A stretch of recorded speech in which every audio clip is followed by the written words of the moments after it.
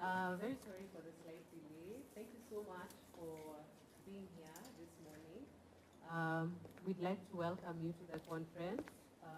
It's on advocacy and action on the prevention of election gender-based violence. WILF Kenya stands for Women's International League for Peace and Freedom. We stand for women's rights, women's emancipation, and women's empowerment. We are grateful that you've been able to attend this conference. And right now, I would like to request if we could start with a word of prayer. May I request Salma, please come ahead. Anyone else who'd like to pray, a volunteer? A short word of prayer, and then we can commence. We'll have Salma represent our Islam community.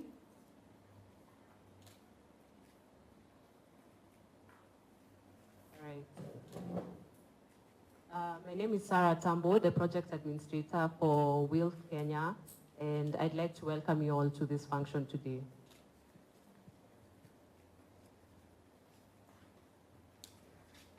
Good morning. I'm Salma Abdul. Let's bow our head forward in prayer. I'll pray in Arabic. أعوذ بالله من الشيطان الرجيم. بسم الله الرحمن الرحيم. الله لا إله إلا هو الحي القيوم لا تأخذه سنة ولا نوم له ما في السماوات وما في الأرض من ذا الذي يشفع عنده إلا بإذنه يعلم ما بين أيديهم. Oh Allah, I trust that you will guide us and protect us through this day. And with that short prayer, I pray, believing and trusting in you. Amen. Hello, good morning, everybody. Let's pray. Eternal Mighty Father God, we do come before you this morning, Lord, thanking you for the gift of life and for the gift of salvation, Mighty Jehovah, Lord. And for the conference that is before us, Mighty Jehovah, Lord, we pray that it may be a success. And at the end of the day, we are going to give all the glory and all the thanks to you, Mighty Jehovah, Lord. Protect us, guide us, and show us your ways, Mighty Jehovah, Lord. In Jesus' name we do pray, trusting and believing. Amen. Thank you so much for the word of prayer. I'd like to hand over the microphone to Marceline Odhiambo. She'll be the moderator for today, and she'll be able to guide us according to what we need to do.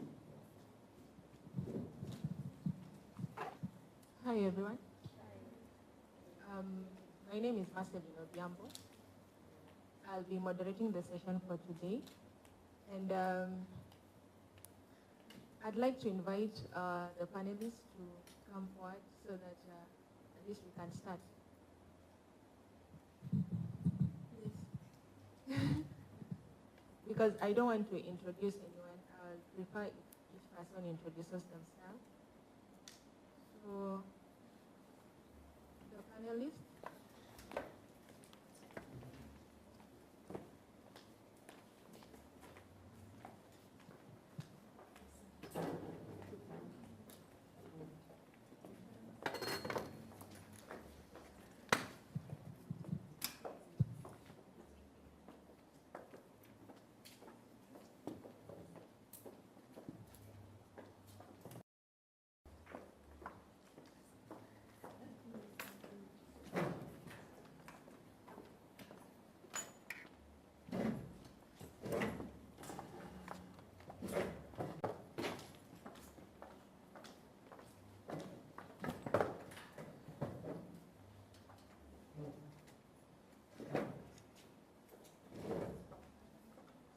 Hi, once again. Not all the panelists are here. The ones representing the political space will join us later.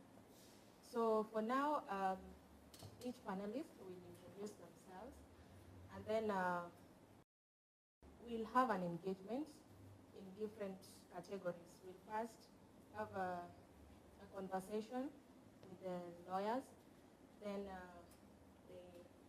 advocacy group, and then the politicians. So being that you're seeing the arrangement here, it won't be convenient to have everyone speak at the same time. So maybe someone can be required for a very long time. So that's why when we'll be having the legal team, the others will have to move, then the others will join after that. So in the afternoon session is when all the panelists will be here. Is that okay? Okay, so I'll invite each and every one of them to do this. Hi everyone. My name is Dora Msengeti. I am an advocate from the High Court of Kenya, and I also am a founder and host at something called Let's Talk Law Kenya, which is a brand that is growing where I share legal information with people and make it easier for my peers to understand what's going on in the legal field. So I'm happy to be here today. I hope we'll all learn something and enjoy good food. Good morning, everyone. I hope it's okay. I don't have to stand. My name is Milka Karaoke. I have been in the gender space for a number of years now, working on gender-based violence, sexual and gender-based violence, and also women, peace and security. I'm consulting on gender and conflict prevention. Good morning, everyone. My name is Catherine Wanjiru Chege. I'm an advocate of the High Court of Kenya, and I am a proprietor of a law firm called C.W. Chege and Company called Advocate. I am a litigator, which means I represent parties in court for grievances, various grievances they may suffer. I am very passionate about human rights, and especially the political human rights of women, in general, just women's rights. I'm happy to be here today, and I hope we have a very engaging and productive session. Thank you. Thank you so much. I think the politicians will join later.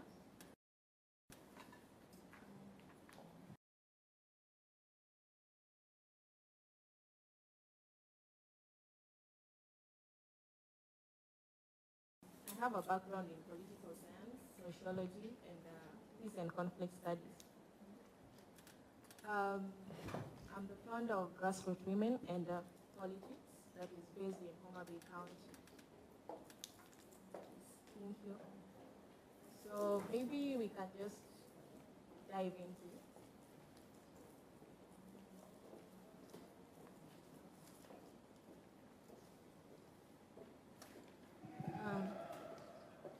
So today we are here to talk about election gender-based violence, the causes, preventions, and the actions that we can take towards it. I believe that each person that is here has experience or no experience from someone else, gender-based violence. But today we are narrowing it down to the political space, and during this electioneering period, that is pre, during, and after elections. Yeah, that's the main reason as to why we are here today. So, being that each person has got different understanding of what election gender-based violence is, I would like to start with Dora. What's your definition of election gender-based violence? Well, we already have like a general understanding of what gender-based violence is from examples that we have in our country and the laws that we have that define them. Where we start seeing a problem is when we want to start defining what election GBV is. Because in our laws there is no explicit definition. So now you have to search and try to find definitions from maybe outside. You'll find that the UN has various reports and declarations that have definitions of what exactly election GBV is. And you'll find that generally they say these are acts which are intended or do cause harm or threat of one form or another to women, because now we're focusing on women, who are involved in election and the election process. So this can be in form of threats, it can be physical, it can be psychological. It can be actually, when you go through the reports, you find that women, in comparison to men, are more likely to suffer psychological and sexual abuse instead of physical. Men suffer more from physical abuse. So election GBV is all these acts with the intention of stopping such candidates or females involved in election and election processes from going forward with their missions and with if they are vying for candidacy, if they are involved in maybe at the polling stations, but here we are centered around candidates. So it's actions that are meant to deter them from going forward with their political ambitions, from getting those seats, from bringing change, from causing people to wake up, from highlighting the issues that actually affect women in society. So yes, actions centered around stopping women from going forward with their political ambitions, in brief. Good morning. I think she's covered pretty much everything that defines elections-related violence. I think the main point is to intimidate. So when you're intimidated, you'll pull away from your intention. So I think that's the only thing I can add to your definition, Dora. Thank you. What my colleague has said about there not being a specific legal definition of election gender-based violence in our country is very true. We can only attempt to define it based on the pieces of legislation that we have. Based on the fact that the Constitution of Kenya expressly provides for the political rights of women, we can dare to define it as the various actions or acts that purport to impede or dare to impede the realization of the political rights of women. Gender-based violence, caveating it, affects both genders, but because the conversation today is about women, we will just say that it is those actions that purport to impede that right.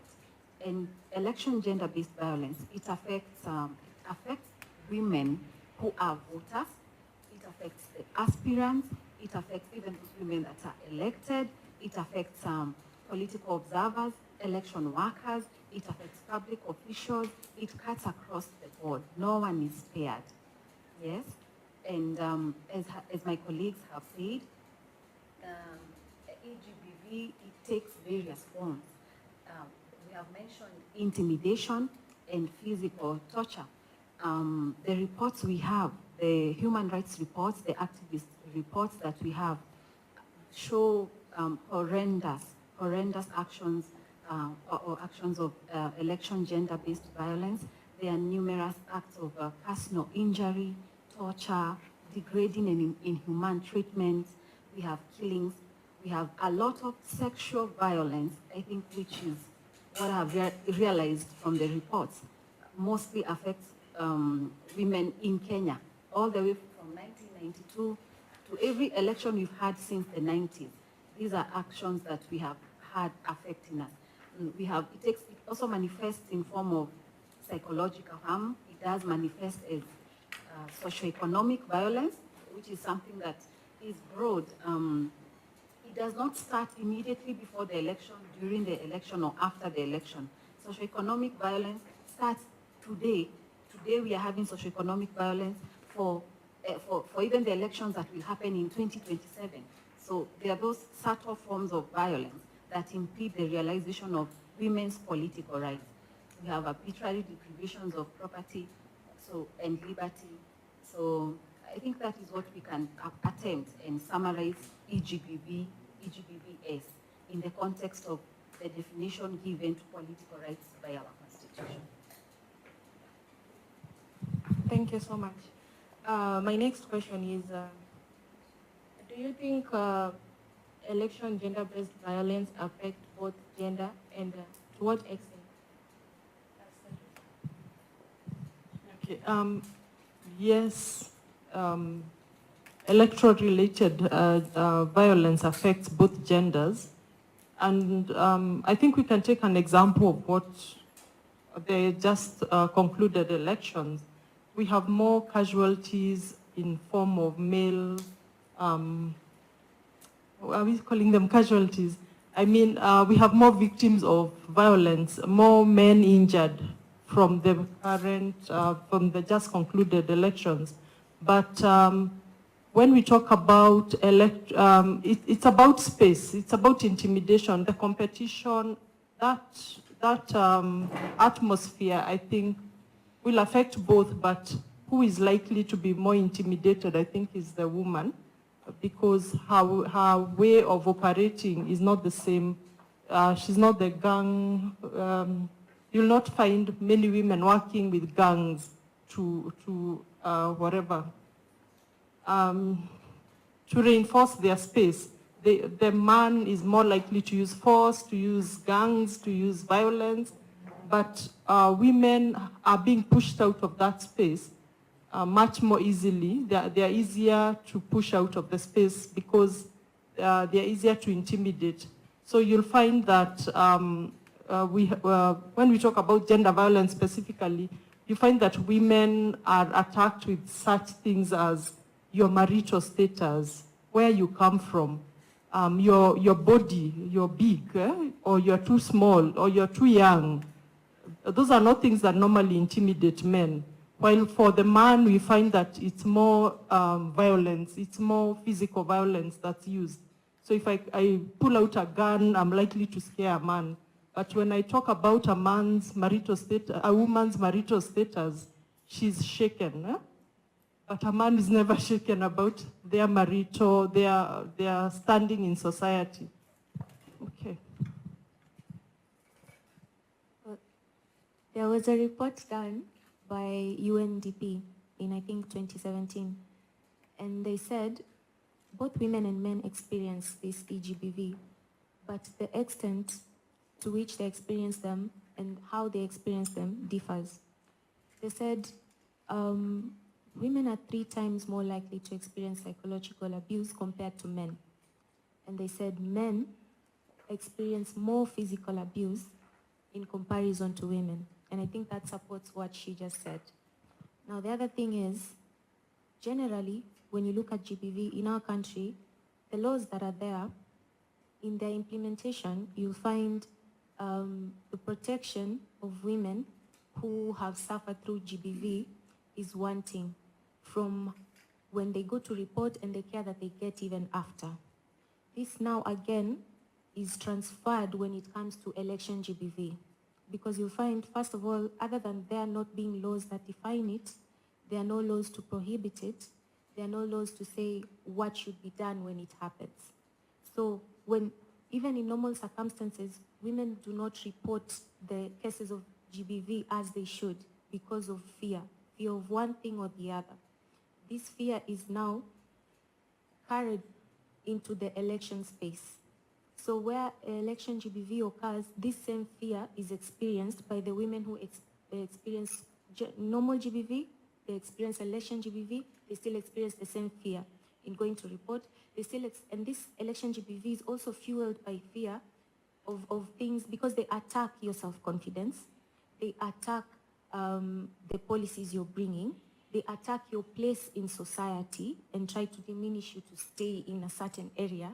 They attack they attack anything they can find, who is backing you, who is everything. So you as a woman already, they make you feel disadvantaged coming into the political space as a woman. So when you come in here, you're already coming, you're not coming in at the same level as a man. You're not given the same fair treatment, the same fair recognition that you would get as a man. So from that standpoint, already trying to fight for an equal space, and then now, on top of that, the fear that you normally have because of the space you have been put into as a woman in society, these are the things that make it, I want to say, easier for election GBV to be prevalent for women in comparison to men, because these are the things that put them at a disadvantage in comparison to men.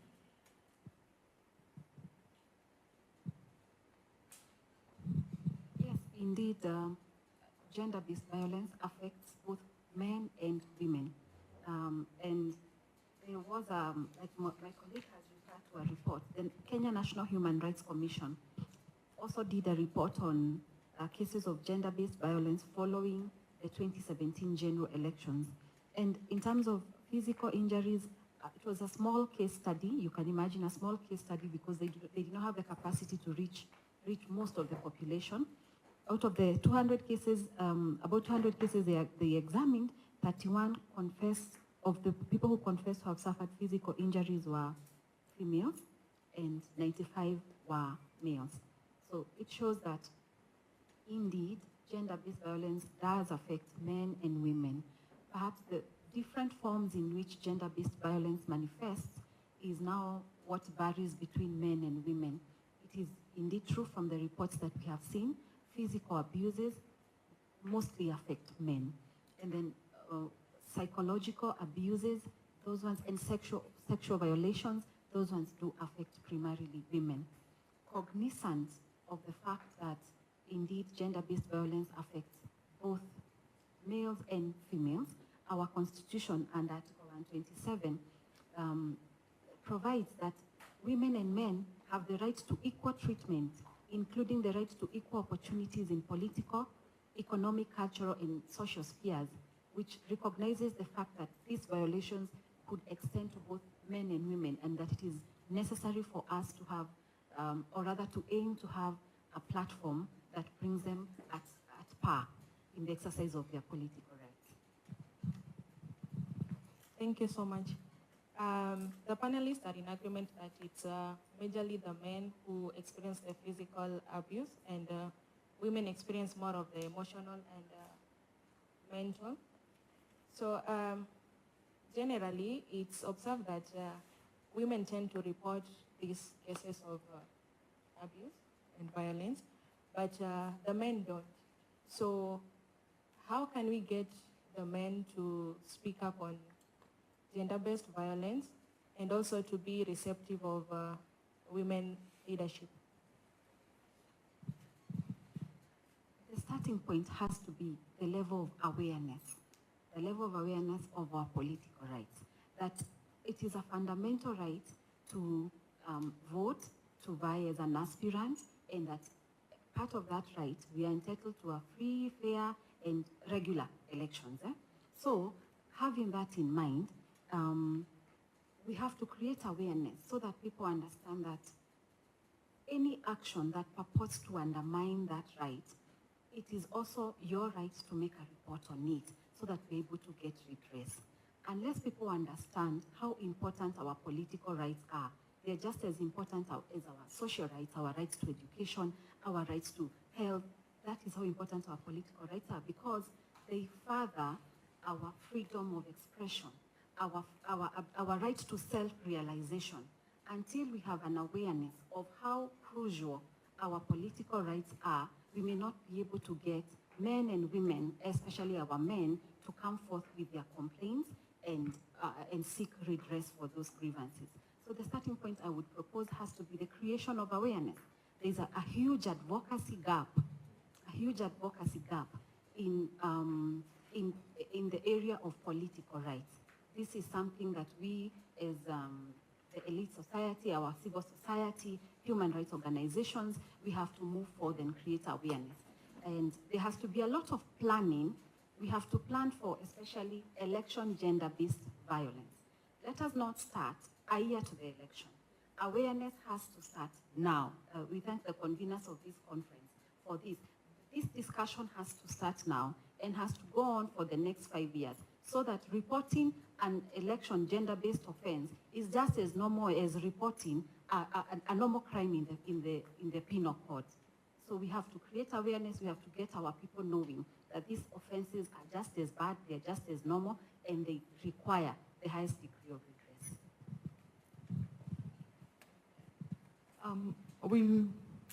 We find that men don't report. I think there's an aspect of machoism. They feel like if it's not the traditional kind of harm, they don't report. If it's not my car is stolen, or like I have to seek medical attention, or things that need other evidence, they will brush it under the carpet. But women, I think women are more aware to report, and the injustice, I think they've suffered injustice quite a bit, and that's why it's more likely that you'll find a woman will report, especially sexual and gender-based violence. You'll find that this one is two-way, by the way. It's not entirely true that women will always report, but you're finding that the social, kind of violence are reported by women, while the physical, the big, I don't know what we can call them, the men are more likely to report such. So the awareness is really important, and I agree with my fellow panelists that we have to make it so normal to report. You know, like the way if you have a road accident, you're likely to go and report. That's how easy it's supposed to be, so that we deter. We have to deter this. We cannot, if we keep brushing them under the carpet, we are encouraging, we are I don't know what to call it, but we are growing that culture of being quiet or making it normal, and it is not a normal thing. Specifically for women, we find that there's quite a bit of societal or culturally, women are supposed to not take up leadership positions, and we want to affirm. And you'll find it in the weirdest of places. Even women themselves are sometimes also pushing violence that is making women not access the leadership positions.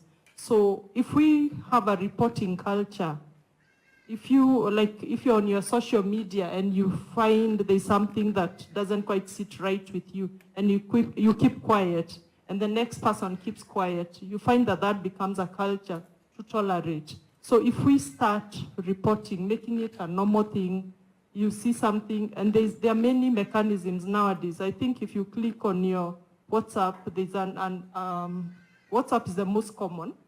There's actually a place you can report. Yeah? Are you aware of that? So I hope that these are areas of reporting. You don't have to go to a police station. In Twitter, you can report. If someone sends a message, there are usually some free buttons somewhere that you can click on, and Facebook as well. So all of us need to play our part in flagging things that are not normal. We should not normalize abuse. Thank you.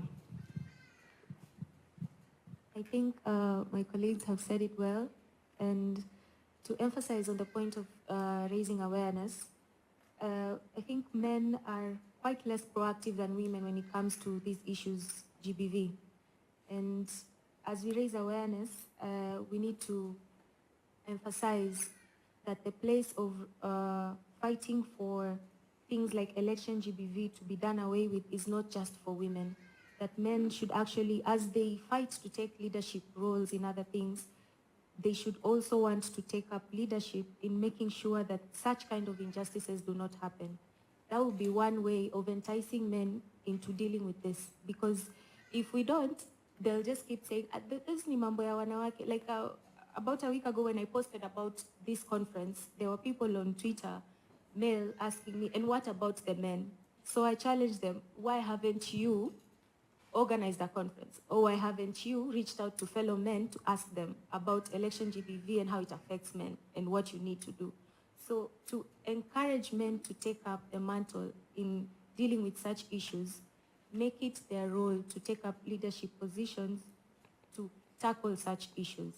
And this will help in the awareness, in raising it, and making them more proactive in actually having a hand in dealing with these issues.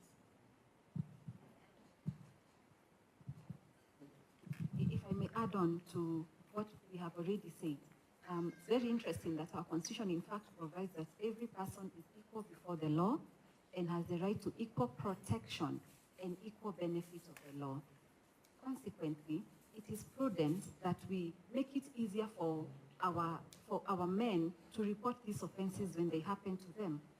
Practical side of it, we need to push for legislation that promotes safe reporting and protection for the proceedings that occur after the making of those complaints.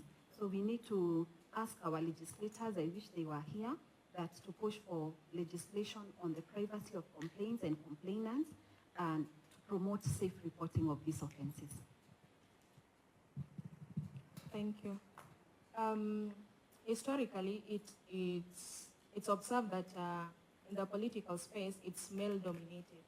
Over the years, I think currently is when women are venturing into this space. That's why it's so difficult for women to thrive.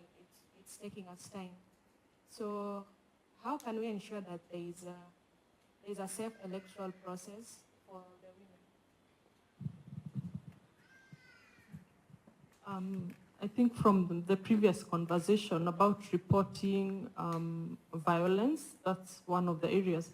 The other one is normalizing. I think we need to speak to our media on what they report and how they report, so that they feature the woman candidate or the woman aspirant in an equal. We are not saying favor women. We actually just want to be looked at equally. So if you're going to show what a man, how a man is campaigning, just give equal airtime. And then the other ones are, if what is reported is acted on, that actually works. So I can see, oh, so-and-so went and reported, and this is what was done. Or people know, or if you do this, if people attack if people attack you, there's actually redress. So I think we need to continuously, it's a growing space, and I think the 2022 elections there's quite a lot of positivity to report. One, less gender-based violence. Two, quite a number of women aspirants. Three, quite a number of women who have succeeded. But if we continually work on it, I think we are progressively heading there. Very slow, but we're heading there. It's much better than what it was. But we have to put in the ingredients of that safe space, and they are, when we report, there should be redress. And then there should be a place where you feel comfortable to report in the first place. So that would be my take on it. Okay, there are a number of ways and things we can do to make sure women are protected throughout the whole electoral process. Now, one of the things we can do, which has not been done to a sufficient extent in Kenya, it's called, we need to identify and map out the areas and instances where this, for example, EGBV against women would occur. When you do that, we place women at an advantageous position because you're more aware. You will know that I'm likely to face this and this when I go here, or when this happens, or in this kind of setting. You can protect yourself, so to speak. And then we can integrate mechanisms for observation and such like during the whole electoral process. So we can have people or organizations which keep a watchful eye on everything that happens in different areas from the start to the finish and even after the electoral process, to make sure that the women are protected and nothing out of hand is going to happen to them. That's one way of keeping an eye, and to make sure it's basically just supervising to make sure these instances do not occur and the women are okay. Another thing we can do, which we should do, is to have reforms in our laws. Laws that now explicitly define what election GBV is, what should happen when it occurs, where to report it, the actions that should be taken to the perpetrators, and to also care for the victims after it has occurred. When you have this and it's all laid out, it means the law is in place. It means now when you do this, it is a crime. It is a deterrent. It acts as a deterrent for those who would do such a thing. And they'll be like, oh, if it happens, I'm likely to be taken away or to court or to jail or to be fined. And then another thing we can do, just a moment,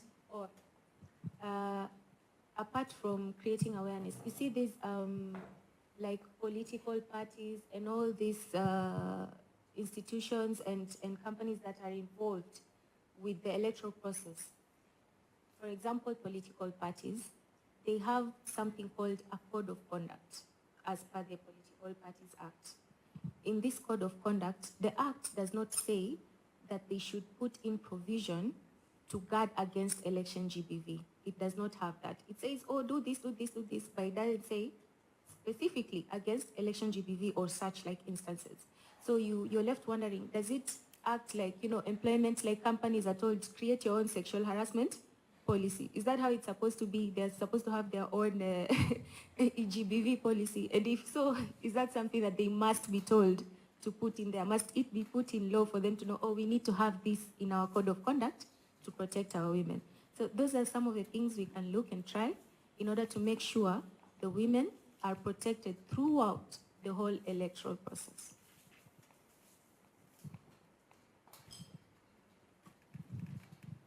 To pick up on the last point my fellow panelist has made on the laws, existing laws regarding gender-based violence during the electoral process, and picking on the code of conduct under the Elections Act. There's a code of conduct for all those people within political parties and involved in that process. And for instance, it provides that they shall publicly and repeatedly condemn violence and intimidation and avoid the use of hate speech, language, or any other kind of action which may lead to violence or intimidation, whether to demonstrate party strength, gain any kind of advantage, or any other reason. And this code of conduct is quite lengthy on what they ought to be doing. The enforcement side of it is what is wanting. It should not be their liberty whether to exercise these things or not. I believe we have all seen instances of hate speech, intimidation, damning, isn't it? It is prudent that it be mandatory for political parties to take active steps to ensure that their members are not doing this. To force them to do this, to compel them to comply with the provisions of the it would be good to have a legislative amendment to this act. For instance, to put in place a commission or a tribunal for real-time resolution of election violences. So that if you are abused today, then you can make a complaint within that same election period, and within 14, 21 days, we have those in other laws, in other sectors of the economy. It can also be done with this sector, but it seems the political goodwill is not there to enforce what is already in the law. Perhaps also we can have empowerment on socio-economic background of our women, so that by the time they are approaching the political front, by the time they are daring to say, I am a candidate, I want to vie for this position, they are well empowered in terms of their socio-economic backgrounds. They are not lacking in education, they are not lacking in awareness, they are not lacking in their basic needs, because these lacks make women very susceptible to violations, to harassment, intimidation. But when they are confident that their socio-economic background is okay, then it becomes very easy for them to keep themselves safe. Apart from being kept safe, they're able to keep themselves safe from this EGBV. Thank you so much. We are now moving to the next session to understand the legal perspective of EGBV. So we have two lawyers, that's Dora and Catherine. And so we'd like to know what is a legal EGBV offense? The question is, what is an EGBV offense? Okay. Perhaps the starting point for understanding what an EGBV offense in our country encompasses is to say that there is no one law that defines EGBV offenses. We don't have a list. So these offenses have to be picked up from various pieces of law. The violations can be identified by looking at the various pieces of law that we have. These laws exist number one, in the Constitution, it sets out, it has what we call the Bill of Rights, which gives people, for instance, the right to life, which means if you have a right to life, then there's no right for anyone to kill during an election, isn't it? It says that you're protected against deprivation, arbitrary deprivation of your property. Then during an election, does anyone have the right to loot? It does not exist. Then we have now the statutes. The statutes are what they're called Acts of Parliament. These are the acts, the pieces of legislation that Parliament enacts to facilitate the implementation of the constitutional provisions. We have several in Kenya that do this. And for number one, we have the Sexual Offences Act, which sets out sexual violations. It is the primary law on sexual offences in the context of elections and outside. We have the Penal Code. We have another one, very important law called the Protection Against Domestic Violence. You are aware that AGBV does not only happen outside the home. It does happen inside the home. We have our women, very many women who are liberated, who are educated, enlightened. You would be surprised, some of us here, but if you look back to the time we were voting, how many of us were able to freely exercise our rights to vote for the people we wanted? Most of those decisions for our women were still based on what the men in our lives, be they our fathers, our brothers, our husbands, want, what they think is best for them, for the country. So we have that piece of legislation. Again, we have the Elections Act, which sets out the code of conduct, and the offenses are set out therein. And we also have treaties, international treaties and conventions that Kenya is a party to. Do you have something to add? No, actually, she has listed down all of them, and the only thing I can add there is that the laws she has mentioned that we have in Kenya, like she said, you have to go and look at them individually and then combine to get now a full holistic meaning of what EGBV is as an offense in Kenya. We are yet to, we need to improve on our implementation of the treaties that we are signed into, where they actually define it and the steps that we need to take in order to deal with it. Like the, remembering the abbreviation, Convention on Elimination of Discrimination Against Women. Said, let me not say that acronym, I say it in your head. But those guys, apart from defining what EGBV is, they advocate for a zero,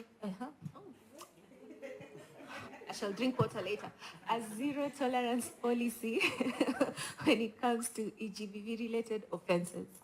And that's the kind of thing we need to adopt. Already we are a signatory to that, but in practice, when you come for ground, we do not act like we are even aware of what that is. So we are lacking in our implementation and enforcement of those provisions. Thank you. Is there a process or guidelines on the investigation of electoral gender-based violence offenses? The simple answer to the question is no.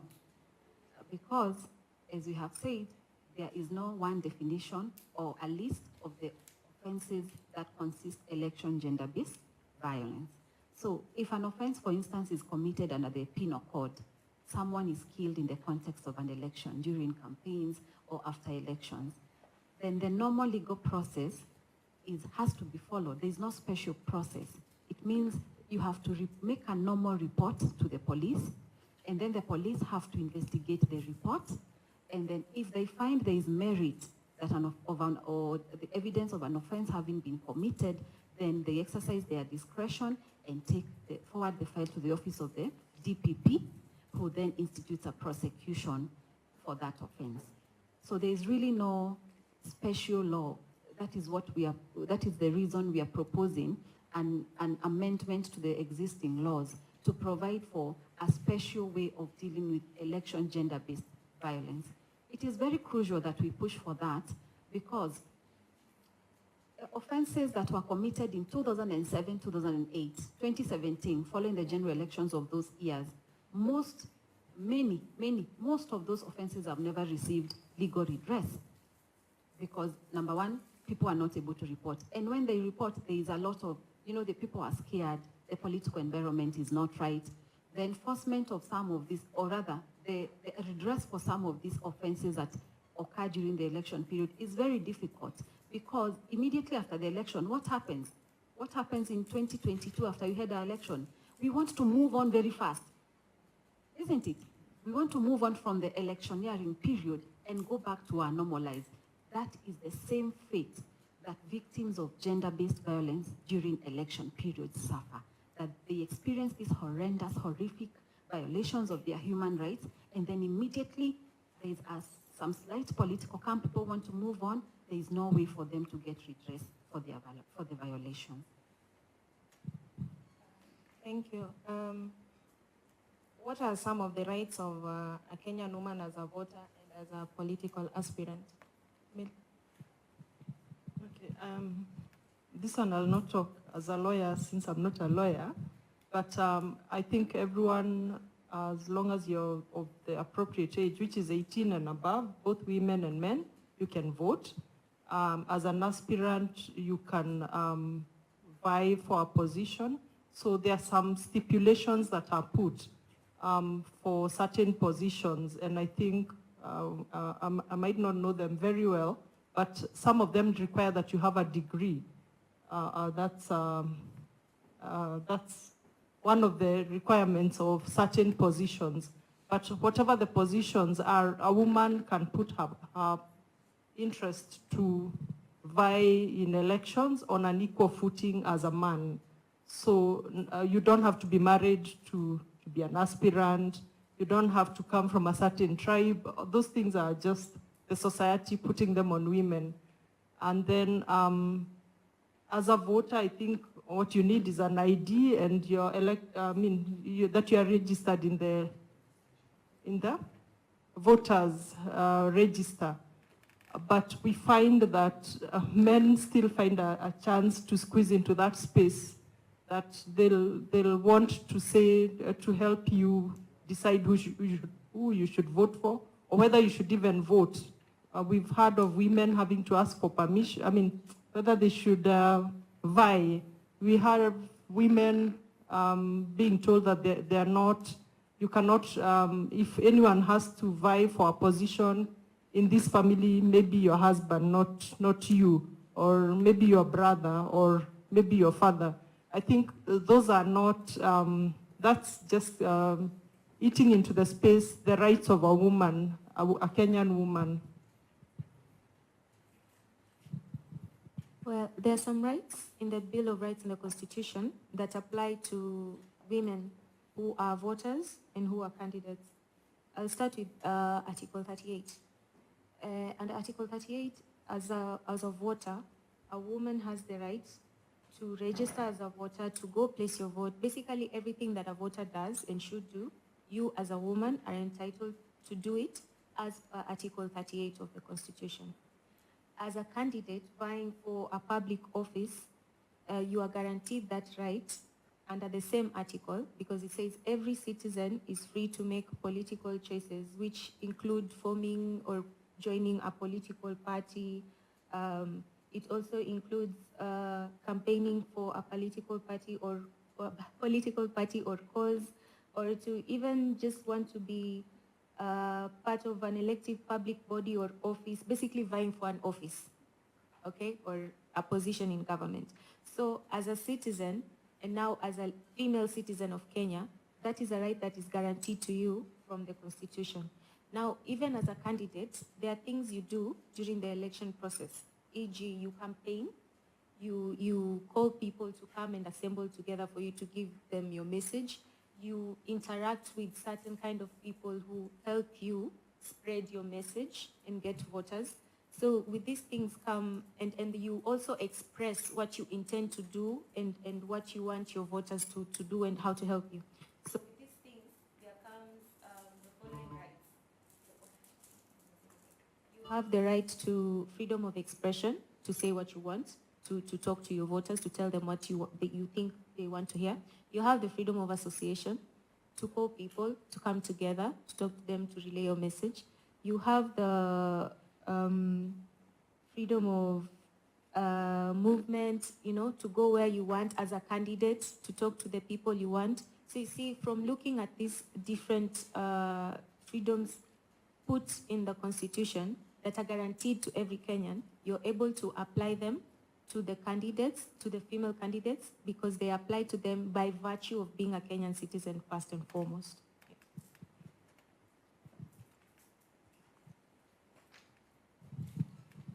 My colleague has set out the rights, the primary political rights under Article 38 of the Constitution. Just to add on to Article 38, women also have the right to be part of a free and fair electoral process. So you have a right to raise when you think that part of something in the process is not being fair, is not being conducted well. And Article 27 of the Constitution, women also have a right to equal protection and benefit of the law. So what our counterparts, your male counterparts, the benefits your male counterparts obtain by virtue of being candidates or aspirants of, in a political sphere and political arena, then you also have those equal rights. So women just need to be more self-aware and to realize that this is a fundamental right that is not given by the state. These are rights that belong to you. Thank you.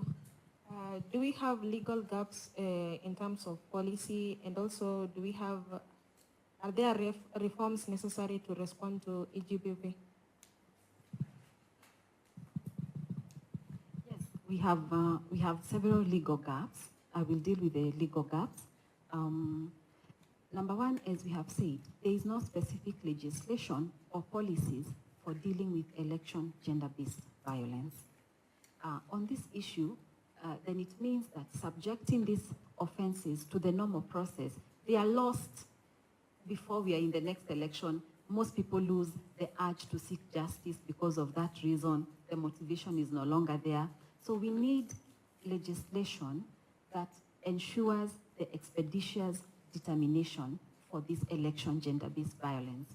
It is not right that an offense occurs as part of an electoral process and it has not received redress, and we are already in the next main electoral process. It is very sad, and it's a very sad state of affairs. We need to have stricter penalties for violations of existing laws for gender-based violence. So we also would propose an amendment of our existing laws to provide for stricter penalties. Under the Elections Act, for example, the IEBC can impose fines. Those are the immediate forms of redress, but fines are not sufficient when you're dealing with human rights violations.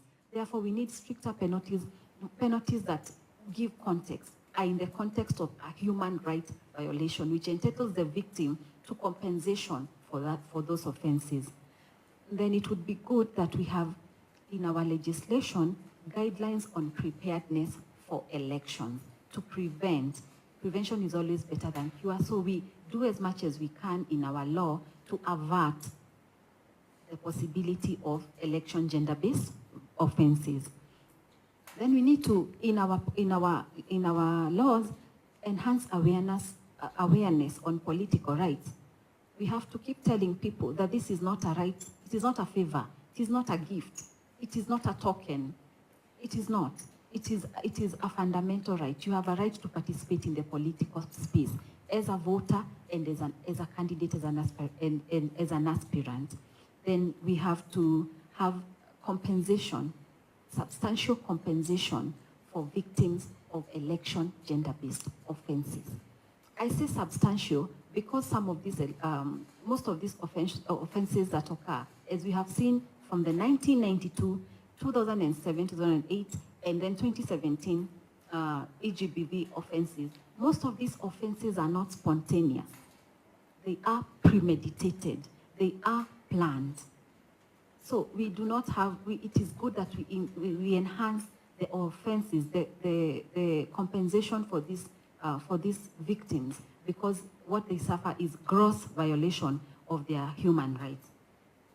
Also, you will note that there is lack of constitutionally backed obligation on the state to facilitate the progressive realization of political rights.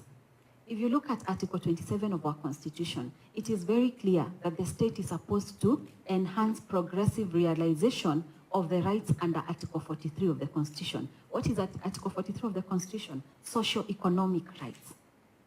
So what are we saying about our political rights? They are not as important as our socio and economic rights. That cannot be the position that we choose to take, because these political rights also fundamentally affect the realization of social and economic rights. So we need to push for a mandatory obligation on the state to begin taking progressive steps for the realization of women's political rights. Then there is no legislation on adequate training. That's another legal gap. There's no adequate training of the various actors who handle EGBV cases. The curriculum of the primary actors, these being police officers, is very shallow on how they're supposed to handle gender-based offenses generally, let alone election gender-based offenses when the environment is so heated, when they are being used to facilitate the interests of some politicians. So it is good that the primary actors, these are the police officers, our medics, are very well trained on how to handle election gender-based offenses. They're able to handle the victims very well. You see, you'll need a multidisciplinary approach in handling election gender-based or victims, victims of election gender-based violence, because there's a psychological side of it, there's the emotional side of it, and then there's a political side of it. Is it the opportune time for me to come forth with my complaint? That is a consideration that is usually at the back of every victim of an election gender-based offense. Then we have some serious litigation gaps. For instance, on the handling of online EGBV cases.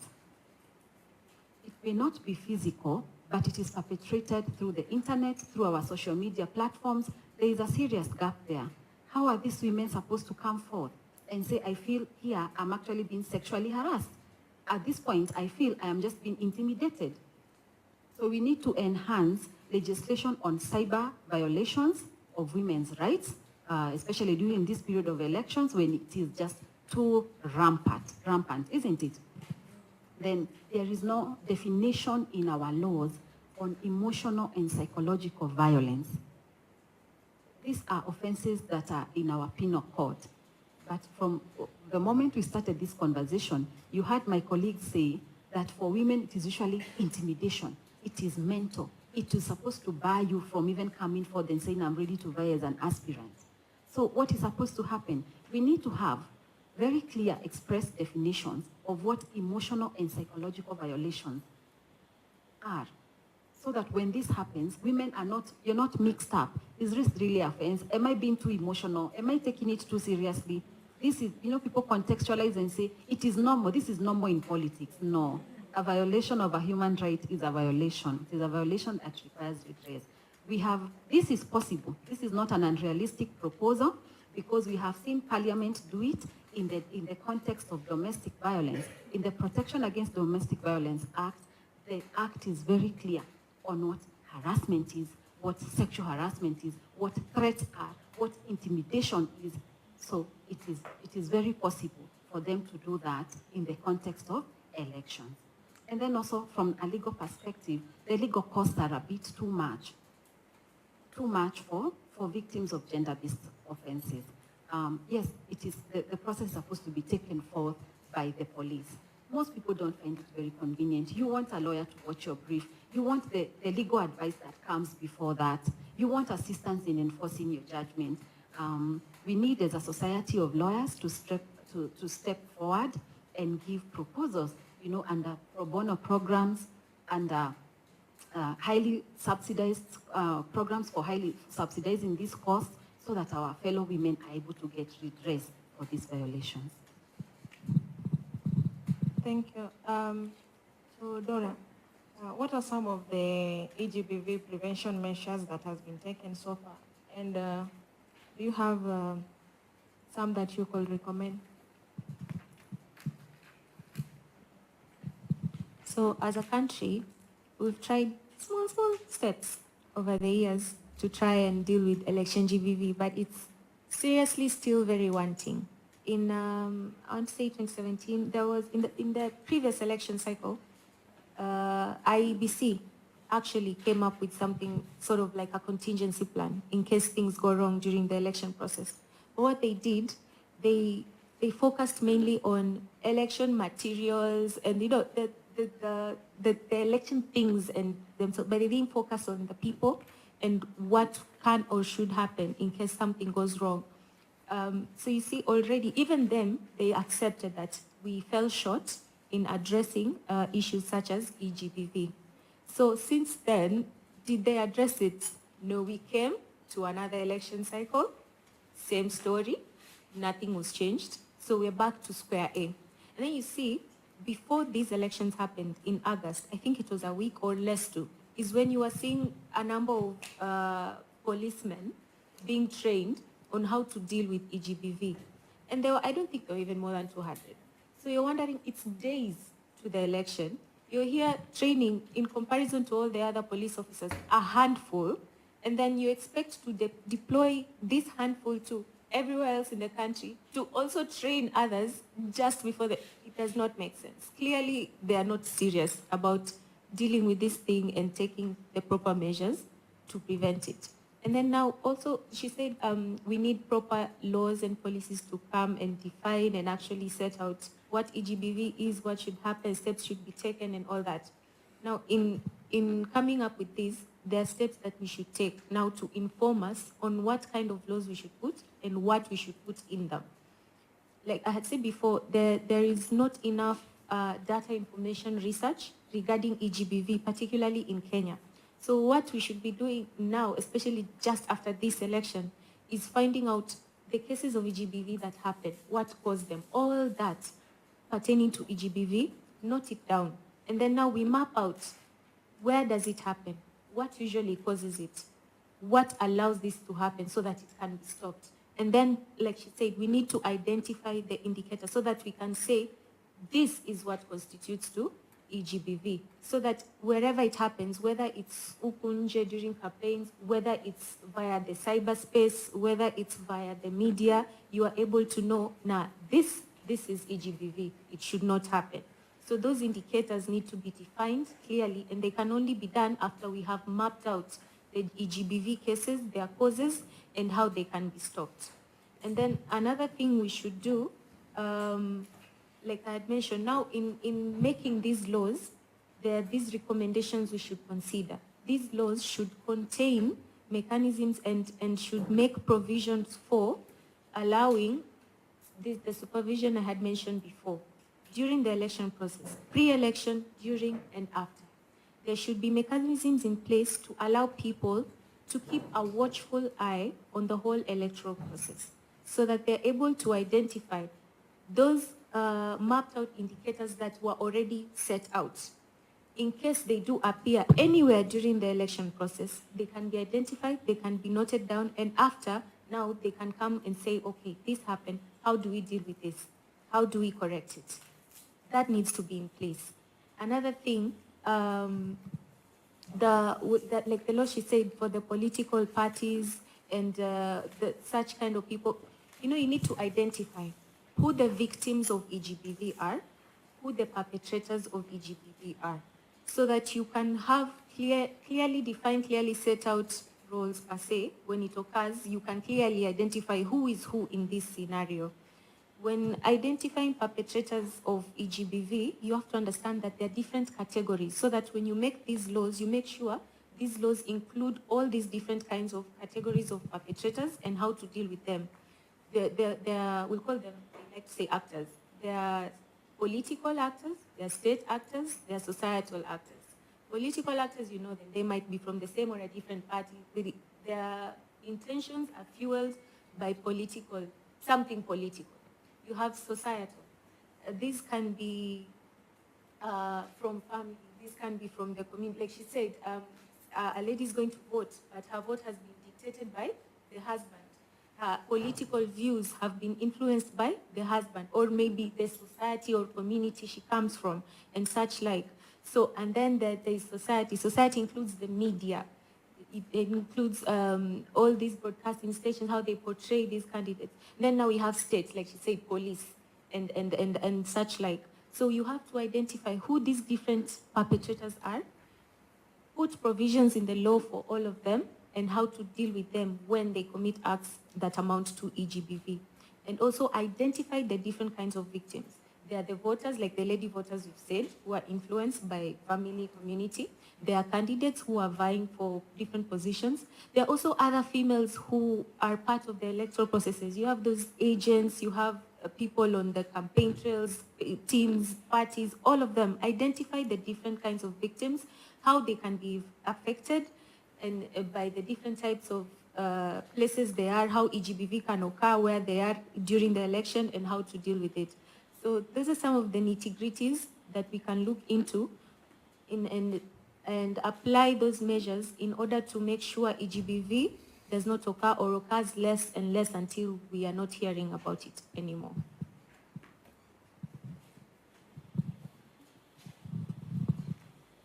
As regards EGBV, is it off? Okay. EGBV protection measures. Perhaps I have to note that since the history of participation of women in politics, women, we have to know, see where we have come from for us to know where we want to get. Did voting come free of charge? Did voting come free? Blood was shed, women took to the streets, nothing has come free of charge. So what we need to know is that, for instance, until our female political leaders who have suffered some of these violations take an active step to protect their rights and ensure that those violations are not happening again, we may just be talking and not getting results on the other end of it. Like I said, in the previous elections, the IEBC said we will do. It was not done because IEBC is the commission that handles elections. Theirs is to make sure there is free, fair, verifiable, isn't it? Is there free, fair, verifiable on sexual offenses? Or is there free, fair? No, there is nothing free, fair, there is nothing to be verified. Women, we have to wear the shoe. We know where it pinches. So, recommendation, please, our female leaders, take an active step to make sure that in the next 5 years before we are in the next election, let's have legislation that ensures that the state protects our rights as women, as voters, and as aspirants. Unless and until we do that, we will just be talking. That is the starting point for these protections. They will not be given. In fact, if you go to court and say, I have not been given, but the Constitution says, and Article 27, you have an equal right to protection. So the legal protections are there. It is just that we are not taking the measures, be it legislative, be it affirmative action. We are not pushing for these actions to be taken so that our rights, these protections are accorded to us. Thank you so much. We've heard from the lawyers on the legal perspective on EGBV. So next we are going to hear from the advocacy groups on their perspective. Yeah, we were going according to the three groups. We have the advocacy groups, we have the legal team, and also the politicians. So now we are going to engage the advocacy group that is represented by Milka. Yeah. So Milka, do we have mental health awareness institutions, and are they active in addressing the election gender-based violence? Do we have the regarding psychological, emotional, and I think we just call it assistance on psychosocial support. It's been, where we are in Kenya, we are still lagging behind in acknowledging that mental health is a problem. I think we can all agree on that that most of us, if you have a headache, you know to go take a Panadol, right? Or Maramoja. But when you're feeling a little down, you don't know that you should go for mental health support. That is still going to affect in the same way the political or the women aspirants, or it's going to be, it's the same community. I think that's what I'm trying to say, that we are not quite there. We do have psychosocial support. It is not well accessed. It is not accepted as well. I think we are not, most of us, tunasema amechizi, and we think that's something funny. It's actually an illness. So our acceptance as a society on what mental health should be will also be reflected on the electoral scene. So no, we don't have enough of that. They are available, but they're not specifically related to elections. I'm really sorry to say this. I'm told Joyce and Rachel, or the advocacy groups, are also in the room. So if they don't mind, can they come and join Milka so that they can excuse themselves? Thank you so much.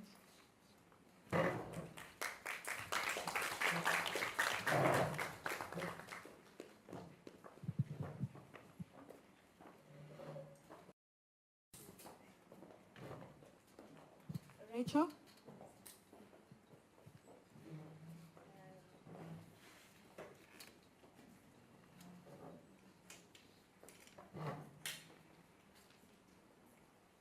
When we were doing the introduction, they were not yet here, so I'd like them to introduce themselves.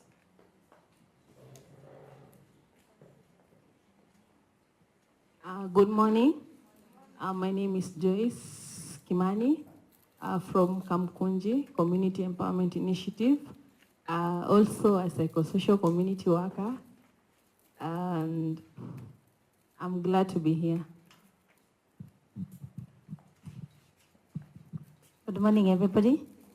My name is Rachel Mwikali. I work at Coalition for Grassroots Human Rights Defenders, Kenya. It's a social movement of grassroots activists, feminists, and community organizers, and we are based in Mathare Informal Settlement. And we work also around ending gender-based violence or any form of violence that is targeting women, girls, and gender non-conforming people. Thank you. Thank you so much. So Milka has already shared her view on whether we have mental health awareness institutions to address the AGBV, and if they play an active role. So we'd like to get your perception too. I can also add on that point. On the issue of mental health, most of the people don't have that chance to express themselves, because psychologists say it is the most expensive thing to do counseling sessions. So most of the people fear the amount of money they're being asked to pay. So they lag behind. On the issue of if it is available, actively available, I can say no, because most of the people have not had that chance of learning from the experiences that if you can express how you are feeling and express how people in the society view you, like in the election period, most of the people, they did not have that chance to express how they're feeling, how they want to be viewed in the society. So I can say it is not, I can say it's not available.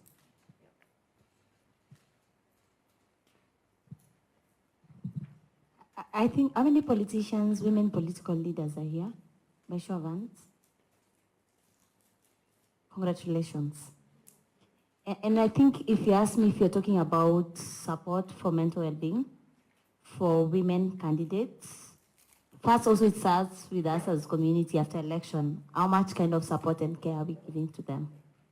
Because still, whether you made it or you didn't made it, for me, the fact that they presented themselves for political seats, that's a big thing. And having in mind in most of our community that are male-dominated, patriarchal, most of the time where the politics around election violence was never just physical, but emotional, and targeting women on, let's say, digital spaces, being called names, being told how many people you have slept with and not slept with, as if it's a problem and it's consensual.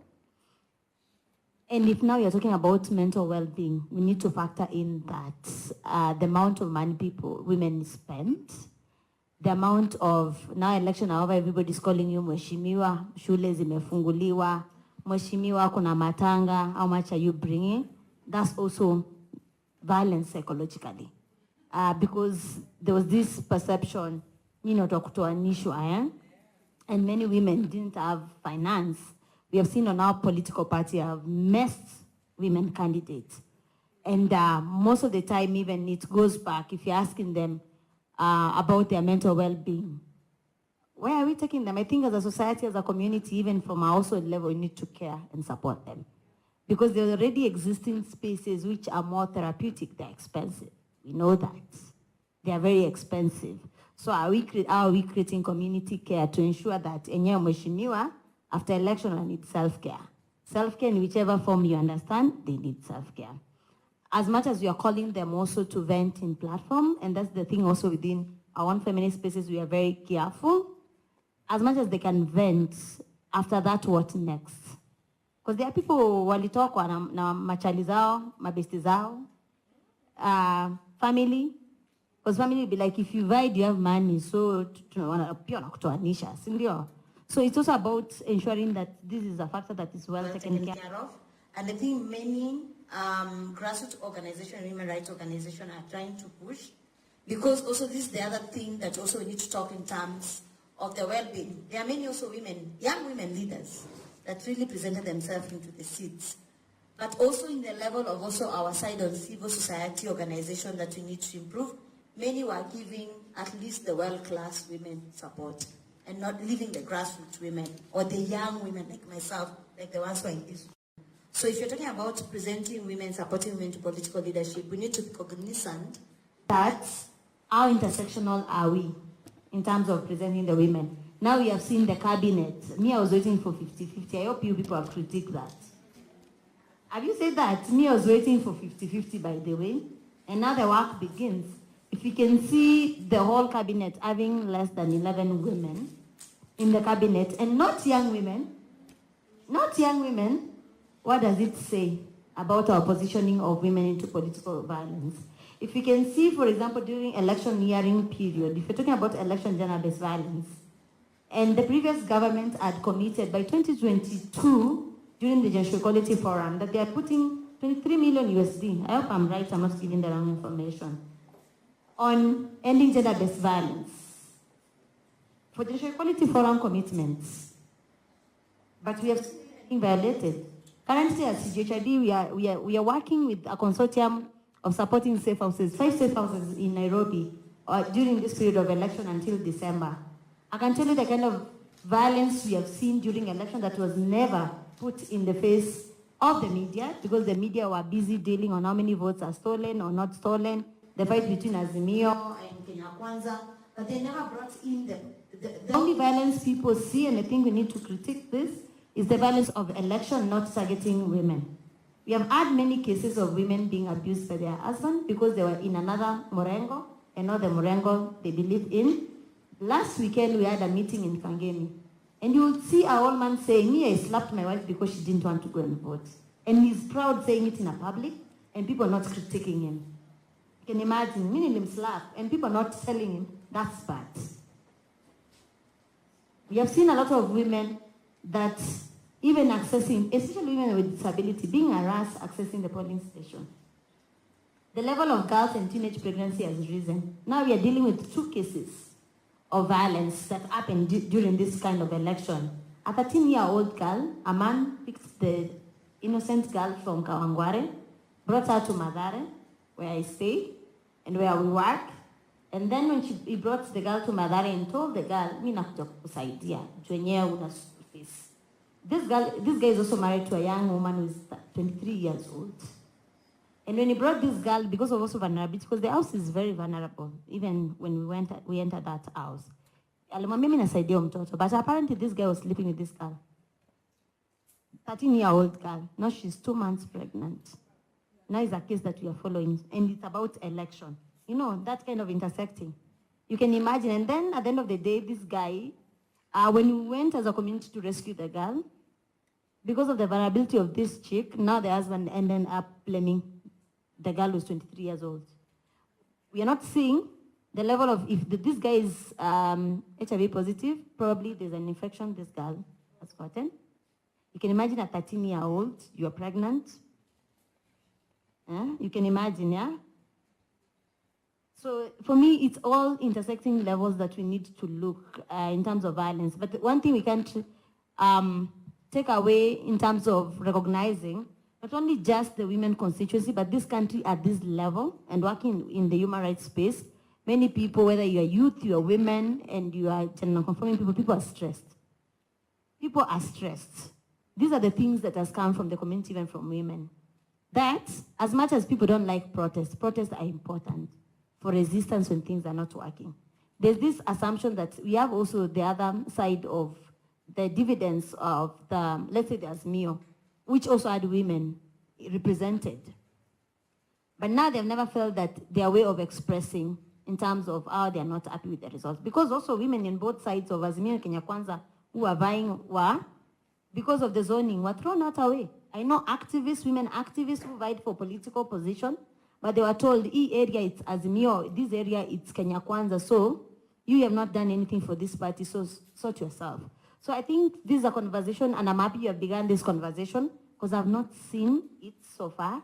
After election, people saying, let's meet, let's hear from the women political leaders who vied. How are they feeling? How do we support them much effectively? How do we ensure that they're also exposed to spaces that also text them their experience as intellectual labor? When they talk, also we're able to compensate. Manza Kurana campaign is not easy. That's an experience that you can take away from someone. How do we ensure that even that expertise and experience, it's seen also as the intellectual property? But all in all, is just ensuring that also they have enough support because of the stress level. Thank you. Helps John Gas. Thank you so much. What's your view on patriarchy and feminism? And do you think it plays a role in EGBV?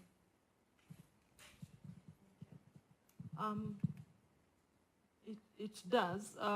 Patriarchy is where we believe that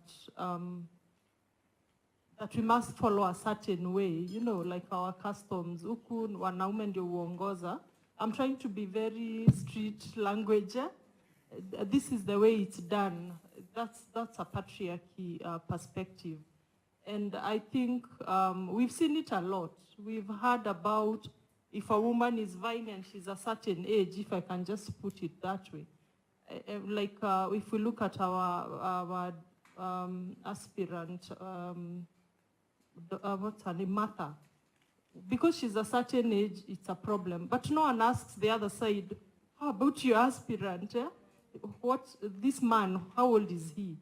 We never ask that. Isn't that attacking a woman for something that's unsubstantiated? It really does not, it's not equal. We are not on an equal playing ground. And that is because patriarchy is playing on it.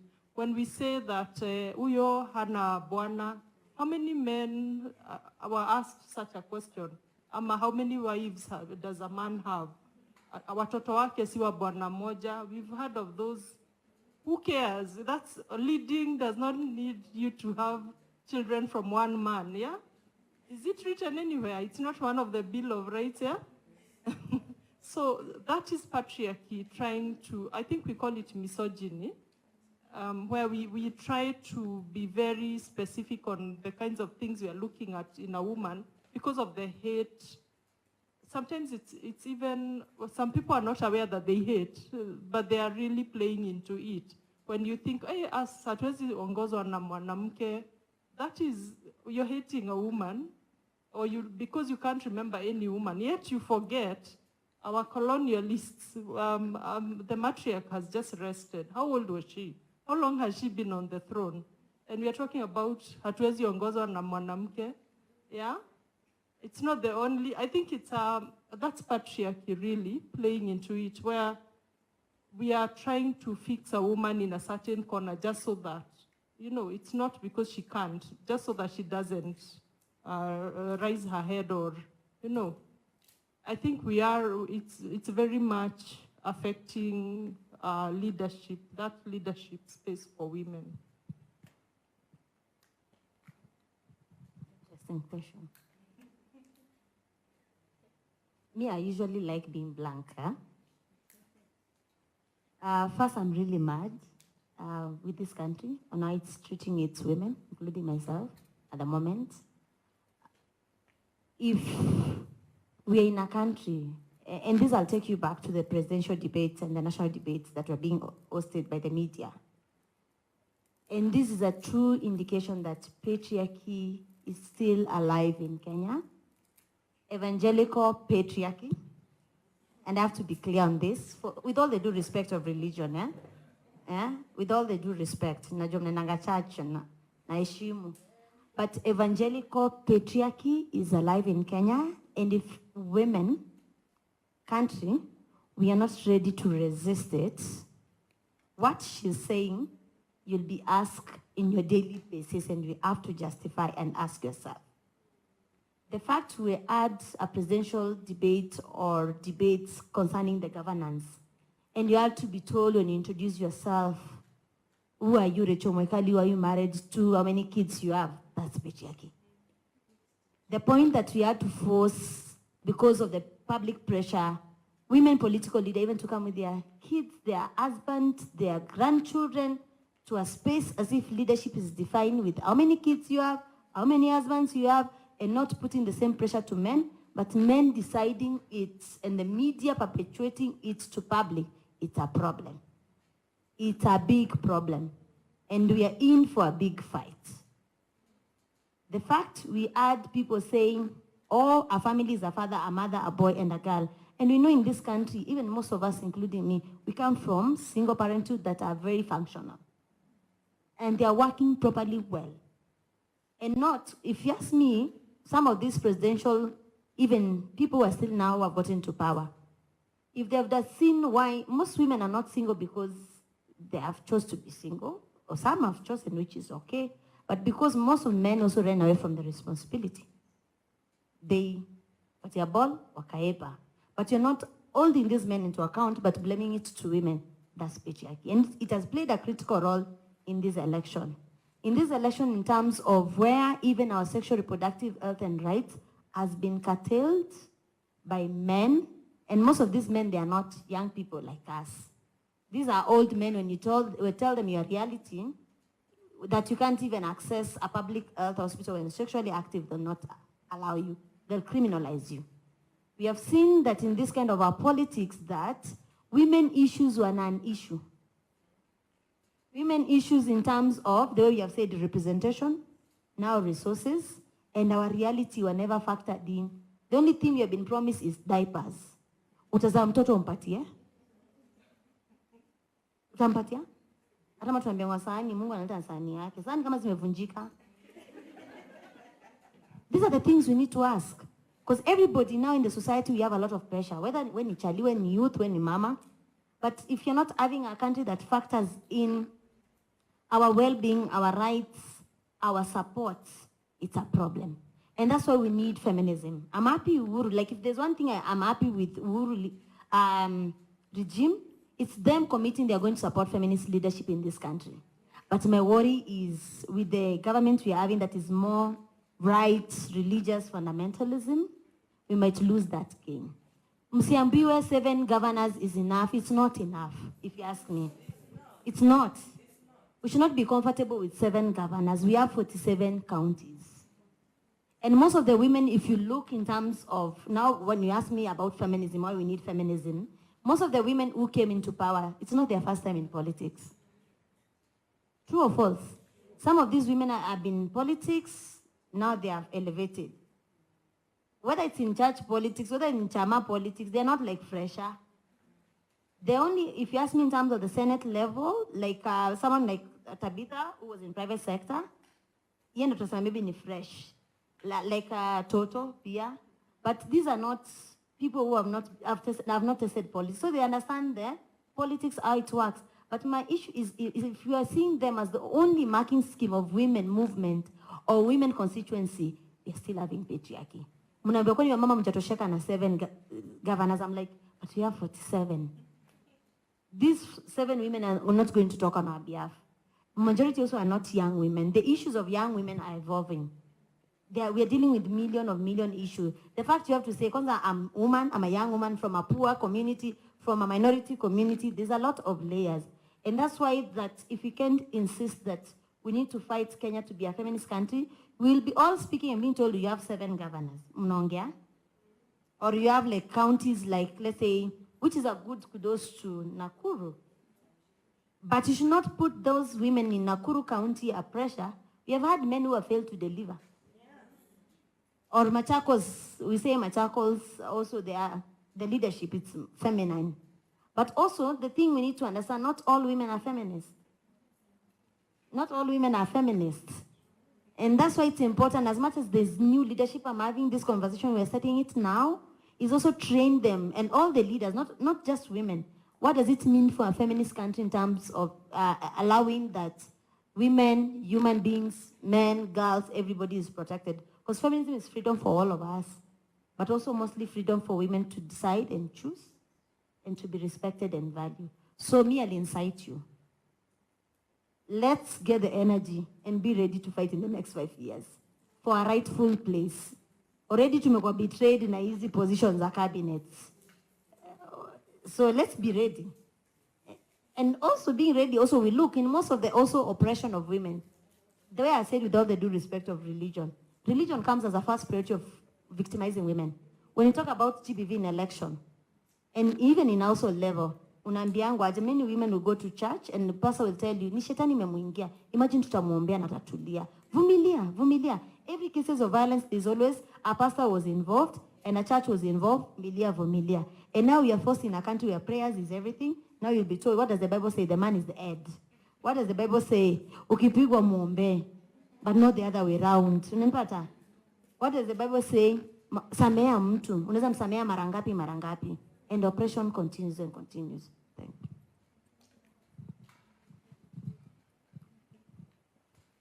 Coming from a community whereby religion, like she said, religion has become I think in the society, whereby in the Muslim society, women are not supposed to lead anywhere.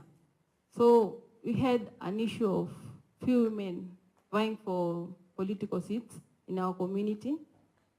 That is showing us that women have been undermined by the community outside here. Also the issue of empowering other women. Women have become the enemy of the women.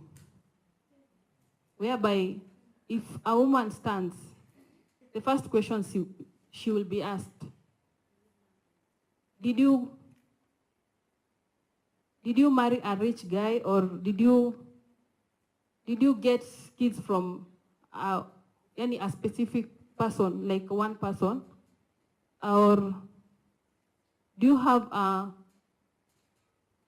background whereby your family is not supposed to talk in front of other people? So women have become, we don't support each other. The community also sees us as, I can say, the community, like in Kamkonji, we have become tumekuwa chini, tumetengwa. So women, if we don't have those safe spaces to talk about our issues, it has become a taboo for a woman to stand and talk in front of men. So I can say, yes, patriarchy has become an issue. And feminism also. I can say if we don't hold each other accountable as women and say, this is our issue, support each other, also learn about the experiences that, the previous experiences that we have had of the women being beaten, women being harassed, abused, they have been abused. Yeah.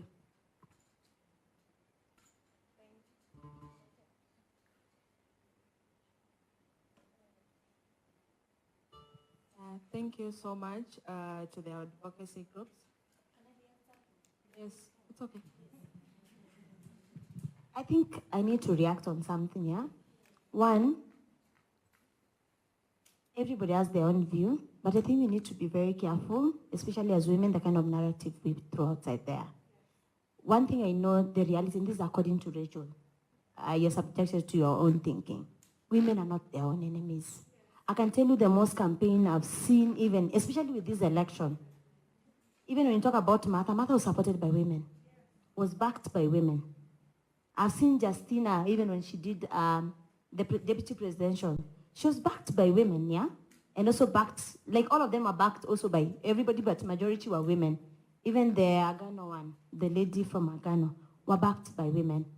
One thing we need to know is, I usually find it surprisingly, especially us as women, if, for example, we are not careful on the kind of narrative we push, it will work against us.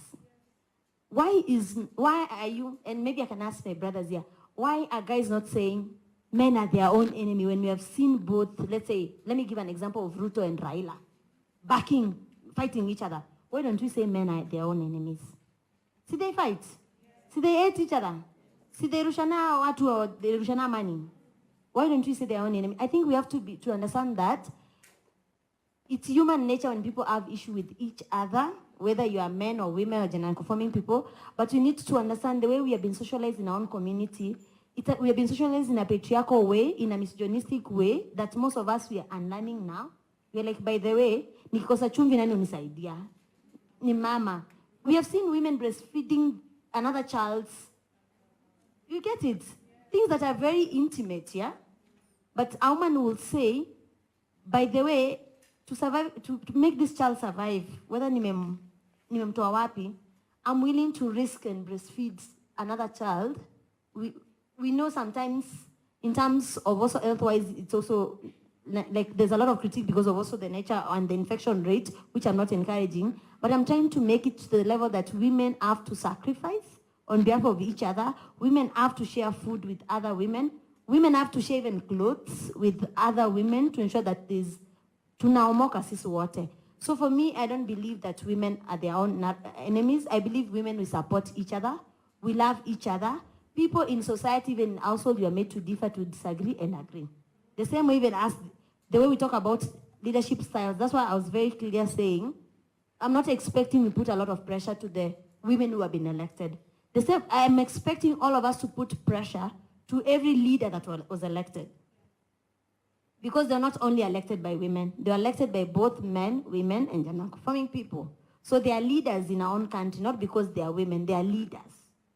So we have to recognize that it's true. We have a lot of challenges. We are not homogeneous as women. We are not homogeneous. That's why you'll see there's different constituency within the women movement. Now we have the political leaders. We have as feminist activists, we have housewives, we have single mothers, we have, like, you see those kind of diversity. How do you celebrate without saying we are letting them? We are not into this business of narrative that women are their own worst enemy. And understanding that society also works against women all the time. Even if you become today a president, society will always fight you. They expect so much from you. How do you ensure there's so much? We have seen society making women who have also, let's say, have been in corruption scandal, look bad, but the men who have been in corruption scandal not look bad. Presidential debate, I was expecting integrity question not only be focusing on money, but also some of how these men have been violent to their partner, have been accused in cases of being rapists, being abusive, but they're not looking at that, but asking women difficult questions and criminalizing them. So that's the thing I wanted to address and be clear that women are not their own enemies. We love each other. That's why all of us also in this panel trying to bring our man, but we can disagree, agree, and move together. And our society also is that expects so much from us, but every day we are resisting and fighting. Thank you. That was quite intense. Thank you so much to the advocacy groups. We are now breaking for tea, 30 minutes break. So it's 10:41, so we'll be back by 11:10. Is that okay?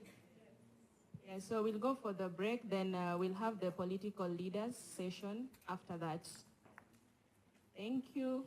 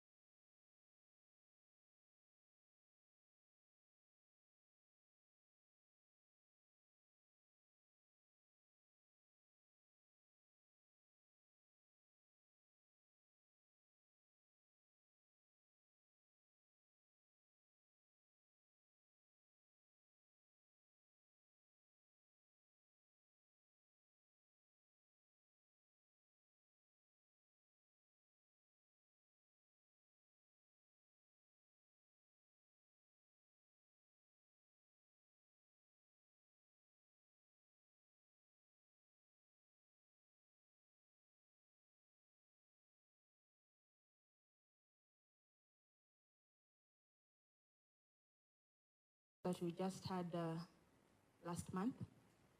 So in this session, we are not going to have the Q&A. I think it would be better if each and every one of them share their personal story, their experience, the challenge they faced, their struggles, the support they got, how it affected those around them, like family, friends, the support from fellow women, if it was there or not. We just want to know everything that they went through. So I think from their story, we will pick points and then we can ask them questions. I think that is the best way to go about these. Okay, thank you. So I'll also allow them introduce themselves. And then after the introduction, maybe they introduce themselves and then they share their story. Yeah, I think that will be better. So I'll start from my far. You don't want to go first? No, you are starting. Thank you. Hello, everyone. Good morning. My name is Wanjiko Vega. I ran for office at Kiambu County, Juja constituency, Beta Ward. And I'm also a founder and a chairperson of a community-based organization called Gears for Change. And we are registered within Juja sub-county, and our work is youth and gender, political inclusion of young people, and climate and environmental sustainability. I'm happy to be here. Hi everyone. Mkopoa. My name is Njeri Maina. I am the County MP Kirinyaga, and I am an advocate of the High Court by profession. So I'm still in practice in case ushikwe mahali. And I vied for the seat in the UDA party, and I am an advocate of youth in politics. Hi everyone. My name is Anita Soina. I am an environmental advocate, climate change activist, also a politician by passion. I vied for the position of MP in Kajiado North constituency. The votes are not enough, but we are still leaders regardless. I run an organization that aims at educating young people and children to grow as environmentally conscious people, and I also work with UNEP Major Group for Children and Youth. Thank you. Hi everyone. My name is Zipora Nyambura Kamau. I vied for MCA, Kabete Ward. We're just here, about 20 minutes. I'm a gender and governance specialist, and I'm also a founder of an organization called We Believe Community Organization, where we mentor young women and young men in our community, and we also take care of the elderly. So God bless.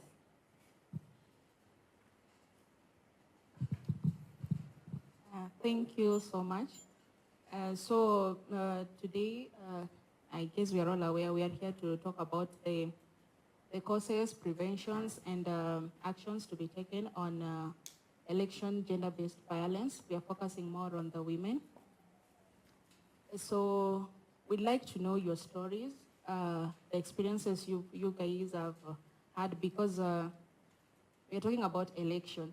So you are the people who have participated in it and have experience.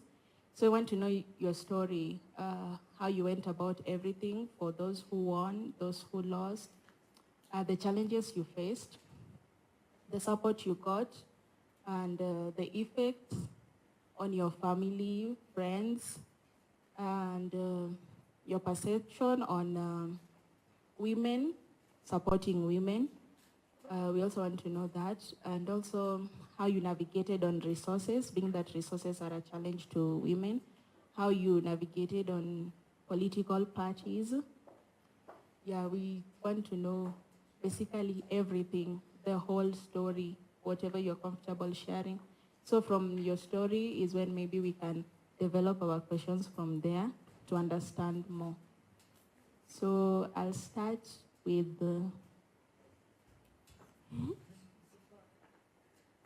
Okay, someone has said I start with Zipporah. Yeah, I was a first-time aspirant. I've never been in politics, neither in the political space. But 2018, I did a master's in women leadership and governance. And so that took me to want to get into the community and try to help out my community.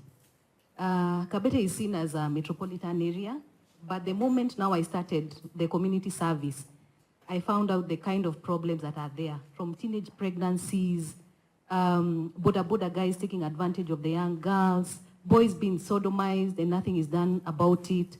So I started now getting into the community. And so from that, I felt like leadership had become a major issue, because we neither saw our MCA or even heard about him. The moment we elected him, he just disappeared. And so there were so many issues, education, you know, going to schools, and when you talk to the pupils, they want to learn, but they don't have the facilities. So actually I started now a library project I've gotten libraries for 3 of the schools. So that's where now my political journey began. Because I thought, now I have the education, I live here, I'm married here, so why not vie for that seat and try to help my community? So that's where I started. But the moment I gave out those vibes, zile unaandikanga kwa Facebook kiasi nini, nikaambiwa there is no way Kabete will be led by a woman. It has never happened and it will never happen. So that was the first, you know, message I got. And so I was even sent for some other men to come and tell me that will never, and so I should stop thinking even about it. But that made me want to do it more, because I realized, why not? We are here empowering our children to go to school, tuambie wasome, wakuwe magistrates, wakuwe lawyers, wakuwe doctors, but ikifika pale political leadership, why then are we telling them not to vie? Or why are we not supporting them? So I thought now is when I'll go in. So the first person I talked to was my husband. And he went and drank for 3 days straight. Kila saa akikuja jioni ananiambia, are you still thinking of vying? And I tell him yes. The next day pia anaenda, anarudi. Now the 3rd day he told me, sasa, I've given you permission, I'm going to support you, but wacha nikwambie ukitukanwa na ukiambiwa sijui nini, don't come and tell me. Even when you're told that you have another wife and children out there, you know, the things you hear from politics. So I thank God because he supported me. Because let me say, if you don't have that support of a close person, then you can't make it. So he supported me, and my kids also supported me. I also went now to my parents and to the elders of my village. Some of them were skeptical, kwa sababu bwana yangu hajatoa mbuzi ya wazee. Hiyo now became another issue. Ikakuwa sasa, and I wondered, sasa mimi na mbuzi zake tunakujania wapi? I mean, I'm my own person. Sasa mbuzi imekujia wapi na hii maneno? So anyway, we had to do the mbuzi and, you know, all those things. Then the support I got, I mean, okay, the struggles, especially locating a political party, that one is the hardest. Kwa sababu nilienda UDA, and I saw there were some issues, especially in our areas. So I went again now to Kenya to just look around. Then I went and settled chama cha kazi with my friend there, Wanjiko Thiga. Tukapigwa character development ingine. Tumeenda. Then the last day, I think the last 2 days ndio sasa tupewe, I mean the nini ifungwe ya kujump parties. Tunaambiwa we have to pay for our certificates. 300,000 kwenda juu. So I was wondering, now, I've been selling chama cha kazi for a year. For more a year, I mean, since last year, I think October is when I joined chama cha kazi. So I've been selling that party from that time. People didn't know actually walikuwa nize inayo ni gani. So tunawaambia ni ya jamba ya Rorere, Moses Kuria, you know, una hype. Hey, saa hizo umefanya, nikajituma kabisa. nikafanya mpaka branding na namweka mpaka yeye picha yake hapo, you know. So yeah, we were told sasa lazima tulipie certificate kwa sababu ametusaidia tujaenda nini nomination, na wale watu wameenda nomination wametumia 1 point something, so he's even doing us a favor. So I negotiated and was able to pay a small amount, nikalipa 100,000 for the certificate that I wasn't supposed to pay. So now that was one of the struggle. The next struggle ni ati sasa ukienda kuongelesha watu wanashindwa, sasa unatuambia nini? Umepikia mzee kwanza? Sasa hii ni masaa gani unakuja kutuongelesha? Watoto wako wapi? You know, they start now digging. Wanatafuta. At one point I was even told, now my husband, we've been married for the last 18 years. We even have, you know, we even did a church wedding. Nikaambiwa sasa si tena bwana yangu, he's my husband's sister. No, nimenakaanga tu na, you know, a story. Ikaspinwa mpaka hata mimi mwenyewe nikajiuliza, ai, kama ni kweli, you know, it was really, unajua. So it was really a story that ilmespinua mpaka hata wewe mwenyewe unaweza believe, you know. So tukapitia hiyo, and women, I'm telling you, I've learned a lesson about women. Najua tunasema we are not our worst enemies, but pia we play a very major role, because I usually say this, women spread word. Unajua ukitaka kitu ifikie watu, ambia tu mama moja, it has spread like bushfire. So we need to nini that to a positive thing, si ndio? Sasa ile we need to support our fellow women positively. Tunasema positive things. But mimi nilitwangwa mpaka na wamama wanasema there is no ati ya mutumia surely atotogorie bodo we na nyodo taidhu, you know, as in it was so crazy mpaka nikasema hapana, we need now to work even on ourselves as women. Then even now going to the leaders themselves, unajaribu ku reach someone ndio akumente, they are not there to mentor you. And you know, I was saying that there is going to be a very huge gap. We had women who are really mentoring people. Akina Wangare Maathai, you know, waliacha pakiwa, akina Ngilu wakiwa. So sisi tutaachwa, I mean, tunaachwa wapi? Tunaachwa kwa mataa. Kwa sababu najaribu ku reach these women leaders. You know, they say it on the TVs, and I'm not against them. I love them very much and I support them. But kwa TV wanasema, yes, we are supporting fellow women, and we are supporting the 2/3, whatever. But ikifika sasa things kwa ground, ni tofauti. Wanatupatia namba zao, but ukipiga hawataichukua, uki-SMS and you don't even need the money. Unataka to that mentorship, because you know you're new. So one thing that I also learned from that experience is that we need to let other women ride on our shoulders. Ndio na sisi tunaweza kuwa empower. Kwa sababu sasa mimi nikikataa mtu akanyage kwa shoulders zangu, hakuna mahali tutasaidiana. We are saying it's a women's era, but we need it needs to be out there. You know, it needs to bloom. Tuoneshane kabisa it's that era. So anyway, financially I didn't have a lot of struggles because my father is vile nilisimama, he's retired, he's a professor, he's retired, so he found it now it's a new hobby kwa politics. So I was vying, but niye alikuwa na vie through me. So hapo sasa nikasema hata nilikuwa naulizwa sasa, because they don't believe that unaweza vai bila sponsor tena as a woman, and they never ask men these questions. Nilienda kwa forum ya nini ya MCAs, nikaulizwa who is sponsoring you, you know, and and you wonder why are you not asking the other people who is sponsoring them. Do I have to be sponsored? Ini kitu nimefikiria. I have my own savings, and then iko mtu tu hapo amejitokezea anataka kuvai lakini anavai through me. So he even gave me his card ya bank. So nilikuwa naenda kama ni pesa, and sikusumbuka sana mambo ya pesa. So that one was okay. I had that backing, and also had the backing of my friends and my family. They were very, very supportive. I also had the backing of other women organizations like Democracy Trust Fund and Eco Network. I'm a member there. So they really funded our campaigns na pia trainings from other organizations. So for me that part was not that hard. Ile ilikuwa ngumu sasa ni kuelezea watu kwa nini wachague women leadership. And you know, vile ambapo nilishindwa, and one thing I say is Wanjiku is very cunning. Anakuambia ni wewe tu. Muhesh. Unapigiwa simu, tuko hapa na wamama 50 na tumesema ni wewe tu. Hata tuma kakitu ka chai. So you believe that until now the election comes. The first polling station, results inaanza kuingia, unaanza kusweat. Unashindwa, what is this now? But so then after the elections and 2 days after that, nilikuwa nimelala, nilikuwa na stress, nilikuwa na nini. And I was told you have visitors. Sasa nikaenda nikapata tena ni wale wa mama. Wananiambia sasa ulikuwa umesema mambo ya kusomesha watoto. And I looked at them and wondered, my God.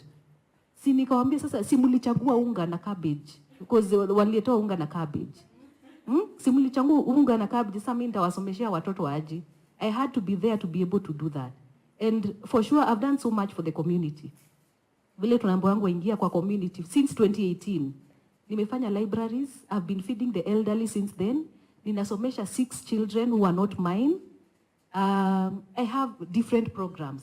Kwenda shule, donating pads, and talking to the girls and the young boys and mentoring them and kuwashikanisha na other mentors. So I've done so much for that community. I actually didn't expect them to give me that kind of character development.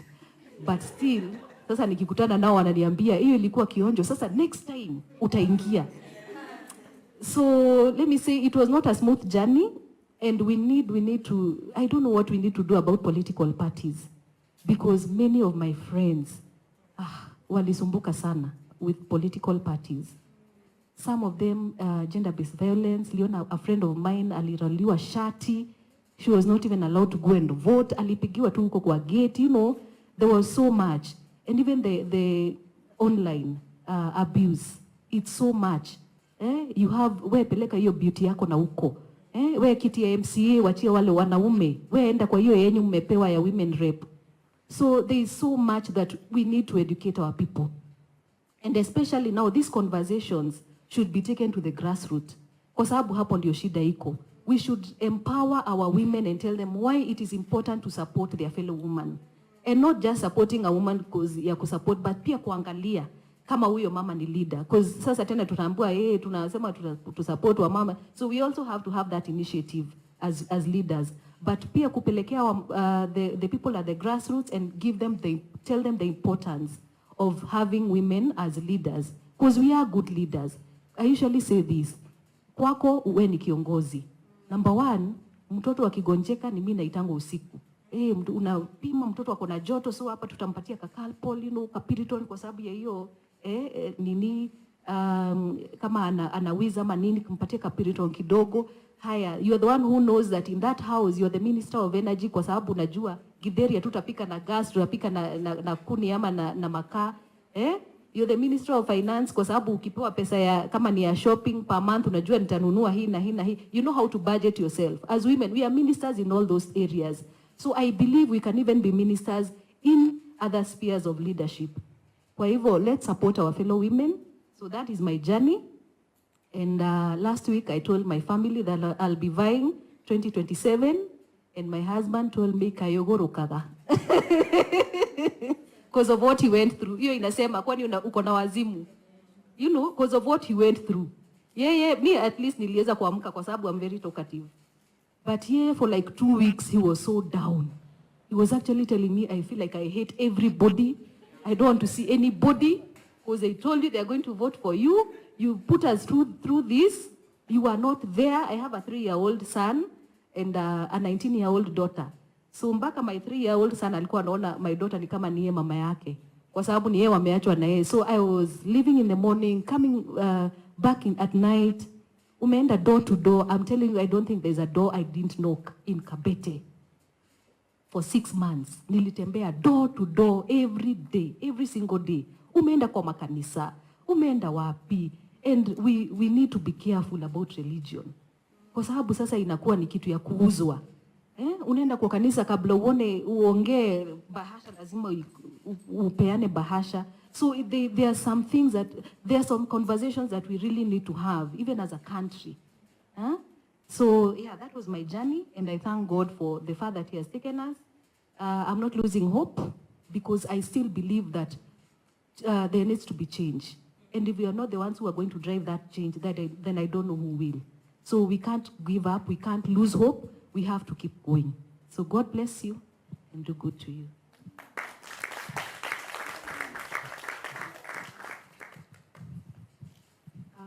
Okay, thank you. So basically, I one day knew that I would get to the political space, but I didn't know that it was going to be that soon. I remember in 2017, I was not eligible to vote. So I was the first time voter when I was actually vying. So in 2017, I was actively involved in politics. We were with Nelly at the Labour Party campaigns, very active.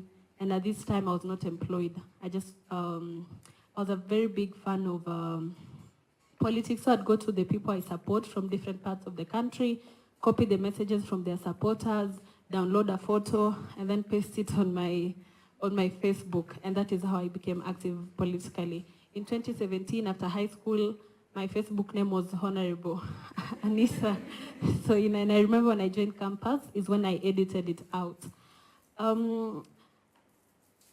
The thing that really made me join politics that early is, I can say, the climate issues. Of course, there are so many issues in the society. You can't go to a voter and tell them that you want to help them with climate change. They want to know how they'll put food on their table tomorrow. And also, we don't have this much climate education. But I looked at, as an activist, and even as an environmentalist, most of the times we address our issues to leaders. In 2021, I attended COP26, which was in the UK, and it was my first time seeing more than 5,000 people in the streets striking for climate. And so I really got disturbed because every message was, dear world leaders, this is what you need to do. Dear countries, you need to commit to eliminating fossil fuels and all those blah, blah, blah. And then I realized that if I have passion in leadership and politics and climate, why can't I just get to the corridors of power to fight from within and try to push the narrative of climate, looking that in our country we don't really have a lot of politicians who are inclined to environment conservation, which is a very critical issue. So when I came back, I had not graduated, and that time they said if you want to be an MP, you must have a degree. Before they reversed that. So I went back to school, I did my special exams, I graduated in December, and then I thought again, and I was like, there's no way I'm going to join politics. I don't even have money for this politics thing. So I stopped, and because I not even told anybody yet that I was going to vie. So one time I was seated here in Westlands at Big Fish with my friends. We were having lunch, and we were talking about how women get nominated for positions. And then we were having a discussion on how we can balance that so that we see women on the ballot the same way we have men and youth. We see everybody represented on the ballot as a way of solving the issue of niweke huyu youth hapa, niweke huyu mama hapa, because they were not well represented during election. So I just made a poster that I was going to vie for MP, Kajiado North, and then I posted it on my Instagram. It went to my Facebook, and I didn't check my phone the whole of that afternoon. And then in the morning, I woke up to so many messages. My phone was blowing. So I was wondering, what is this? And then I saw a post by Citizen. At that time, I was 21. So they said 21-year-old environmentalist said to vie for MP Kajiado North. I was like, Apa? No going back, because they will say next time when you get to the space, they'll say, "Uy nula na kwanga jokes." So no turning back. You have to move the way you are. So I was politically, I was in UDA at that time. Of course, I was in so many lobby groups. I had attended so many campaign forums and all that. So of course, I was going to vie under UDA party. But as she mentioned, we have a lot of challenges with parties, and that does not mean we hate the parties. No, these are just challenges that are there that we need to address. Most of the times, in my constituency, I was vying against, we were 7 candidates, and I was the only female candidate in UDA at that time. So before the nominations, there was an issue of we need to give someone because he's been there before, and you know he's the MCA, he knows how to talk, he can speak Kikuyu and ask for votes in Kikuyu, and you know you can't speak, because Kajiado North is a cosmopolitan constituency, and we the Maasais are actually the minorities, among the minority tribes in the constituency. So you start thinking, hey, sasa tena ishi hapa, you know, because so 5 of our colleagues left, 4 dropped their bid, 1 went independent, so we were left the 2 of us. So I tried to see, and you know the nomination fee was quite hefty, especially when you're paying for it when you're not sure about the nomination process. You know, when you're paying for it and you're sure you can just pay. But now you're paying for a nomination fee, you don't know about the nomination process, you're also doubting it. And that time when I was vying, our constituency were actually having a problem with my colleague that, you know, you've been here for 10 years, you've been an MCA for 10 years, we want a new face. So you have the chances, but you're not really sure about it. So I thought about it and I said, you know, you can leave UDA and join Kenya Kwanza. You know, it's very possible. So I went to a Green Party, that is Green Thinking Action Party, that was allowing us to support presidential candidate of your choice, which to me I felt that was real democracy. In our party, we had people who supported Raila, and they had few of us who supported the current president. So I joined Green Party, and then so after doing that, I did not campaign for about 3 months, because I'm a bit confused. I've campaigned on a UDA platform, all my branding, my posters, my outfits. I had different outfits and all that. Now I have to start afresh again. So it was really, really challenging for me. And it took me 3 months to really think about, is it really worth it? Like, why all these struggles? Like, I was doing well before. I'm in the NGO sector. It's not like I'm suffering. Of course, you want to help people, but is it really worth it? And now this is the time you need friends, you need to talk to people, but then sometimes you feel like you're alone. Of course, you have people, but una feel like kama haitoshi. So I just had to stay for 3 months, no campaigning, no doing anything. My friends were campaigning and all that. Then after 3 months, I recharged. I recharged again, and then I now went back to politics actively. I'd say the biggest support that I ever got was that of psychological preparedness, that you are 17 candidates and you cannot all be MPs. You may win or you may not win. It is something that really helped me, because I've seen most of my colleagues that you may not still win. And the issue of women supporting women, me, I'm really not sure about it, so I will because I remember the last rally that we had, niliraruliwa banners na mwanamke who has children. So for me, I still can't say that women, not really all women, like we are not enemies, but this where you find when they're talking about hujaolewa, when they're talking about kwanza wewe uko na miaka ngapi, 22 unataka kuniambia nini, you find that most of the time it's us. So it becomes hard for you even to speak before men, because they'll say hata uko kwa wanawake wenzako, they're not really supporting you. So it's something that I think we also need to focus on before election, especially even from now, between the 5 years that we have before election, to educate other people out there. And also to let them know that when we come to ask for votes, we are not asking and saying because we are women, because I don't think it's also the qualification to become a leader. Sometimes it looks like we are pulling gender cards where we are not supposed to pull gender cards, but actually to say that we are asking for an equal platform so that we can be able, so that hata nomination ikifika kuna mzee anapewa nomination, because tulielectiwa on an equal platform. And then I'd say on media, I think the media also has a problem. If you check on the interviews when they're interviewing, you know the media loves controversies. When they're interviewing women, they tend to ask them controversial things.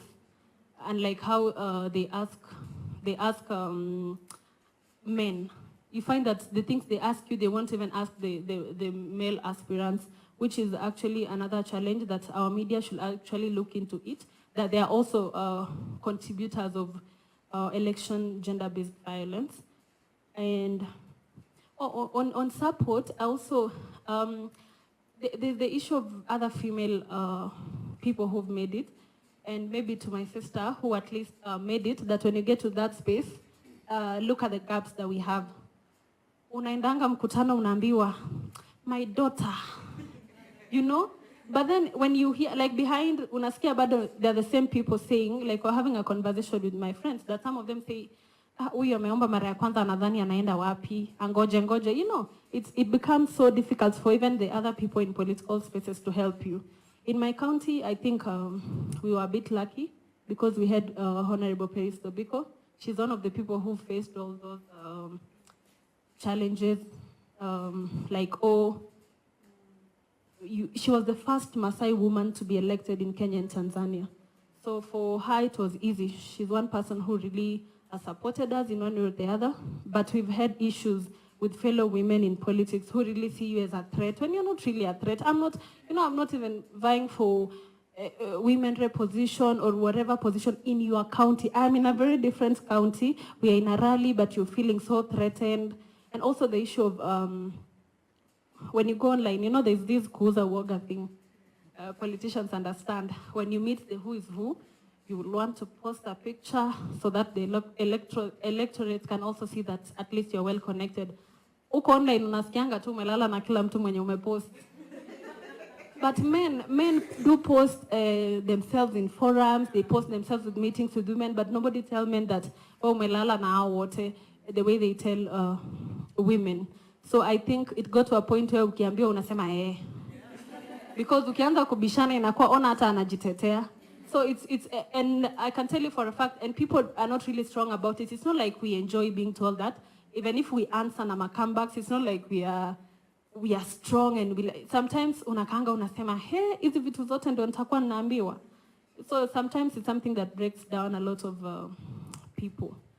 And after politics, I think there is need to support politicians, especially if you have friends. Kuna wengine wanakaanga kwa fence, wanangoja upate ndio wakuwa hapo. Ukikosa, you are all alone. You wake up in the house, those calls that you used to get are no longer there, and that is the time maybe you just need to even laugh with people and all that.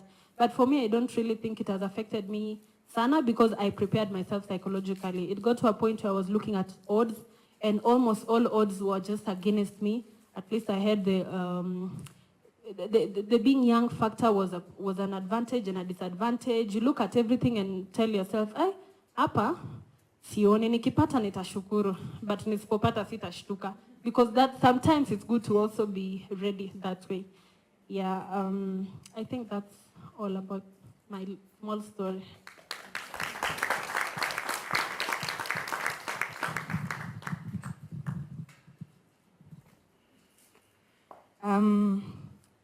I would like to start by congratulating all women who reached the ballots and who also went through and just reached the nomination process. It's such a show of courage, and I want you to know that you won just by putting yourself just there. So to all women here on the front and to Mheshimiwa Susan and Nelly, congratulations. Kuna Mheshimiwa wote nimeacha nyuma? Sawa. Hey, yangu. Me are controversial, what? So I ran for office. Oh, just to reiterate, my name is Wanji Kudega. I ran for office. I began with the Chama cha Kazi party, political party. I believed in my party leader, Moses Kuria. Tulianza kumsupport akiwa Dubai. You know, he had an accident and he was recuperating. Sisi tulikuwa tumehold front huku soldiers kwa ground. Na tulikuwa tunatetemeshwa. In my ward tukianza tulikuwa karibu MCA 100. So ukipatana na mtu anakuambia hata wewe kwani mko wengi aje, you know. And people just think it's fun, and you know, They say that and you're like, whatever, mi naendelea. Bora, they know niko kwa uwanja pia. So by getting refined, tulibaki 20. By the time wenye tulifika kwa ballot, we were 20. So there were 17 men, 2 older women, and me, a young woman. So watu walikuwa nasema ground round hii tunaongozwa na virgin. Kwanza nilifika hapo nikashanga, jamani, mumeanza kuniita hivyo tena. Anyway, my political tagline was Kairetu Karutiwira, and most people knew me as Kairetu. I had really worked on my party and I was looking forward for nominations. So that meant doing a lot of branding, going door to door, speaking to voters, because at the end of the day, kureko kamfuka. So the party had attracted TCK by the time it had really gained momentum, especially in Kiambu because our party leader was vying as a governor. So that means that's a whole new added advantage. So it had really attracted a lot of candidates to the party. So when I joined, we were just 2 or 3 people, but by the end, tulikuwa 7, 6 men and myself. Kwa ground, kuna time nilipigwa simu na OCS akaniita. Kaniuliza, Kairetu, nasikia ticket iko kwa mfuko. And asked him, how do you know this? Akaniambia, I was advising one politician join chama cha kazi, inasemekana ticket ishapewa Kairetu. So mimi nayo nikauza uoga nayo. Nikasema, mimi ndo niko na ticket. So everyone got so scared to join the party. Wako, uko ticket ishaenda ni ya Kairetu. So by the time tulikuwa tunafika nominations, I had scared all men. Wamebaki sasa mimi na mzae moja. So huyu mzae naye alikuwa anajua, this guy, you know, as young people, our financial nini inakwanga down. Even when I bring my friends, ndio nipate 500k, nitajaza hapa, nitajaze pale nje, si ndio? But huyu mzae anahitaji tu wazae 5. Si ndio? Waketi meza, waseme, tukeleni, tunahitaji ticket, this is the amount you need. Uko na ngapi, uko na ngapi. Especially Kikuyu men, you know the way deals are just like this. So for him, he was like, okay. And his investors, they were like, so tumebaki na Kairetu to kwa ground. So it was about now how they're going to get, now it's now being dirty, street smart. Kwa sababu ground nilikuwa nimeshika. And everybody will say, CCK hiyo ni ya Kairetu, tukisonga mbele. So it also this time round there was a lot of consensual. Watu walikuwa nenda kwa boardroom. So and I also did my boardroom as well, playing the boardroom game, letting political parties officials know that you're really interested. And by then already nilikuwa najulikana na party sana kwa sababu I used to support it very much, and I did a lot of branding for it and hata kwa ground kuuza kabisa.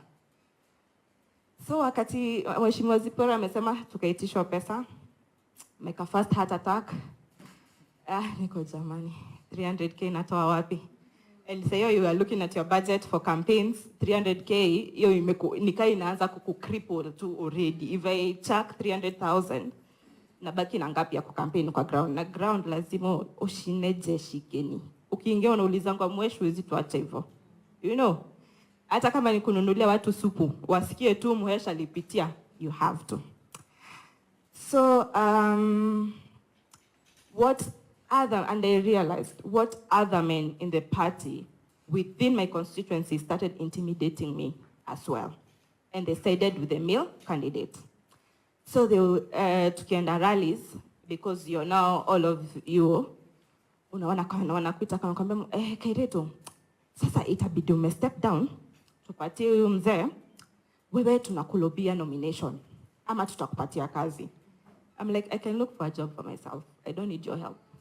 I'm very, very qualified. So, sijakuja hapa siasa kutafuta kazi. I'm here because I need to, my passion is to represent people. And that's why I'm here, through elective politics. And the intimidation didn't stop. Phone calls, alafu ground wanaenda ground wanakuharibia. wanapita area fulani, unasikia, ati Keretu ali step down, wamesha agree. So mwana ameanza kuchafulia ground. So people now have this perception, oh, wameongea, and then because you're young, wako like, huyo atamwachia kweli, you know. So starting tena kuambia ground tena, guy, the way this is not happening, so you see you're wasting time. This person ameshaanza kusonga mbele. So to cut the long story short, niliamka siku moja, kuingia Facebook, naona page ya party yetu, mzee akisalimiwa, akipewa ticket. Yani hata si kuitwa niambia this is the decision we've made, I saw it on Facebook. Nikazima Facebook, nikaketi, I went and had breakfast, nikasema, No, my PA was my sister.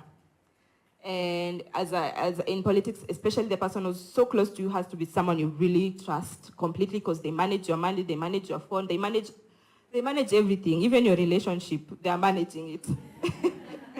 So, my sister told me, you don't look okay. I'm not, there's something that has happened, that tumeoshwa a ticket. So, there was not even on-ground nominations, because people kept calling. Nominations ni lini, tunaenda vote lini, you see? Because now people want to be part of the process. UDA had already conducted its nomination. So yetu wanangoja, but it has already been done, chini ya maji. So I told my sister the news, she told me, we can't lay down. So I akaanza kunyasha moto. So I'm like, no, this party can do this to me. So I took my Facebook, nikaenda kwa stories, but there my social media is very powerful. Nikaenda nikatukana party leader, nikasema, mimi nimejaribu kunyamaza lakini nimeshindwa, lakini Moses Kuria ni nyoka ya jangwani. I trended for 3 days. Oh my God, all bloggers from Azimio Kwanza walikuwa na screenshots. And it's a story, it's not a post. All groups. Now my phone couldn't keep quiet. It's like this. Everybody's calling me. And then now party officials are mad at me because now they can't contain me. So I'm like, you didn't even call me to tell me something, but now you want to start controlling me now because now I've gone wild. I trended maka kwa waheshimiwa kadhaa wananipigia simu wa Mount Kenya wananiambia Kairetu, wakicheka tunaona unashaanza kutusumbua na hata hujaingia bunge. Nikasema, and then you have also friends who tell you, no, you know what you did is wrong. I'm like, by the way, it's my right to vent. You don't know the effort I put on the ground. You don't know the amount of time, psychological thoughts I've gone through. And it's also on that nomination time that I got really, really sick and I was rushed to hospital at 3 a.m. And also, I developed panic and anxiety orders, and it was bad. And you know, during that time, you don't process a lot of things. So I just remember my mama anapiga nduru hapo kando, akisema siasa inaniulia mtoto. My sister is on the other end screaming. You know, people are just, and you're here with the doctor. The doctor is trying to calm you down and anataka kuweka sindano. And you're thinking, is this worth it? You know, I really want proper and equal gender representation, a balanced parliament. But it's taking so much from me. Now it's my health. And nakumbuka nikitoka hosi around 9 a.m. And that was before nomination. And your party leader is calling you and telling you, I'm in your ward. So you have to go. And my mom is like, are you serious? Yeah? Are you serious? So she calls kongamano ya familia mzima, uncles, kukas, everything, and anawakalisha panambia, tell this girl to step down now. And I'm like, okay, I'm not stepping down. But my mom is like, I've already lost my husband, my dad passed on kitambo. And you, my firstborn, I can't lose you too. So you have to see things from my end. So you see, you're already having conflicts at home, conflicts within your mind and your heart, and then bado ko kingia ground, mheshimiwa. Mheshimiwa undini ya wanawake. And then I'm like, yeah, I'm with you guys. And then I go home, I'm telling mom, me naendelea.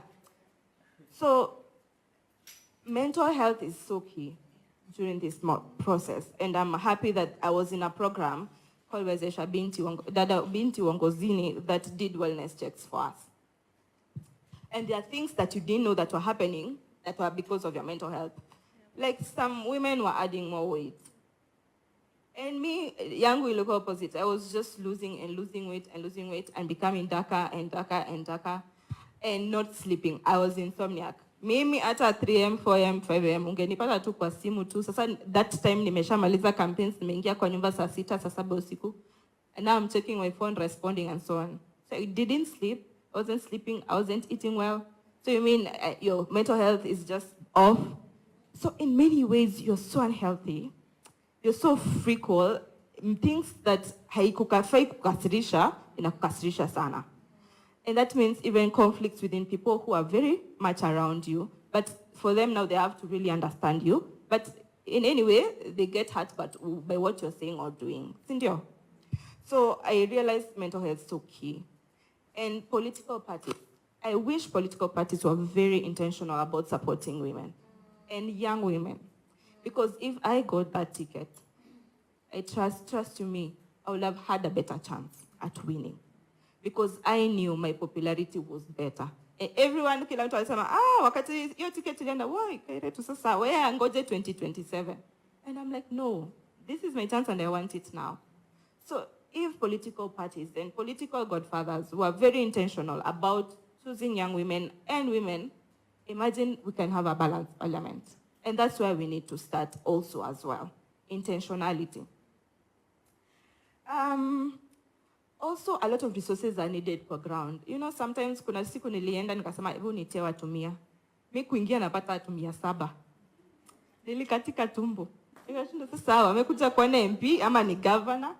Mimi kuingia hata wengine kwa wapi mheshimiwa? Wapi mheshimiwa na ndio mimi napita. You know.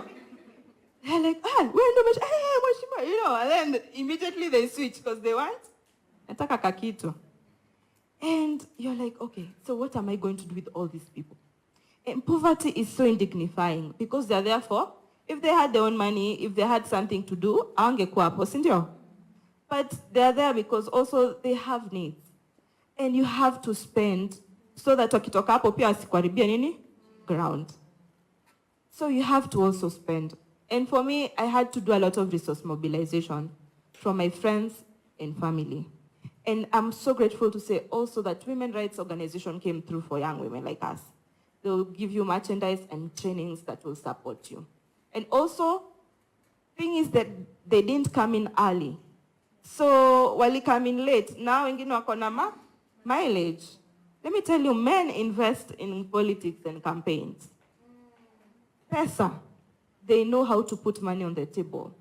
And so even us as young women and also older women, if you know your friend or so-and-so is vying, also be able to put some money on the table for her. It's the only way we can deliver this seat home. So financial resource mobilization is so key. And I think even comes to nominations. There are so many people wamelia when wameoshwa. You find people who are supposed to be nominated are off the list. People living with disabilities, especially women, off the list.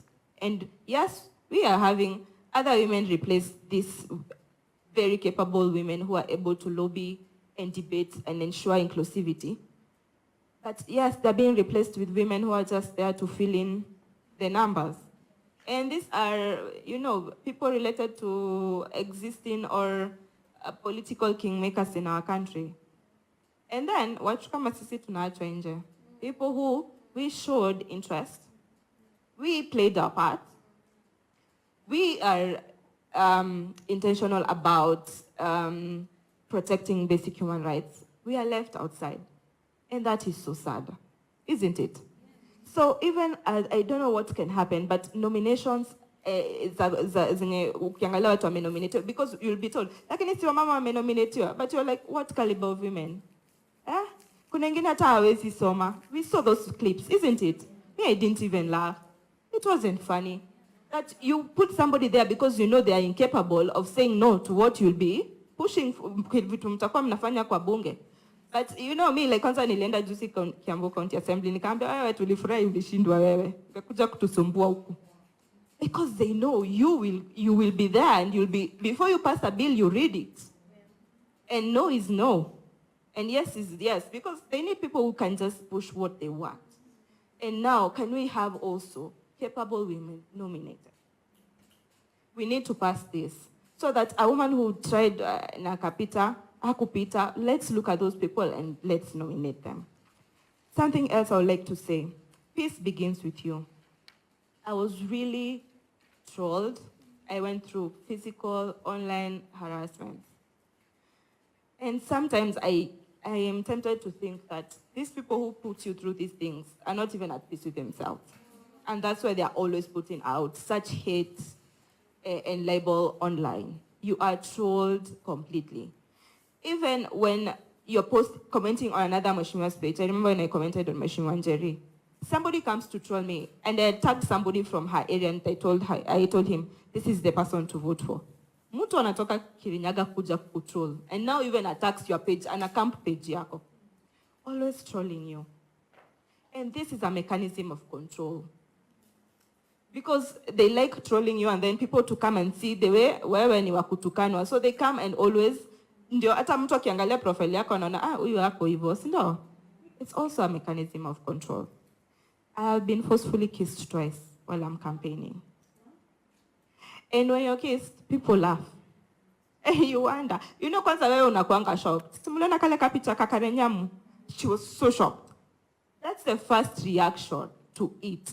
It's not fight, it's not push, it's shock, because I said, no, why are we doing this? I'm here campaigning. At what point did you think that I'm a sexual object? I'm presenting myself as a leader.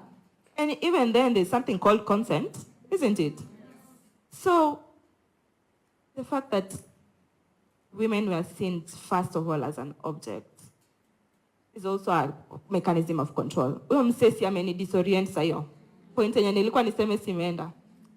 I'm feeling maybe mad, or I feel like crying, or I feel angry. You know, una feel tu hata nitoke ground sahi. That's the first reaction. And then you can't be mad because unaweza mheshimiwa kwa nini unakasirika? Wewe sitakupea kura, wewe unakasirikanga haraka. You see? So you're thinking about all these things at that moment. Again, it's a mechanism of control. Every day I'll wake up, unapata kwa village WhatsApp groups, una trend, siku 3 4, kiambio Wanchikotheka what's best about her is what's between her legs. Imagining your auntie reading such things. Imagining your immediate neighbor mwenye amekuwatch growing as a kid. Hata ukitembea kwa barabara, you feel hata ni kama you're open. You feel some type of shame, and it's not your shame to carry. It's not shameful about who I am. So they just want to make you feel, they don't want people to see you as a leader. And I have never seen a man being trolled sexually. Women, do we troll men sexually? No. But that's the first thing men will do to you. They will say how nakukuwekelea vitu, you are with so and so, and it's untrue. And on perception of women supporting women, mi nilikampaign. Kwanza wa mama, they were my favorite. I loved women and young and youth. And most of my campaign merchandises were lessons, and I really supplied lessons. Kama uko na leso Wanchikotheka, hata watu walikuwa nakuchekelea. Let me tell you, siku ya elections, I know mimi nilipigiwa simu at 11 a.m. nikaambiwa voting pattern imechange. Ambayo tunachagua suti. On Kenya tulichagua suti. So I was in a car, I was just doing my inspections. Nimeketi kwa gari tu sasa naona nimeingia polling station fulani. Mama yangu campaigner number 1, nilikuwa namuona akidance. Sema modo ni Monana. Monana alikuwa UDA. I'm like, this woman. Like, what are you doing? And she's on my payroll your day. Yeah, mobilizer. But namwona akidance akiambia watu, kwanza ana dance. Why are you dancing first of all? I looked at her. So my chief agent akona mimi.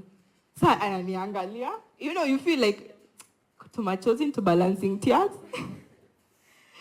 You know, you feel like, God, I'm losing.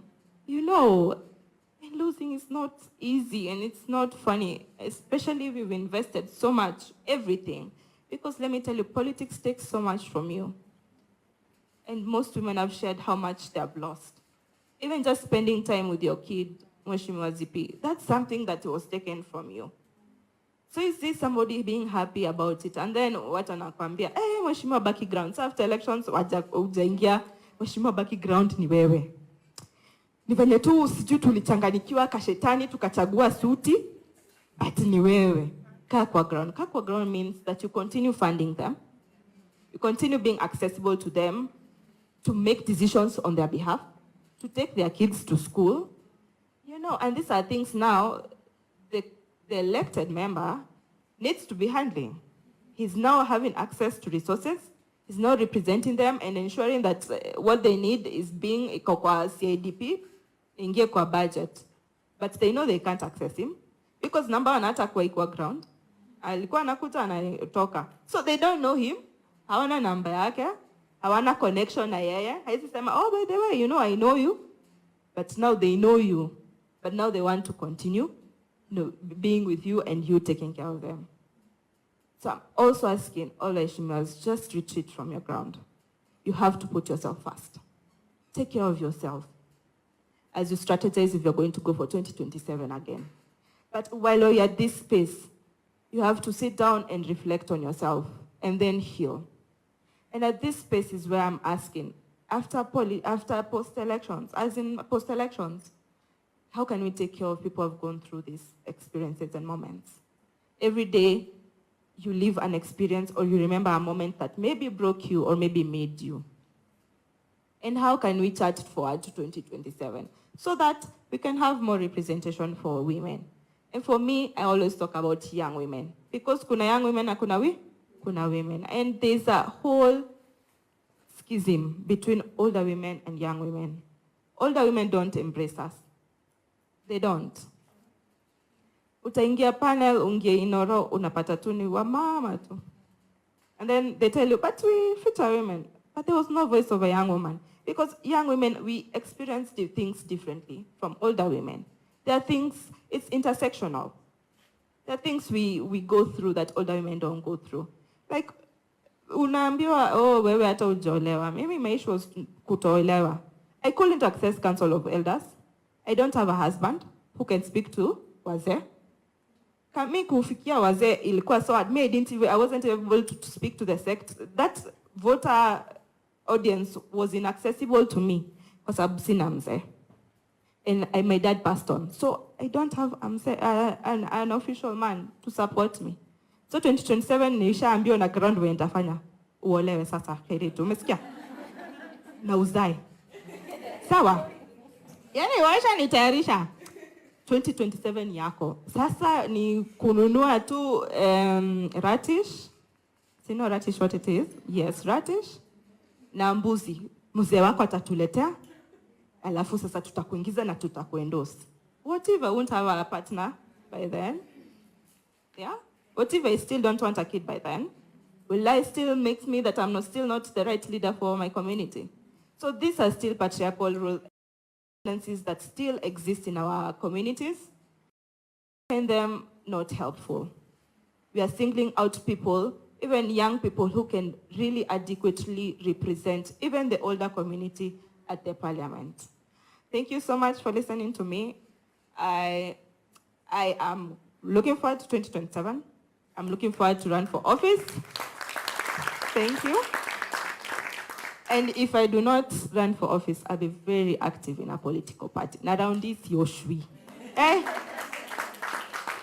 And I'm happy to say that I made up with my party leader. We had 2 sit-downs.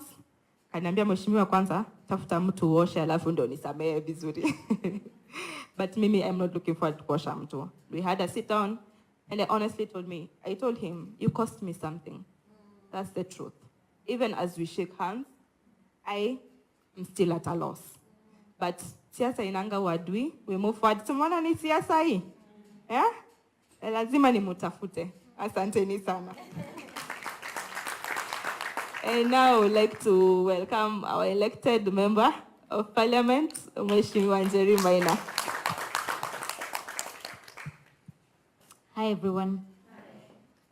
Thank you for your stories. I think I can tell the way they're nearly similar and different at some levels.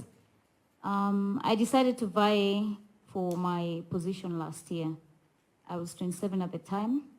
I remember I did a Facebook post, just like the way she said, and you know, mimi ni wakili. So, by the time I'm waking up the following day, the comments. Niko, wow, hii siezi sasa, ondokea. You know, you're like, if I dare, the next time I decide to vie, no one will take me seriously. I've always been interested in politics. In 2017, I vied for County Assembly Speaker Kirinyaga.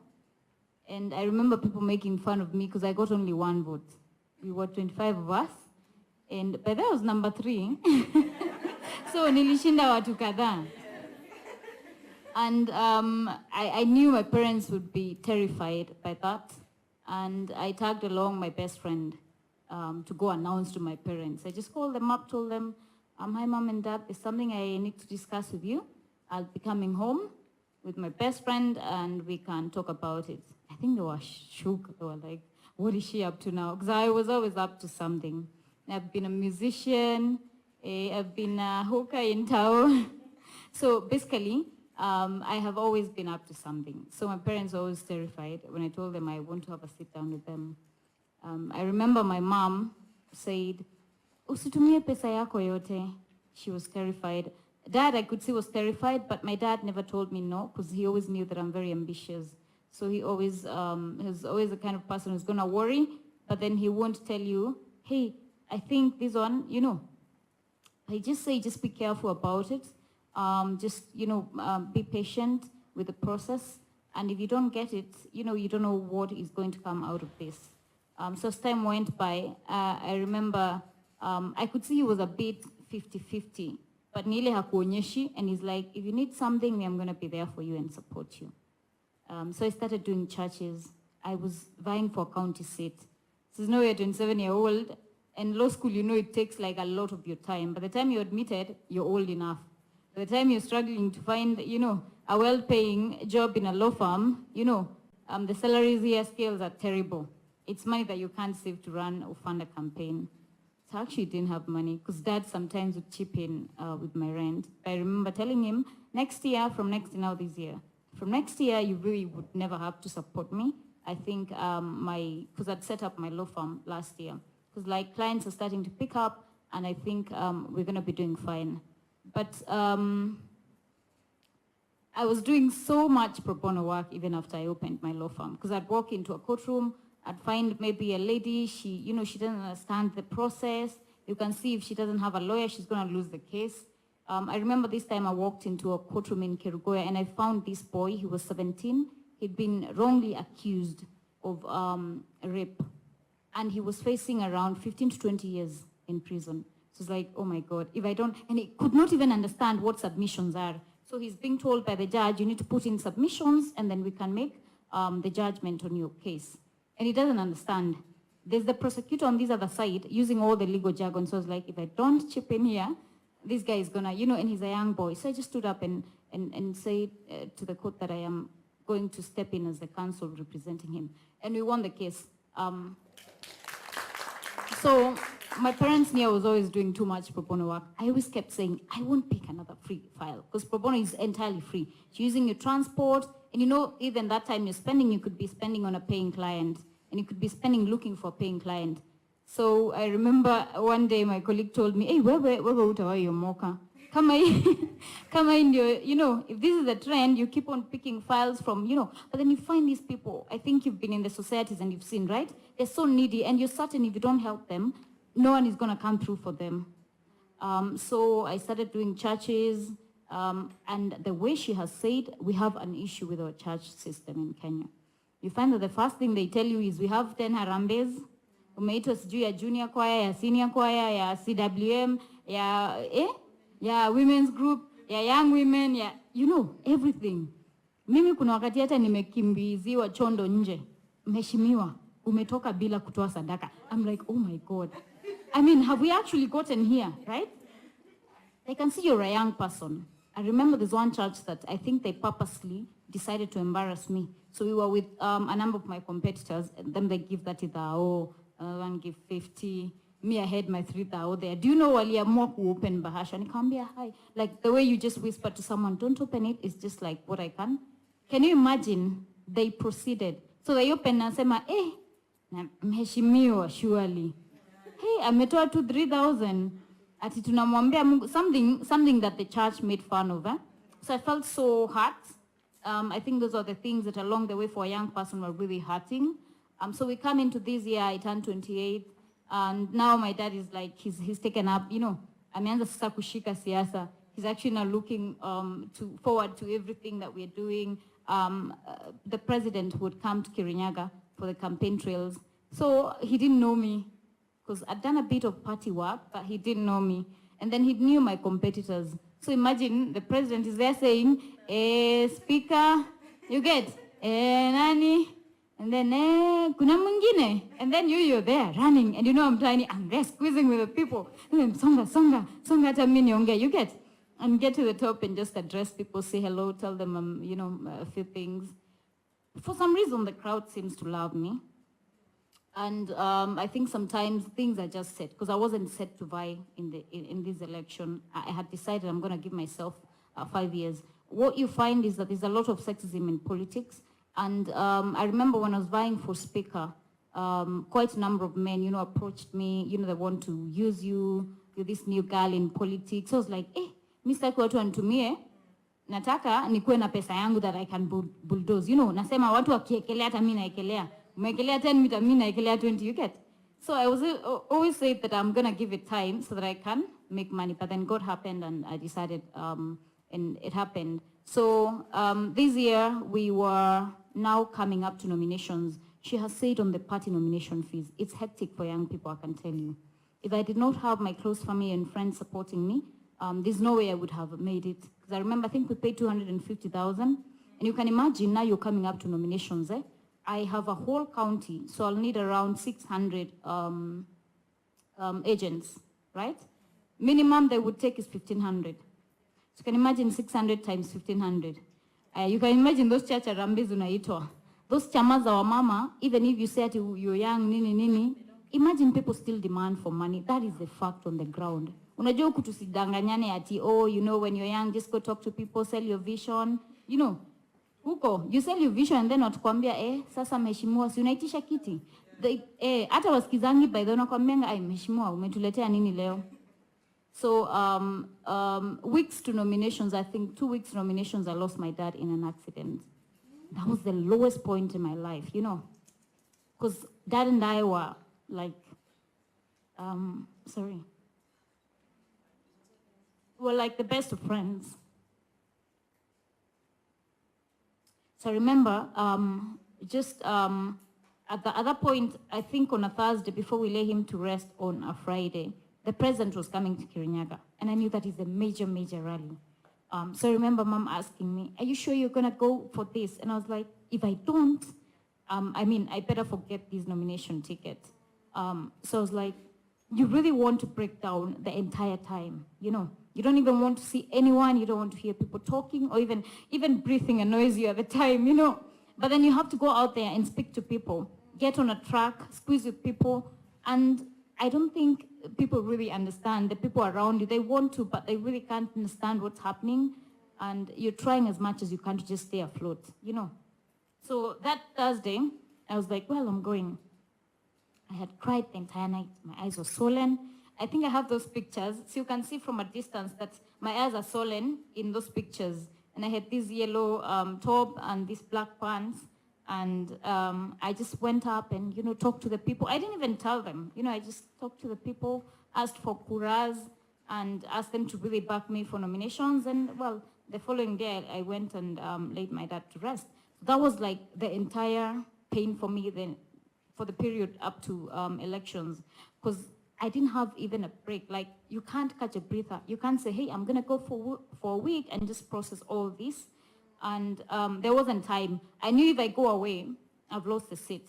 So we did nominations, and there was a major problem.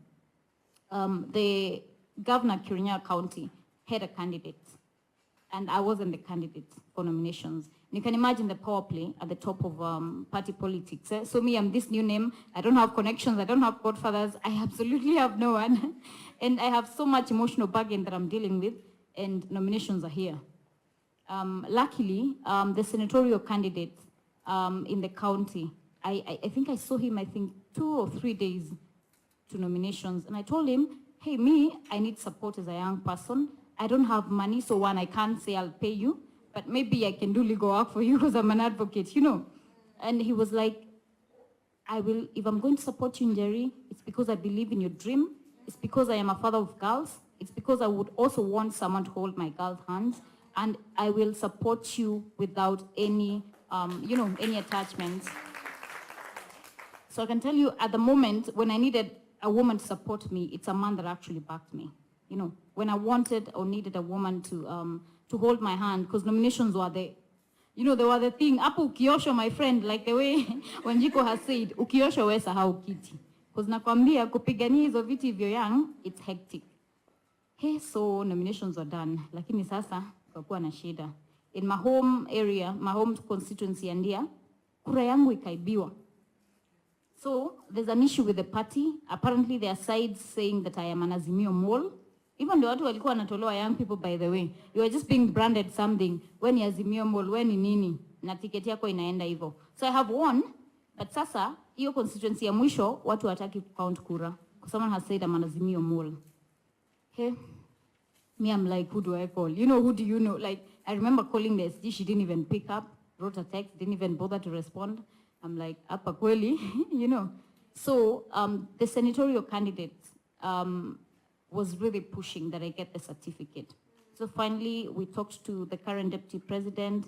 Like, I think people were rooting for me, but I can tell you for free, it is men who were rooting for me.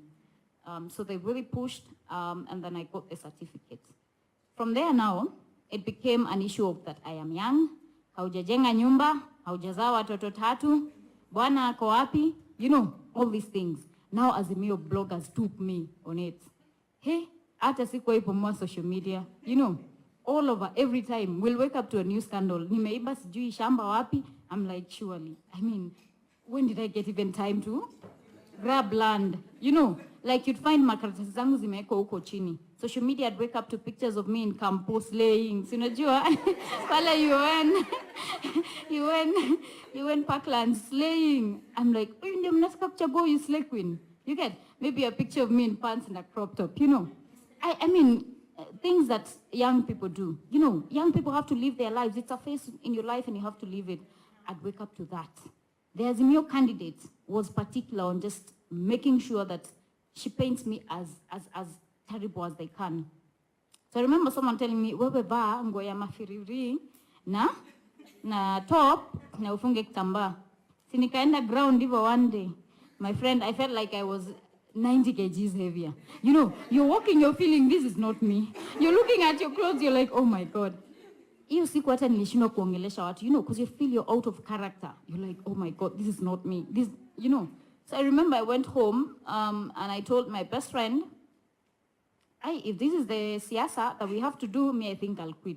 Because if there's something that I take pride in, it's my personal character.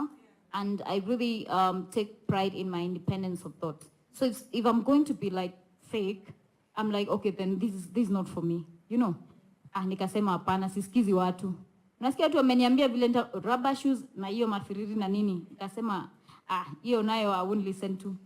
I'd go in jeans, a top, that is just the way I wear on regular days, and boots. Na hiyo ikakuwa signature look yangu. Watu wakaniambia utapoteza kura ya wamama. Nikawaambia wacha nipoteze kama nitapoteza. See, they have daughters. Yeah. If they have children and they see the way they dress, then they will not judge me as an old woman. If I go there looking like I'm 60, hata nakaa funny, I just feel funny myself. I don't even have the confidence to talk to people. So ikakuwa signature yangu, and then now we started telling people that I'm actually not married. So if you guys are looking for someone to marry, hi, So that's what we tell the crowds, and it would move them. Like jeshi walikuwa, jeshi wali ikashika. Campaign ikaanza kushika sasa. Jeshi were like, no gasheri, they call me gasheri. No gasheri, no gasheri, And I think now the competitors didn't have something to because we neutralized what they wanted to use against me. Wamama, tukaenda kuambia mimi ni mtoto wenu. Do you want to see your daughter or your son taking up a leadership position? Then why are you listening to the old people? So I structured something to tell people, and it sold.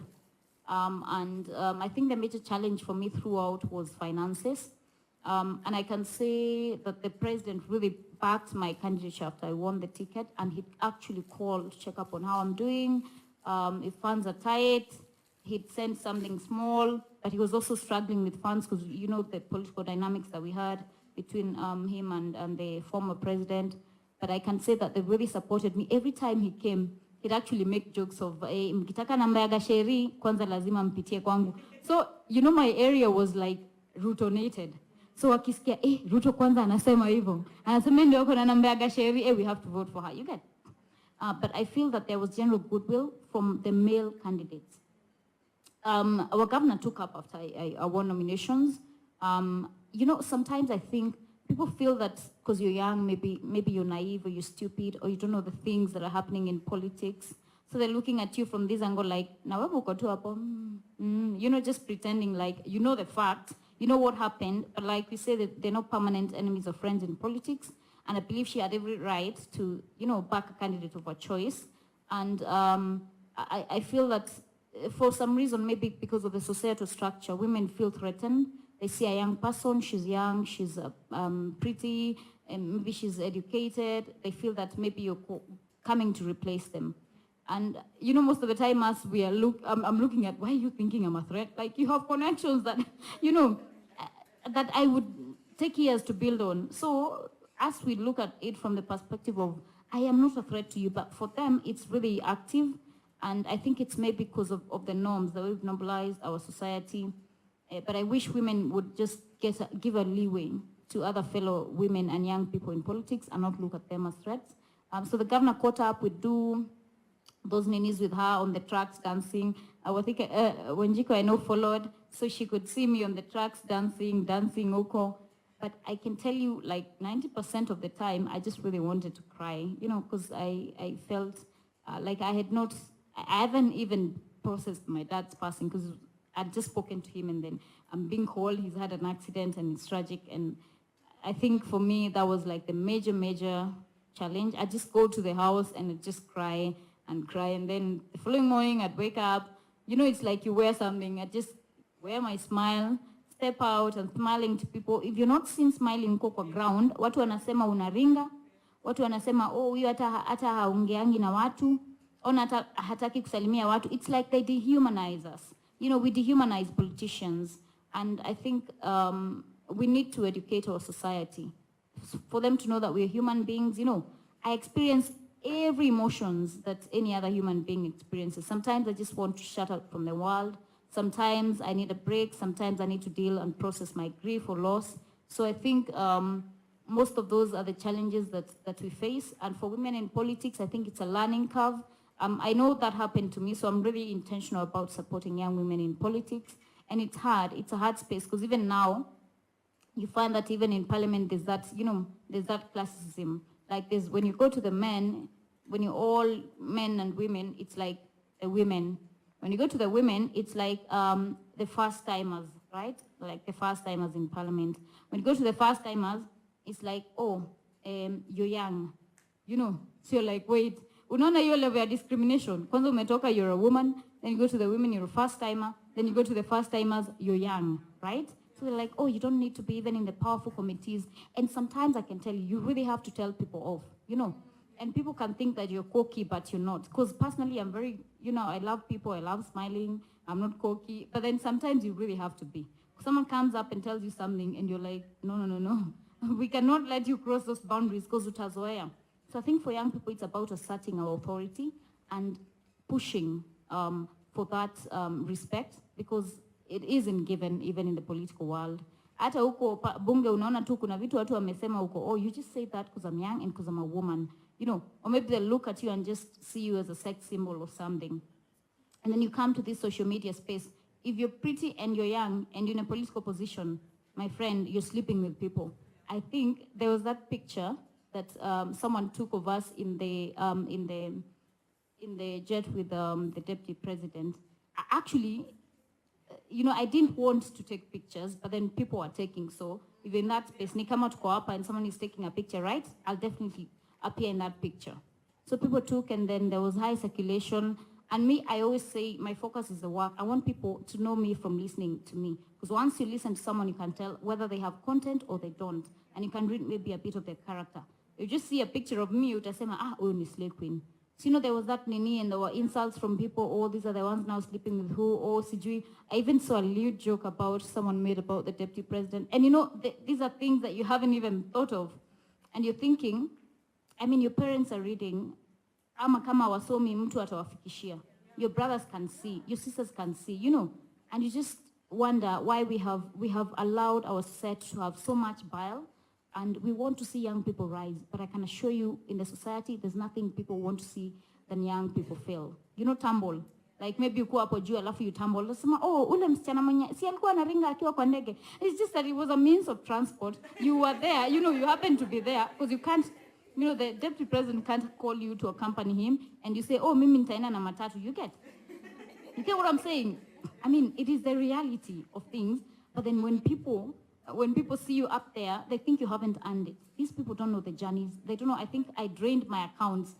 The campaigns, I think, cost us up to around 7M plus for me. And imagine siku anachoma jeshi. People spent hundreds of millions in my county. So kama ningekuwa anachoma jeshi hata sijui. You get? You're living on negatives, but people are just seeing this slay queen. Sijui lazima lala na mtu fulani hapa ndio apate ikiti. But we really worked hard for these positions, and that is one thing people used to discredit young people. So as a young person, always remember, they are going to discredit you all the time.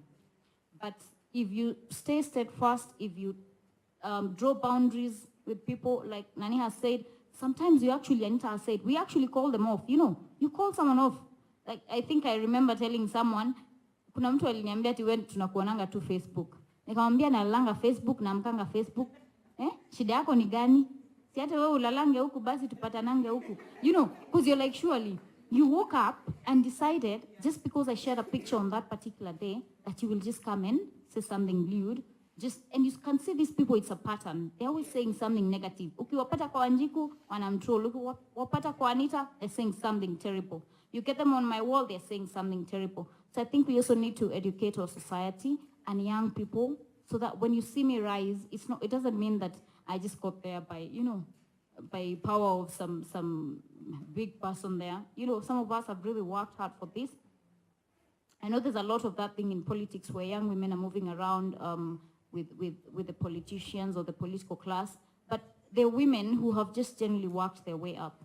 There are people who are just pushing. I remember we met Mheshimiwa Susan mahali tulikuwa training ingine, and we were all learning. You can see people are genuinely trying, and perhaps please give us some grace.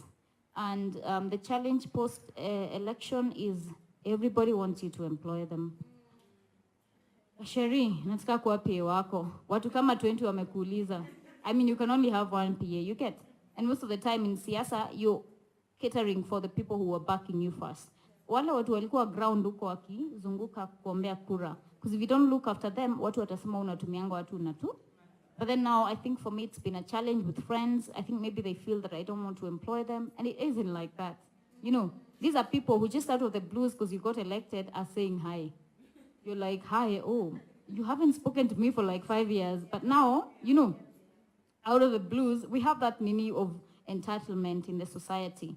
People feel entitled to your success. They don't know the loss I underwent. They don't know the pain I'm dealing with. Someone hasn't even checked up on you or asked, are you okay? How are you doing? How can I help with your dad's loss? It's just there demanding, give me a job. Nitafutie. Wakikuona mahali umepigwa picha na any governor, ambia your governor anipe kazi. Like you just met that governor on that day. You're like, surely, atafikiria hata mimi ni ng'ombe, Like, akikuona tu mahali umeenda na president, Kasheri, ambia president anipe CS. You're like, this is politics, It doesn't happen like that. They also have their cronies to reward. And you can't really demand for things. In politics, it's about how long have you known someone before they can actually say, nitakuletea huyu mtu na ukubali. You have, and then I'm just new, I'm learning my way around, and then there's everyone demanding. So I think there's a time I actually nearly shut down. Because I remember I had like 1,000 messages, people just demanding. I'm like, goodness, this is not what this is not what I wanted. And then you can imagine the ground is there telling you, my son is sick, my daughter is sick, we don't have food, we don't have school fees for the child, we don't have medication. I mean, I think we just need to change the structure of politics. We need to do a lot of civic education so people can understand what leaders are actually elected to do. I remember someone telling me in Lia Boda Boda, and when you tell people the truth, they don't want to hear.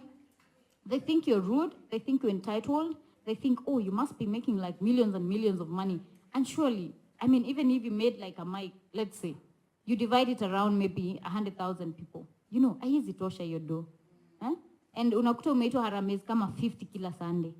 Hata ukipeleka 1,000 each, that's 50. Na ukipeleka 1,000 unasema ni mheshimiwa wa aina gani? They don't factor in that you have been invited to like 50 of those churches. I just think mheshimiwa ni mchoyo. So you take like 10, hiyo ni 500,000. It is not sustainable. And we want young people, we want you, when you're coming into these positions, we make the ground better for you. And me, I can tell you, I tell them on the ground even when I do those church services. I tell them, the church, tafadhali, mwelewe na mwache sasa tufanye kazi yetu. Jumkiniita 50 harambes, sitaweza kuja zote. Na si ati mimi sitaki kuwahudumia, lakini kuna kazi ile tunafanya bunge na kuna expectation ya hapa, kwa hivyo tuweze kubalance. So at the end of the day, please check on your friends, like my colleagues have said, because they need support. And social media, we just need to build traction over it. Perhaps we need to work on laws on it, and support for women from fellow women. I think it's very cosmetic. You find in these forums, they're like, oh, we're pro-women, oh, we support women. Hey, enda huko kwa committees. Huyo gasheria nataka nini? Amekuja tu juzi. Hata hawezi sikia. You get? So I think let's be realistic, because me, I tell people there's no need to lie. That is the reality. You will barely find support from women. Me, the support I've gotten so far, it has been from men. And I do not shy to say that. So if women feel offended, I'm like, sorry, I am not sorry. That is a fact.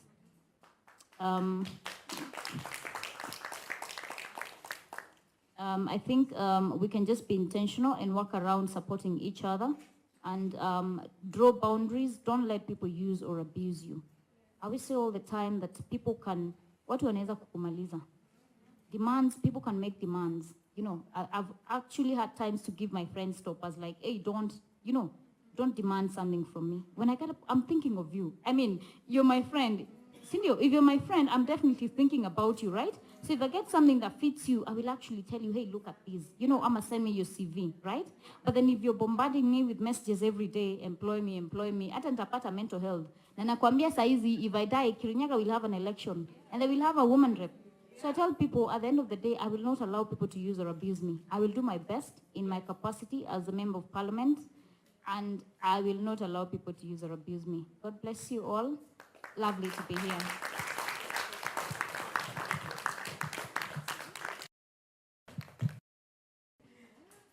Thank you so much.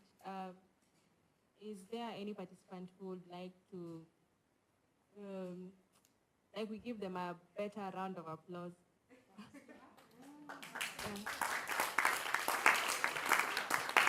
You want to do it?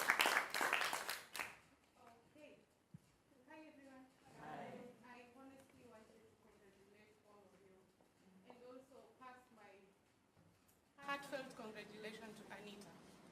I come from Kajiado North, and I really witnessed how she struggled. And if we are looking for a patriarchal society in this country, just visit Kajiado. Visit Kajiado, you will see everything that you always want to see in the patriarchal world. So congratulations to all of you. And just like what you finished with, draw boundaries. Don't allow people to use or abuse you. This is to each and every one of us. This is to, in any space that you're working, in advocacy, in politics, in leadership, draw your boundaries and don't allow people to abuse or use you. And also, we also need to accept that sometimes it's okay not to be okay. being in the space of running a safe house, handling teenagers who have gone through sexual violence and handling the society, sometimes we get overwhelmed. Sometimes you're overwhelmed by people.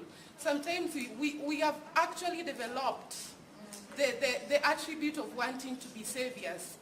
People keep telling me that, you know what, Pauline, even Jesus didn't save all of us. We are some of us we are Christians, but sometimes we even reject that Jesus. So why should we go out here and want to be saviors to everyone and to everything? You can only do as much as a human being. And you can only, I keep telling myself that you can only be your own rescue. If you are inside water and you don't raise your hands, no one will know you're there and you'll eventually die.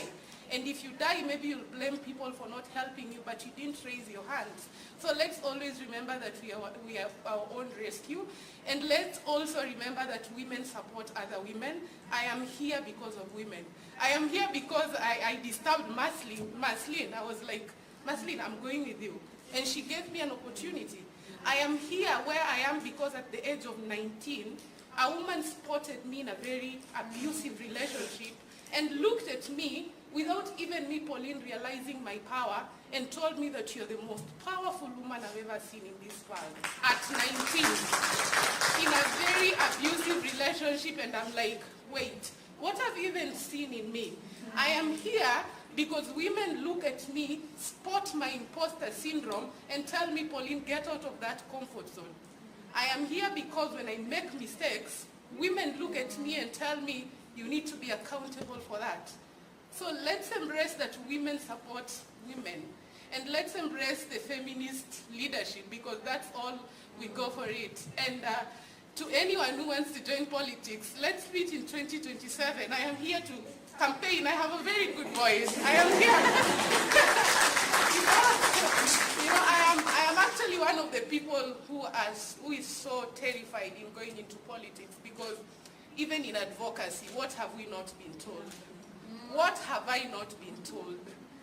What have we not had? So sometimes I think of politics and I'm like, hey, but if you can bear that burden, we are here to champion for you.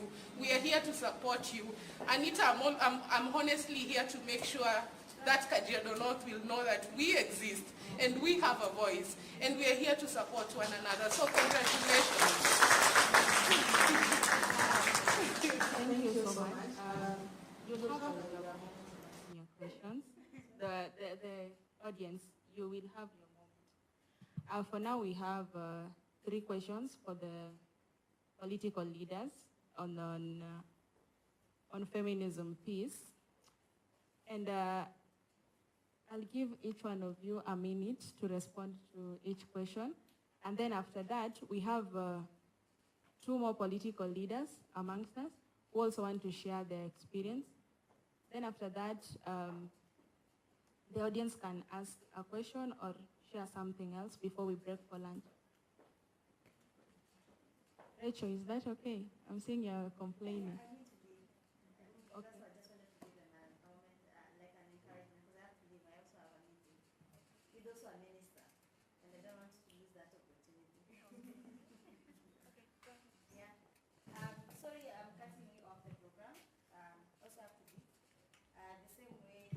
You are saying. One thing I can tell you is that we are here to support you. Let me not say we. I'm here to support you. I don't have resources, but I know my noise, the spaces I occupy, the spaces I sit. Mheshimiwa, you are there. I know especially watu kama sisi kuna mwili ndogo, the way we get intimidated. Tunaambiangwa wewe mtoto.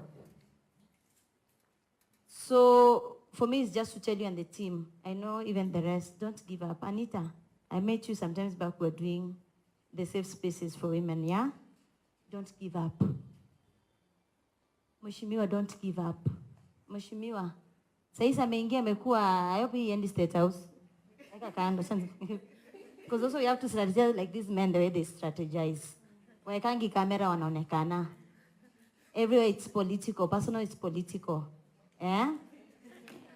We can't run from politics, whether I'm an activist or not. Nasikia my youth, Politics determine also who you fall in love with. I'm telling you, it's the reality. Yes, si ndio nani unakatia, nani ukatii, weave gani unaweka, cutex gani unapaka. It's a matter of now, the fact that also you have names in those spaces, position yourself. Please work with them. You need sometimes a backup. Me, I can tell you from my activism space, me need the reason why I'm telling you I'm leaving, I'm going to advise a minister in Denmark. I advised a minister in Denmark for development cooperation. Let me need them one ghetto. Na Kenya oni inaweza wa advice, lakini na advice moja na wapatia pia pesa. Unanipata? That's why I need to rush. Because you're having a meeting at 2 and it's about COP27. Or now it's going to be planned. And I know you're going there. So I hope uniande ni seme Anita, the way you have done and the politics you have done. Because also it's about positioning ourselves. The same issues you are facing, hata sisi kwa activism, the same. So you have slept with who, you have done what, as if sleeping is bad. Business of vaginas and penis, it's fine. Ama ni mbaya. Who doesn't have to have meaningful consensual sex or fornication? So it's a matter of us, the ones who are there. Nyinyi mko hapo na behalf. Si tunayo courage maybe ya kusema tunastand kwa politics, but we know politics in a bit way. Tushikilianeni mkono. And minda kustalk, no ni stalk. Minda kustalk, no ni stalk. The same, not in a bad way, in terms of supporting each other. Because when you people are there in politics, you speak what we are fighting here. So at least minda pata mpia kukatiwa huku nyuma, sitakuwa napigana all the time, eh? So it's a matter of us working together. Please have my number. If you can share your number, please share. My number is 0723 76 47 48. I'll give you my cards, but let's work together. And thank you for creating this space. Now is the right time to position youth agenda in this government, Pia. At least Ash is close. Some of you are close with funders and other spaces. There's UN women here. Let's skuma our agenda. It's easier now to negotiate. Moses Kuri wambie, siko na 50-50. Sasa sunieke hapa ndo chukue 50-50. The same, even you. So you build that party. You're never given for free. Anita, I've seen you doing fantastic work. Position yourself. Asanteni, I have to leave.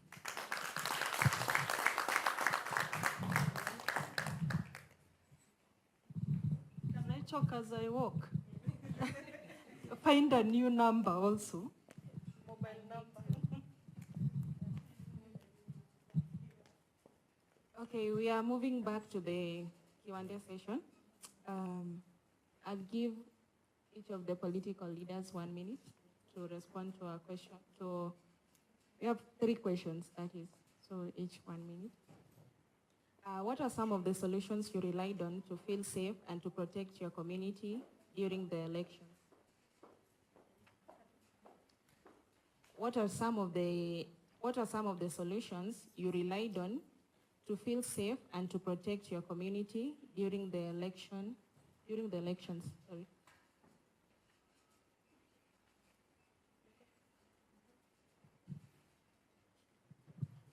Okay, so first of all, on the issue of what I did to actually feel safe as an individual, I'd say I didn't really give much attention to that. I remember my party leader had a problem with me because every time he'd ask me where I was at midnight and I'd be like, niko stage ya boda ngong. And anashanga, when msichana, what are you actually doing? Ini kura bado natafuta hadi sahi and all that. Until at one point, my car was damaged by opponents on a broad daylight. Chana took a Bithaniko stage and they came and attacked my car and all that. That is when I actually started paying attention to the small details and all that. So what we just try to avoid is eating ovio everywhere and all that. We used to pack food from home to make sure that we are eating what we actually carried, or we go to a place where many people are so that we could be able to feed ourselves. Not because that when it threats sana, but because you also just can't assume the way I used to live, assuming. So I try to protect myself and the people that we were also campaigning with. These are the people I brought from different counties. They have never been interested in politics, but they are the only ones who could support me for free.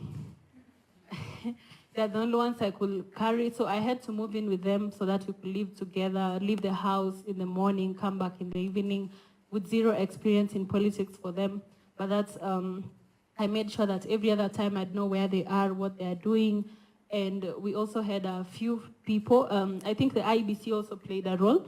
They gave us, we had meetings with the OCPDs and the police around the constituency. So in case of anything, we'd always reach out in case of any problem. Yeah. For me, I made friends with the with the policemen around our areas, and also with the DCC and OCPD. We had their numbers 24/7. There was a time my house was burgled, and I called them, and within 5 minutes they were there. So, and IBC really tried to help us in issue security. There was a time I was also followed, so I resorted to changing my routes. So the route I passed today, tomorrow I change it. Sometimes I used to sleep at my parents' house. Yeah, so that's what, that was my security. Then also for my kids, we had to take them to school and make sure they're in class. And then that's when now we leave.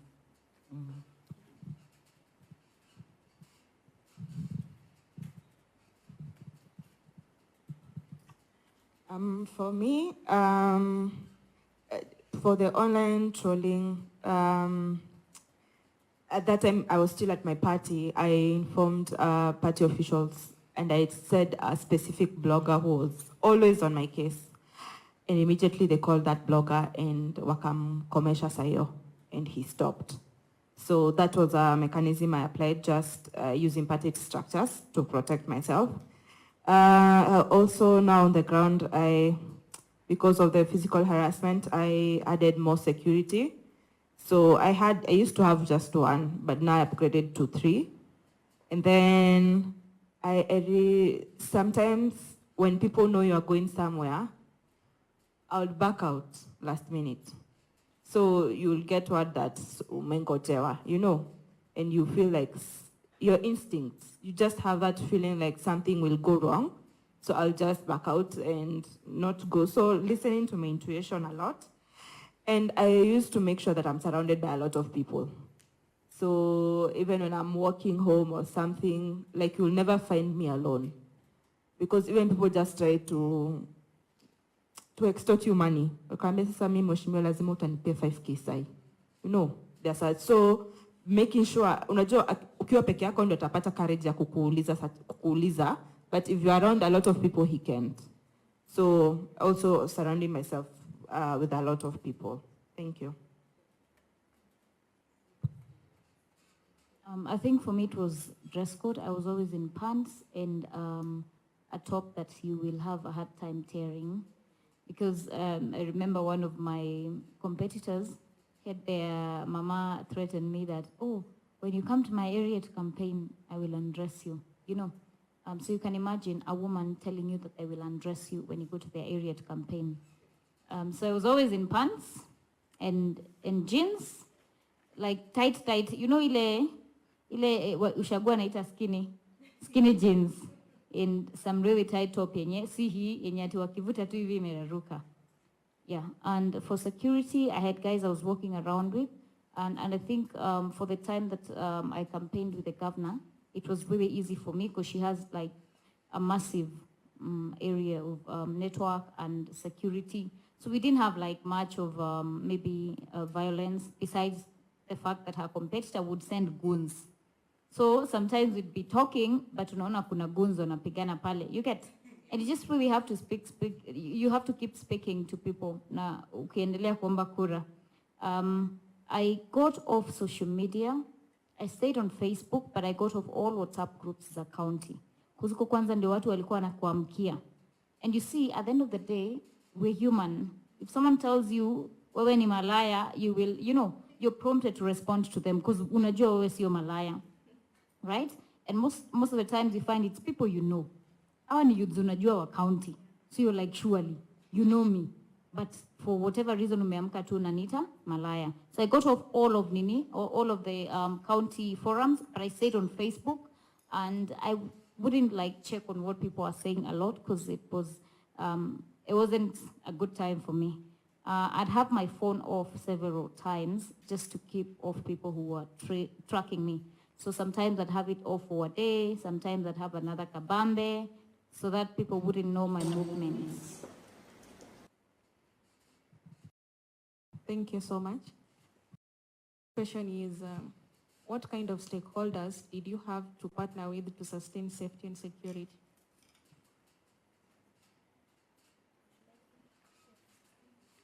What kind of stakeholders, locally or across the continent, did you have to partner with to sustain safety and security?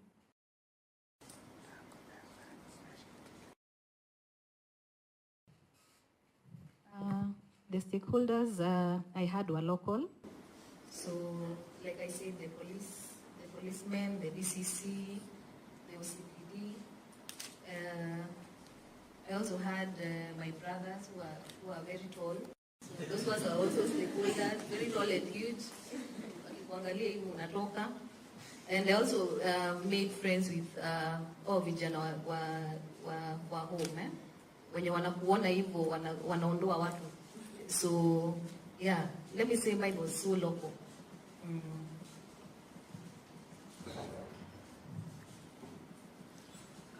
I think, like I mentioned earlier, IBC really came through for me and for us. And also that gave us a linkage to the police officials. We had a female ACC who was also very good. At least we'd go to her office and we'd not fear, going to the ACC's office. And yeah, I think it's just basically local. And my party leader as well, he really tried a lot. He's the chairman of Honda. So we use that network to get to the border people who are really key, especially from the grassroots level. So we were, at least hata kama hawakupendi, the fact that you're bringing someone from Honda or from the bike association who really understand their needs and all that, they just at least try to be there for you in case of anything.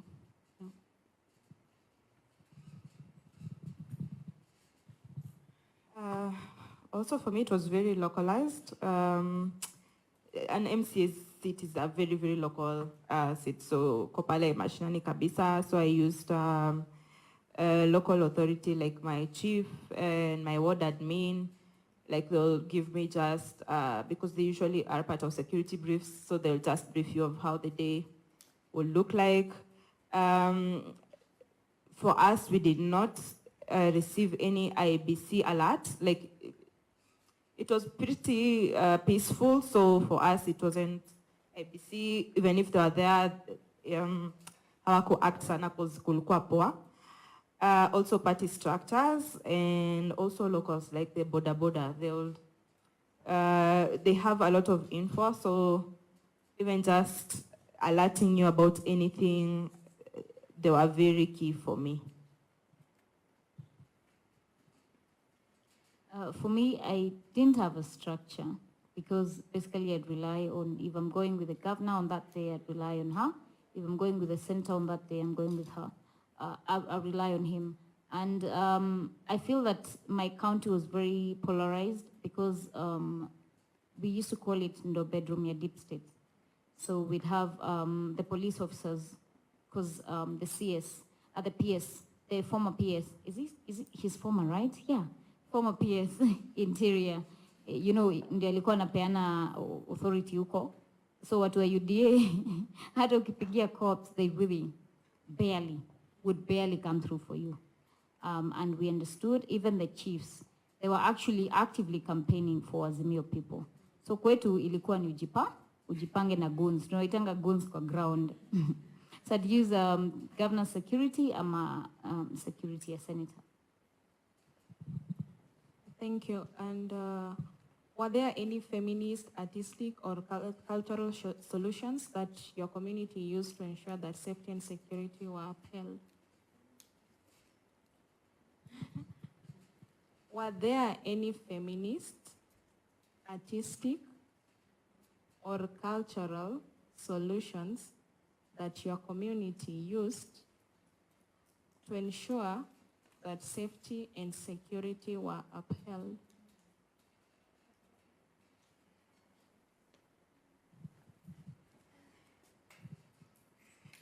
I feel like it was mostly cultural. You know, men take the reserved role of protection, and most of my, if we look at the local authority, the chief in my area is a man, OCPD is a man, the APs, they are men, and my security team also are men, but I had one woman, and that was basically me being a feminist, just having also a female very close to me. And also at party level, it was a male official who supported me. So it was very cultural. It went back to the cultural side of men being protectors.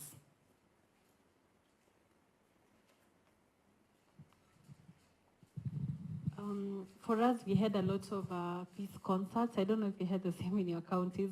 We really had a lot of peace walks, peace concerts, organized by the DCC's office. And I remember at some point we were saying imekuwa too much because every Saturday kuna peace walk, malingin hata ujui kama ni concert ama ni walk.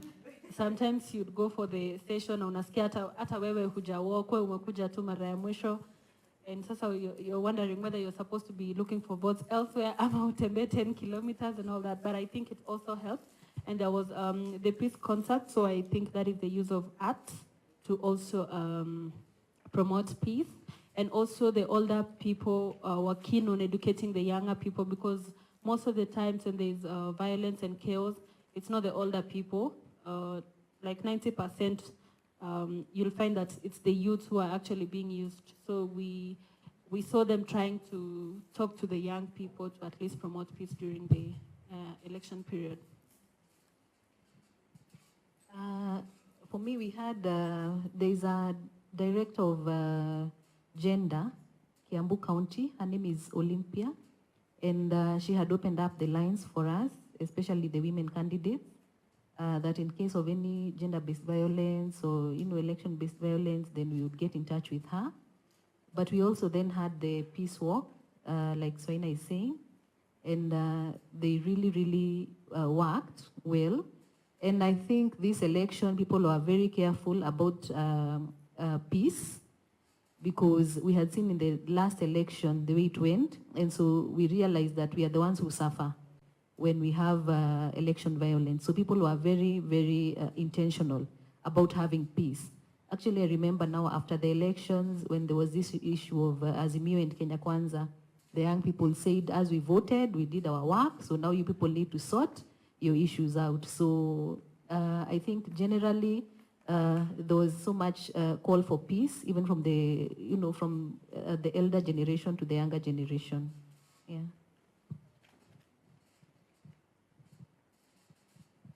Thank you so much. Yeah, we only had those 3 questions for now. And is there any?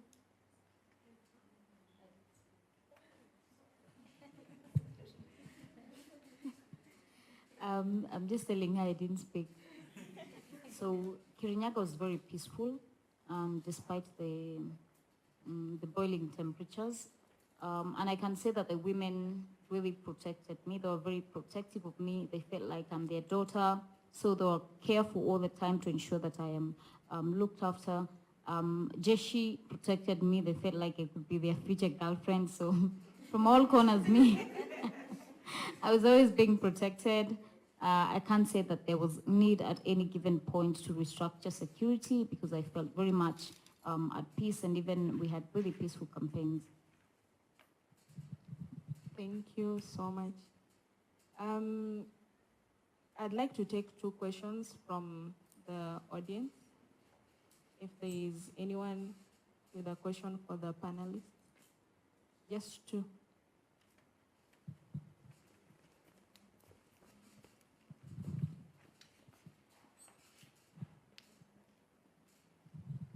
Thank you for the opportunity. My name is Nelly Chepkemoi. I happen to be a politician, but that will come later when you give me a chance. My question is just that at what point do you reach your limits as a young person or as a youth who is getting into politics? You find that you want to provide such and such a solution to something, but then you have barriers that are put before you from the top leadership from the top people, not to kind of prevent you from even giving that solution or even trying to do something different from them, so that it may not seem like you're going against their wish or you're going against some type of their interest. An example is like the media, let's say. You want to use the media to maybe issue out your concerns, but out here, this politician or this certain type of party sees you like going against their ideology. So at what point do you know this is the limit I can reach as a youthful person who wants to maybe build their profile in politics?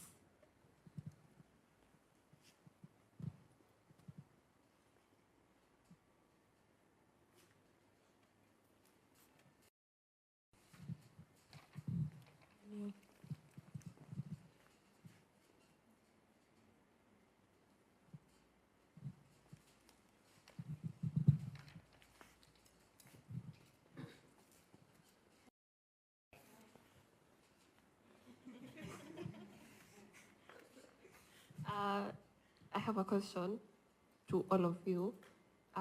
In all of your stories, as women, we take care of a lot of things like running the household and everything, and that is leadership in itself. How do you feel when you know you are very capable of being a leader, but your credibility is being questioned just because you're a woman and just because you're not married? How did that make you feel? Like, was it pressuring you to get married, to look for a partner just to increase your chances of getting elected? Or how did that make you feel?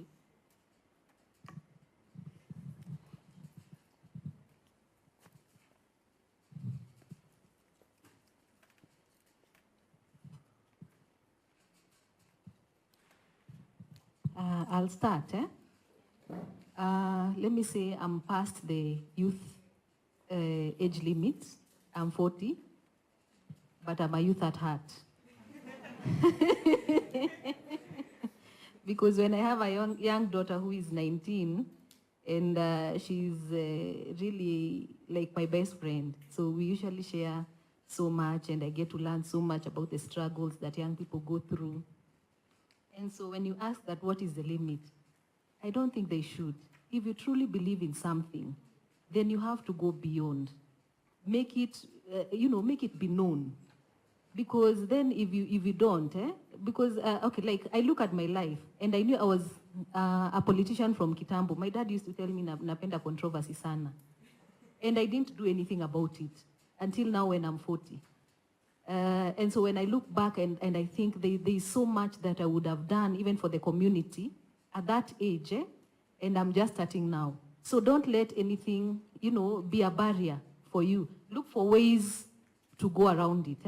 If it's joining advocacy, join groups that you can be able to advocate for what you want. If it's joining, even starting your own advocacy group, or joining networks, because usually, and especially the young women or women at large, we never join networking groups. Mi wana wanaume waki-network sana, wana network kwa bar, wana network wapi, such that mtu akisikia opportunity, ataitia huyu kijana, akiona iko leadership position. Hata ukiangalia, tunaonanga in politics, unaona men, they really support fellow men. Unaona wanatoa magari, they do everything to support that man. So if we can also have networks as women, that we can be able to even push other women. Tuseme hata kama mimi, an older woman, I'm in networks where we have now the gender advocacies. I'm in a network because I've done a bachelor in marketing, so I'm in those networks for marketing. So if I can be able to bring out young people, ninaweza hata kuwa introduce kwa, the managers and CEOs, then you're able to lobby about your issues. So let there be no limit.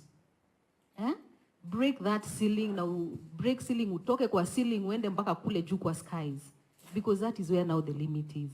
Usiache kukuwe na limit ati hapa chini sijui nini. No, it shouldn't be like that. Move. Maneuver your way. About credibility, I'm married for the last 19 years. Na bado nilikuwa naambiwa ende ukapikie mzee. So those are things that are there. So you know how to, and then this issue also affected my husband kwa sababu ni mtu wa kukunywa kakitu. So I had to tell him, now you have to come home early.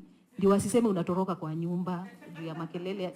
You know, so there are many issues now you have to try and protect your family. Unaambia kasichana sasa, make sure you know you're on your best behavior. Sasa nisiambiwe sijui blah blah blah. So there is so much and you can never please anybody. So what Mheshimiwa is saying, you live your life, live your truth, who you are.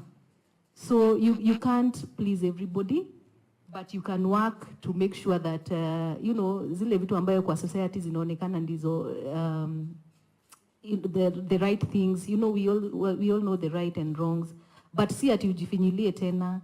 Be yourself, but also be a bit careful. So there's because usually you can't please everybody. Yeah, so be yourself and live your truth. Wow, thank you. On the first question that Nelly asked, at what point do you get, like you feel so limited? I think maybe it has not applied to most of us because you see we went beyond the limit to even get to the ballots with the end justifying the means. But I can say there are some of the things that we at some point felt like at this point I'm not going beyond, or it's something that has happened to our friends in the political space. Sometimes there are these people who you look at and you're like, hey, these people have the keys to some doors that I have to go through that door to get to the next door. There's a time they really show you like, hey, and you have to do this or this or this for you to go to the next step. Sometimes they really become so hard on you. You find like all the odds are against you, and then you don't even see the need to proceed. Now, for example, like we said, some barriers that we've had, maybe in the party politics, but we've seen other people overcome by going independent or moving to other parties or something of the sort. And then sometimes, on the second question, which also answers some of the things in the first question, is that, you know, sometimes we are questioned, you know, like me, you're told you're not married, you don't have children, you don't even look like you have a boyfriend. So it looks like you're not even planning to get married. At one point, it made me think, if they want me to get married by 2027, which maybe I may not have been married, then what is the point of me getting into politics, using all my savings like I did previously, and then at the end they don't vote you because you don't have a husband. So it got me thinking that if I won't have a husband or married, then there's no need to buy. But then I also asked myself, in this race, not even the MP position only, in other positions, there are people who are married and they have children and they were not elected. They will tell you to get married, get children, and then they will still go to the ballot and say, we are voting parties, we are voting tribes. You know, you can't change your tribe. They will tell you that they are going to vote clans. You know, I come from a county where clanism is a very big thing, that if you don't belong to this clan, will not vote for you. So you look at some things and you realize you can't change the things and you just have to move with them. And like I said, we have Paris Tobiko, who was the first Maasai woman to be elected in Kenya and Tanzania. And not that there were no those things. In fact, during her time when she was first elected and where she comes from, it was really too much. There was too much of, you are a woman, you cannot stand in front of men. And we look at her and say, if she did it, then we will do it. If it's not today, we will eventually do it. And this is a journey that we have started today to get the experience so that next time we may not be newcomers in the political space. So we just deal with it that way.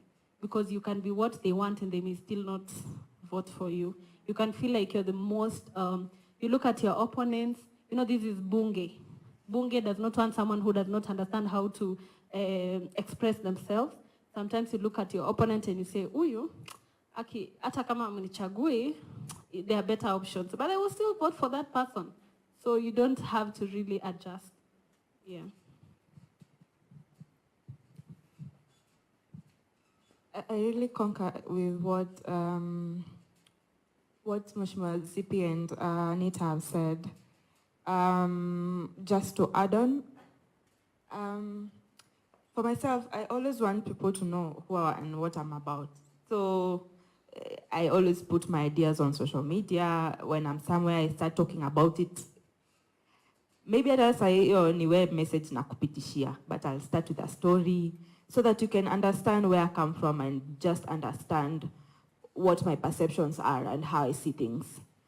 And I know being in a structure means, let me say, maybe disobedience looks really bad, but sometimes if a space is no longer working for you, you just have to go independent and chart your own path. I know it's a road less traveled, but it can give you what you really want.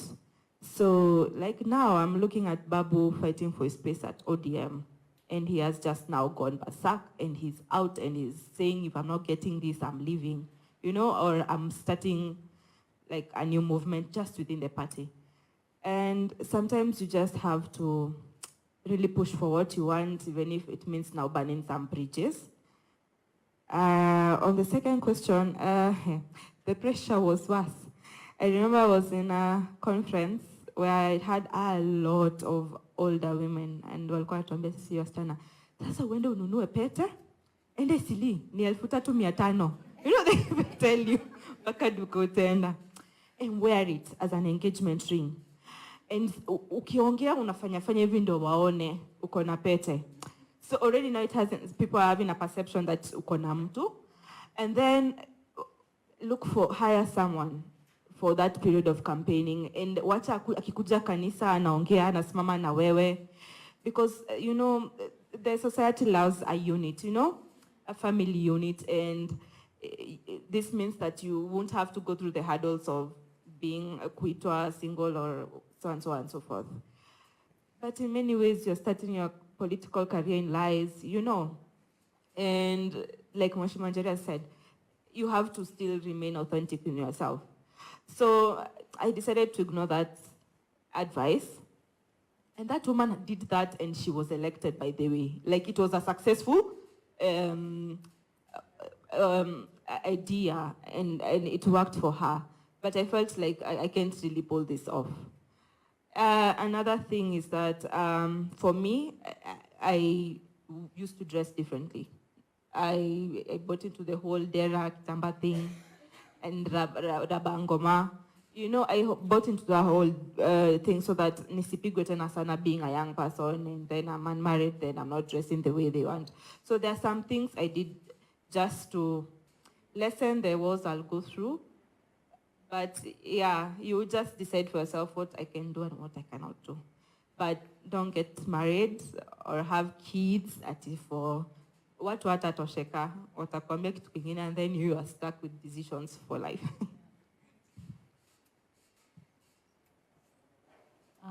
The first question, I think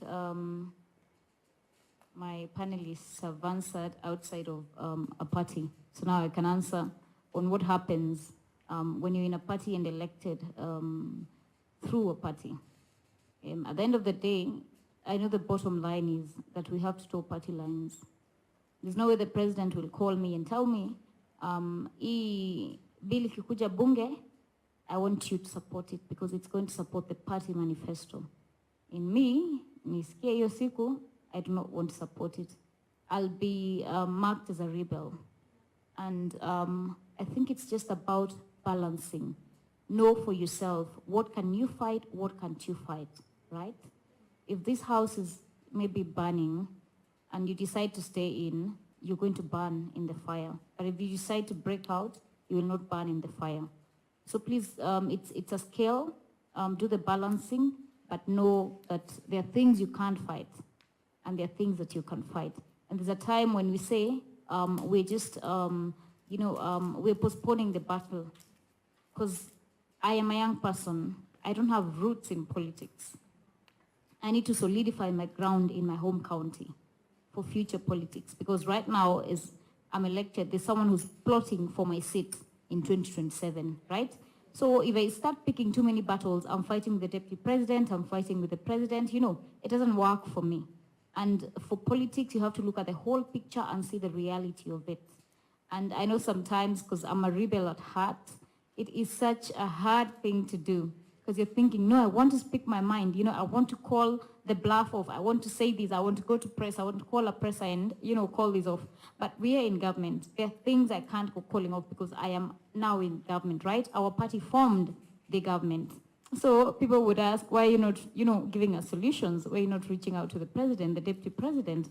If you're purporting to be a leader who will just come and piga makelele on TV, then there's no absolute reason why we voted for you. So it's a balance. You just know what you can take, what you have. Ile tutu unanyamazia. You see, sometimes unajifanya mjinga. You're like, hey, wacha kwanza nikanyagie. You see, when you have roots and the power and money, you can say whatever. And you can move. And next time people will come looking for you. Lakini unajua wewe ni, you just knew na uko hapo kichwa ngumu, walking around, you know, picking fights everywhere. It's just about picking your battle and knowing what you can win and can't win. I think on the second question, I was told about that thing, by the way, a ring. And I remember I was like, hey, now I'll buy a ring. You know, like it didn't seem like me. I was like, okay, I can't be this fake. I was like, if this is the fake that it needs to be for me to get that seat, I think need a step two aside, you know, and then I can come back next time. So I think it's about some of these things are personal choices. Because if you go with the mob mentality, you'll always be running. There's always something to chase, right? Once you get a husband and build a house and one baby, they'll say have two kids. You have to, maybe they want 3. Maybe the husband isn't tall. Maybe he's not from a community. Maybe he doesn't, you know, so many things. So I think in this society, and in a society where there's social media, so people get to know about you before they even meet you, right? You know, kitambo, when there was no social media here, people used to like get to know you from a friend or maybe from meeting you, right? They would call you names face to face, like kama anakuita ngombe atakuita wewe ni ngombe. You get?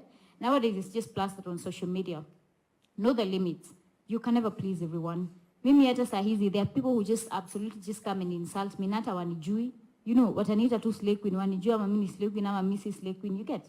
So at the end of the day, don't be a people pleaser. If you're a people pleaser, you will not even survive hata kwa siasa. Because you'll just start doing things to please other people. You'll be stuck in the mob mentality and you will never progress in life. So it's just having a personal decision on it. Draw boundaries with people. Let them know when you're annoyed. Don't start smiling. Someone has told you something sexist and you're like, tell them that's offensive. You know, let people know. Yeah. Thank you so much.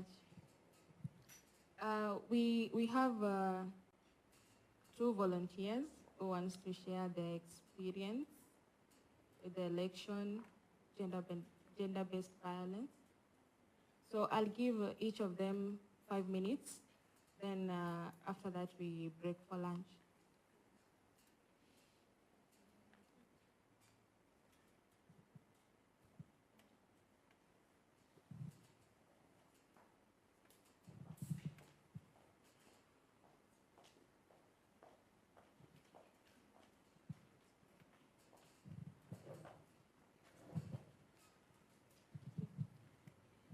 Good afternoon once again. My full name is Nelly Chepkemoy. I'm born from Bomet County, although I've been staying and doing my initiatives and projects in Narok County. So I was vying in Narok County.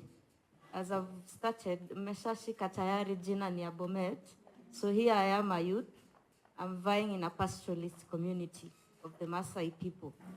Already shida inaanzia hapo. Your name, you have a Kalenjin name in a Maasai area. Unaona? Then comes the youth factor. Then comes the culture factor.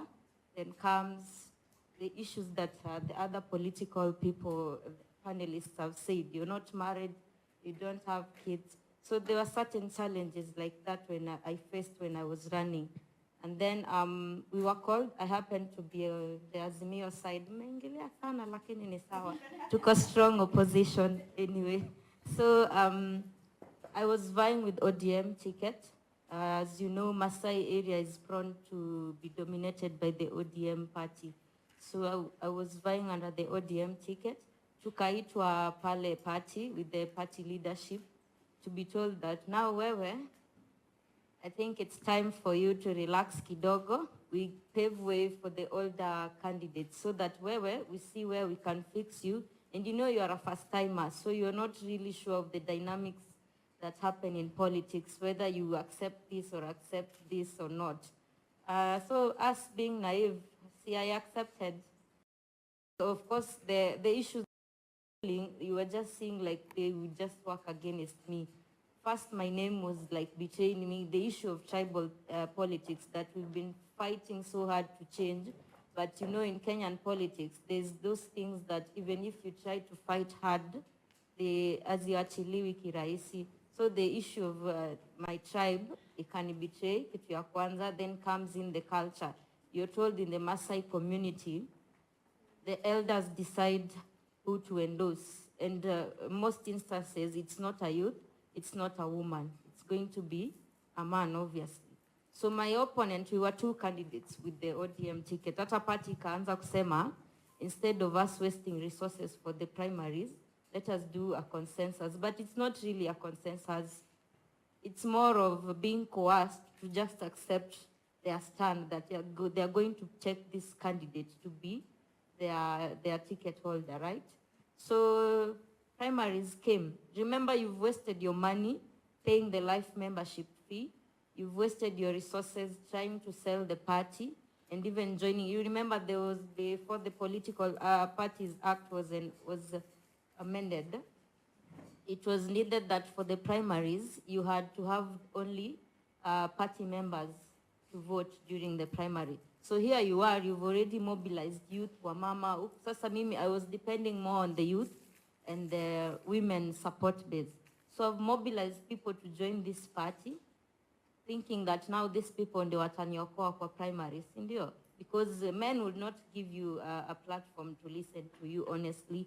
Pale kwa Masai kwanza, the elders now, you needed to first of all chinja a bull, not even a cow, a bull. So today, these men, they are close to 11 to 15. They come to your home, lazima wachinjie.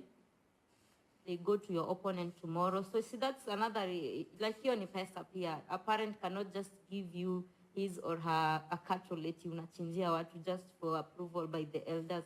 So me, I also refused that thing. They started branding me, we hata si mtoto wetu, you are an outsider. But these are the people when nimekaa now since I was young, like from class 6 up to now, I'm finishing up my studies, I've started working. But they're again telling me I'm an outsider. So our party went with the Maasai candidate. Then, so you are at a loss already. You used your time, your resources, your money, your everything. Then comes now before now the nomination that was just happening to the counties, I was forwarded to the Azimio Secretariat. So ile kubembeleza wacha tuweke Secretariat as we wait for nominations. So I served under the Azimio Secretariat, under the branding and messaging. Zile two ideas mlikuwa mnaona pale, some of them were ours. So, and that is why I asked my question, at what point do you reach your limit? Because even with the ideas you were giving them about the strategies to go about messaging to the youth, unapata you're told, wewe unakaa akili mingi sana, lazima pia urelax. So you get these barriers zenye zinakwambia, you seem to be very knowledgeable or intelligent than these people wenye ni loyalists wao. So you get to be fought a lot. And that affected my nomination now. If I may cut the story short, because we also need to take the program ahead. So the nominations came.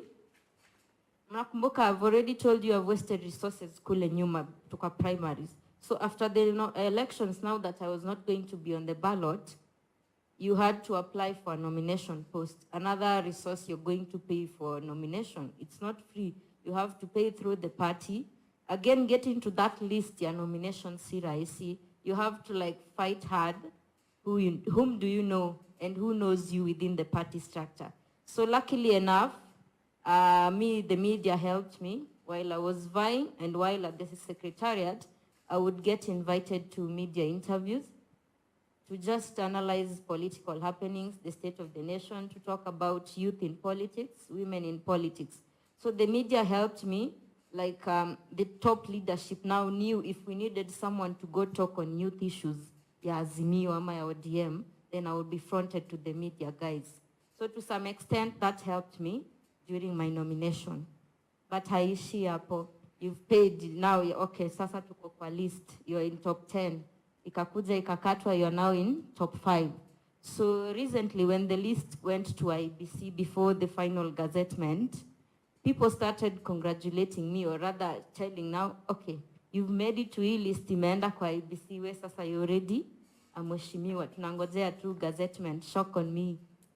Someone from the NEC was just picked. Again, the issue of names.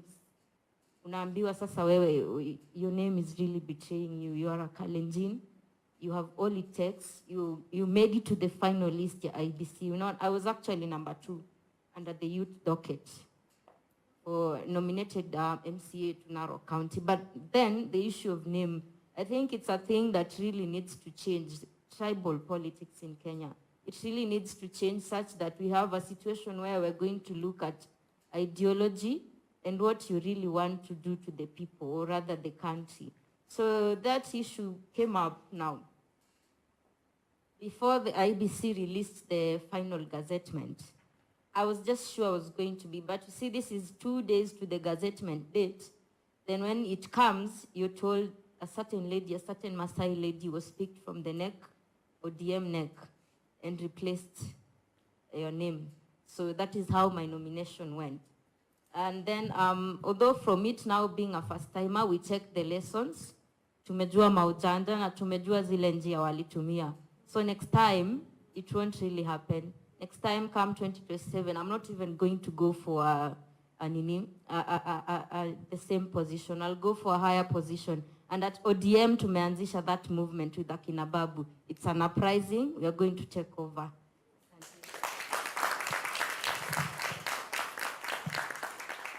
Habari yenu. Mimi naitwa Susan Wanjiru. I was vying as an MCA in Nakuru County, Nakuru East Constituency, Nakuru East Ward. That is where I was born and bred. My parents are still there. They have a business there. And so I've worked in Nairobi for a long time. And so back in 2017, I was actively involved in politics for Kiambu County, and I was supporting Honorable Kabogo for governorship. And so, mimi sio mtu wa watu sana. So, hiyo ikanisaidia, number one, but I have the leadership in me. I would feel that I really want to serve people, but natokea jintanzia wapi. But that one gave me a ground to now be able to face people and nitawaambia nini. So most of the time, I would find myself trying to practice what I'm going to tell people and stuff. So time came and I went back home and I told Mom, you see, Dad, I want to vie. And my mom was like, yeah, unaweza chaguliwa, by the way. My dad was like, uko na pesa? And so I was like, by the way, kuna hiyo aspect ya pesa. And Dad was like, staki hiyo maneno, tumemaliza hiyo maneno kabisa. So nikarudi tena Nairobi and ninakaa. So back home zile programs nilikuanga nazo, naleta marafiki pamoja wa Nairobi. We do a road trip but we visit children's home. So I had visited like 3 children's home. So tukua tu tunafanya hivyo. Hiyo ndio naweza sema community work, like nilikuwa nimekuwa involved nayo sana. So again now nikirudi nasikia hiyo msukumo, and even on Facebook I started supporting William Ruto kitambo sana, kitambo. So naongea hivyo, so but hakuna mtu alijua ati maybe nitatoka niseme nataka kukuwa MCA.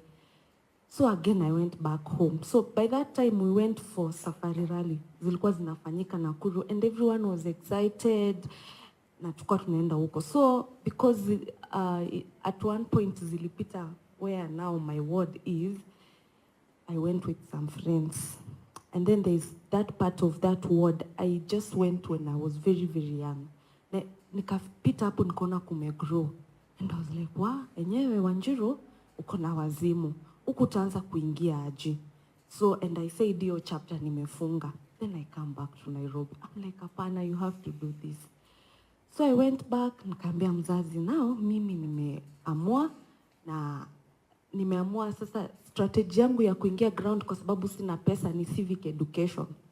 I have to know kazi ya MCA, niende kwa hizo machama, I assist them registering community-based organization or rather self-help groups, niwasaidie sasa mambo kama hiyo. And now there, I started. So hiyo part ambayo sikuwa najulikana sana, I asked my dad what do we do, and he tells me, kuna mtu ninajua anamwagianga watu mawe, ni mtu wa watu, like anajua watu, kwa sababu those are home owners, so how do I get to them? So akaniambia tutaongea na yeye, anaitwa Madenge. Tutaongea na yeye, we see what anaweza tusaidia na watu wa huko. So the first time I did mbuzi. So I bought 2 mbuzis and my dad akanisaidia kununua soda and tukaanza. So they were calling me kwa burials, wapi. Those are the meetings I started attending. Kitambo nilikuwa naogopa maiti. Saizi I can work in a morgue. Sababu sina pesa ya kupea watu, what do I do? Unaenda mpaka burial. Wewe ndo unashika watu huko wakianguka so that you can get noticed. Na ule ni nani? Ule anataka MCA. So I did a lot of work. Kwa hizo tuchama unaenda, kwa hizo maombolezi unaenda unaosha vyombo, unakaa na wamama huko, siku ya harusi, and I did a lot of work. So tukianza hatukukuwa wengi. I started a bit earlier, so hatukukuwa wengi, and I only knew of 3 people wanasimama, but by the time tunaingia mwaka wa 2022 tulikuwa 43. After kukua listed sijui wapi tukakuwa 18, and kwa hiyo list tulikuwa kina mama 3 na mimi ndo nilikuwa sasa actively, yani najitokeza nini. Unajua kuna mtu anavai but hajitumi, haendi ground, watu hawamjui, so hivyo. At first nilianza kwa chama ya UDA. Mimi nilikuwa na advocate suit, lazima tupe William jeshi kwa ground. So mimi ndio huyo nang'ang'ana, ndio huyo nimechukua vitabu, I'm registering people to come wakwe. But sasa Nakuru ni cosmopolitan area. So nikaenda kwa watu wengine wenye walikuwa, they are not from Kikuyu community. So wanaanza kusema, wewe sasa unakuja kutuuzia chama ama ni wewe unataka tukuchague? Raundi hii hatuangalii chama, sisi tunaangalia nini? Mtu. Na nikarudi nyuma kidogo, nikasema yenyewe wacha niache hiki mbele ya nini? Ya parties. So nika change strategy. So nikaanza kujibrand, hata nikaachana na mambo ya chama. And then I had spoken to some few friends ambao wako na influence, wako na some resources, wangenisaidia. Ule na yeye to some extent alikuwa Azimio. So he's like, wewe achana hata na William kwa Facebook. The guy might not even end up in the ballot. And I'm like, my God, what do I do?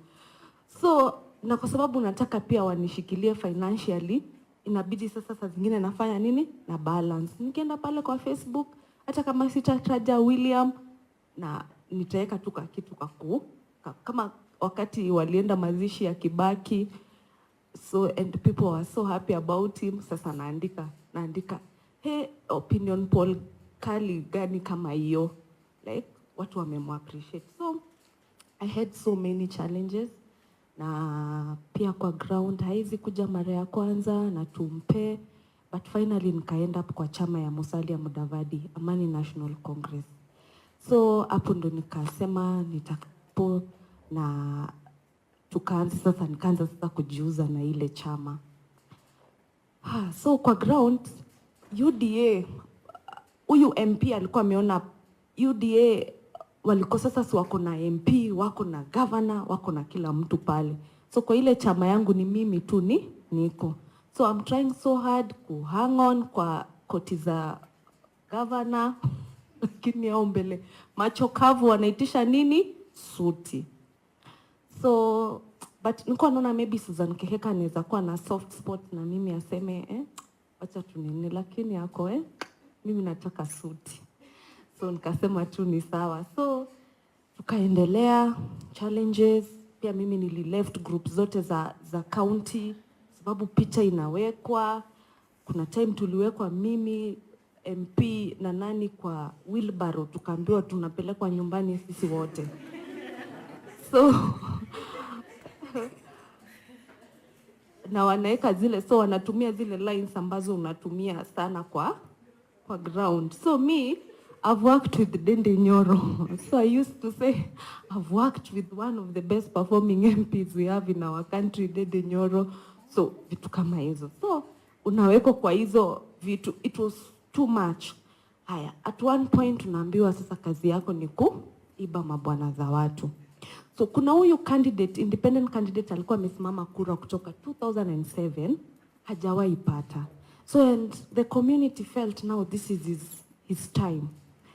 Alafu MP na yeye akatoa project manager ama sijui ndio CDF manager, akamtoa kule akamleta. Yule alikuwa amesimama kwa ward nyingine inaitwa Kivumbini, mara 2 akanyimwa.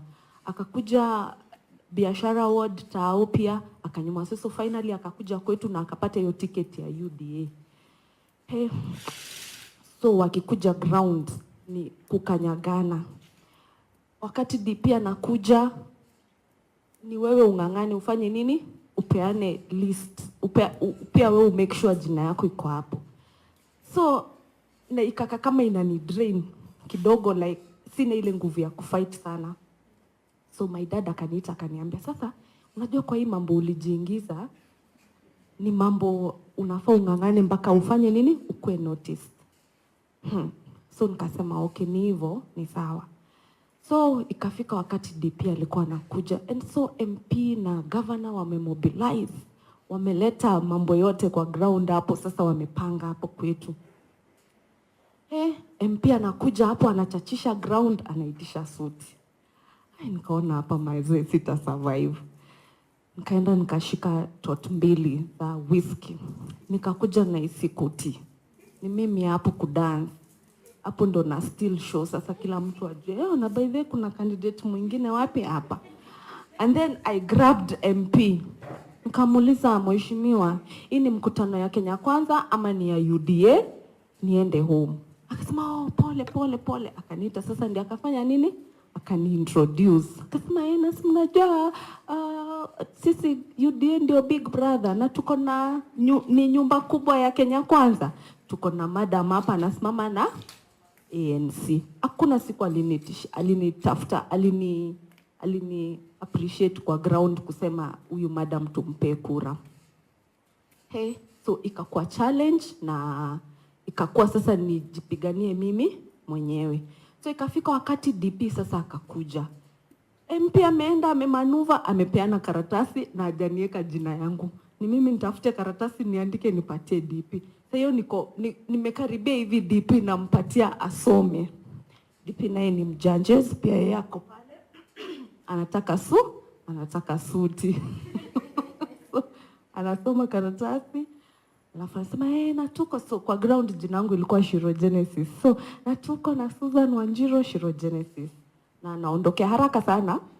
Ikifika kwa UDA anasema natuko na Anthony Kanyeri. Ngeru salimia watu.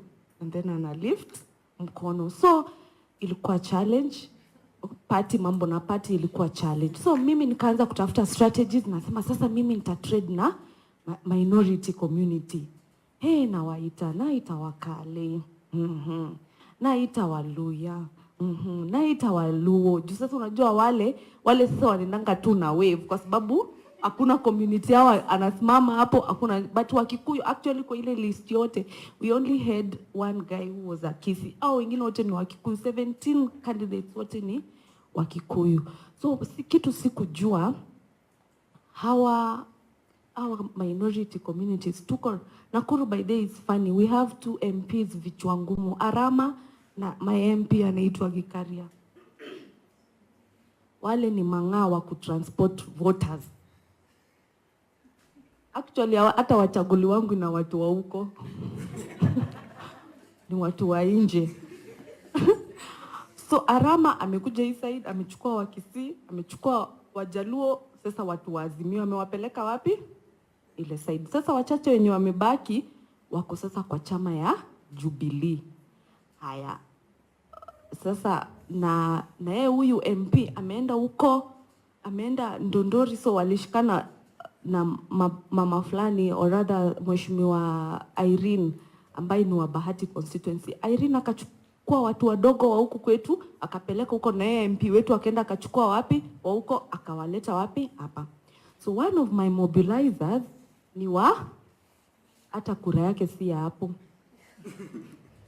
Na amepiga kelele kabisa, raundi tunapea nini msichana. Nikienda kwa vikundi za wamama, unajua hata wamama saizi tumesema ni sisi. Sisi ndio tunajuana. Sisi tunajuana vizuri. Haya, alafu mimi nilikuanga tuna spy wangu. So nikitoka hapo kwa hiyo meeting napigia mmoja, mza wamama wamesema watani support. Wakasema huyo mama ananiambia wamesema uko sawa. Tena narudi hapo naambiwa si kabaya hata kama akana pesa. Na ground ikaenda ikakuwa vizuri. So huyu wa UDA alikuwa amepigwa kabisa, ameisha ground kwa sababu anaambiwa amesimama huko. So unajua unaweka emotions kwa watu, nawaambia kwani nyinyi ndio mtachagua reject? Amekataliwa kwa zile ward 2. Kwa nini hajawahi chaguliwa? Kwa nini sisi tukufanye nini? Kuje tumchague. Alafu nikitokea kwa lineup sana unakuta ni mimi tu mwanamke. So unauliza raia, surely mumeona hii lineup? Simunipe tu nafasi nipite katikati yao. So and it was nice. I loved everything. The experience was nice. So tukakuja nikamalizia na msafara vizuri na tukaamkia siku ya kura. So wakati and all this time hakuna support yenye napata na pati yangu. Mudavadi akikuja anakuangalia tu kama picha. So I think pia kuna kwanga na zoning. So I think Kenya Kwanza ilikuwa ina apply Western. Wakikuja Rift Valley ni UDA. Ile ni UDA zone, lakini unapata party haikupei ile information. So yeye akikuja atakufanya hivi akutoroke. So niliwafuata kwa ward moja inaitwa Ronda ward, nikaambia Mudavadi, nikamuonesha niko hapo. Sasa hiyo nimejibrand shiwa Mudavadi na Ruto, ungeniona niko nakaa vizuri sana. But kukuja kwa ward yetu hata akujui. Hata mtu nilikuwa naona akijaribu kufight ni Wetangula. Yeye ndiye alikuwa anajaribu kusema si hapa tuko nyumba kubwa ya Kenya Kwanza. So hapo ndio atakutaja. But Mudavadi amekaa tu juu ya gari, so unaona hayuko proactive. So pia hiyo ikachangia sana kudidimia in that ile chama ni mgeni kwetu, na pia mwenye chama akui proactive kutu bring out tuonekane. So ikaenda hivyo na nikajua mimi naenda kupata ile kiti. Nilijua naenda kupita katikati yao. So tukaamka siku ya kura. Mobilizer wangu 001 hapatikani, ameenda kuvote Bahati constituency. Alafu sasa amerudi. Sasa hiyo ndio anajaribu kuni mobilizea. Usiku kuna mambo ilichange kwa ground. Pesa. MP anakuja na 700, MCA anakuja na 300. Nissan zinakuja. Yule independent candidate, I think alikuwa na feeling kwamba yeye ndiye anaenda kuchukua, of which pia wakati kura zilipigwa kwa yeye alikuja number 2, mimi nikakuja number 3, nikajua kweli community ilikuwa imeamua kumsupport yeye. Basi sasa yule wa UDA alisapotiwa na hizi kura za nje za MP. Juu MP akileta kura anasema anataka suti. Mkiingia pale mnapiga suti. Mimi kwenda kwa polling station ya kwanza ile nilienda, ndio nilijua mambo sio mzuri. Nikafika hapo nikakutana na vijana wengine wanakaa fani. Sasa unajua sasa of course kuna watu wanakujua hapa, anakuambia Mhesh, sasa wanakusalimia. So au vijana wakanifuata wakaniambia, sasa unajua sisi tumecontractiwa hapa na MP tukuje tumvotie, na alikuwa ametuambia tupige suti, lakini si wewe unaweza tuchoma tusipigie huyo tukupige. Nikajua hapa maana. So hiyo siku ikaisha, nikaenda kwa polling station nyingine, wamama wanasalimiana kwa makona, wamama uliishi kupea maleso, wanasema ni wheelbarrow. na hivyo ndivyo tulishindwa na ikaisha hivyo, na here we are. Tunashukuru Mungu, but it's nice. Nilifurahia hiyo experience, at least na I know how well I can deal with people next time, na 2027 tuko kwa ballot na hatutaoshwa, tutarudi na viti.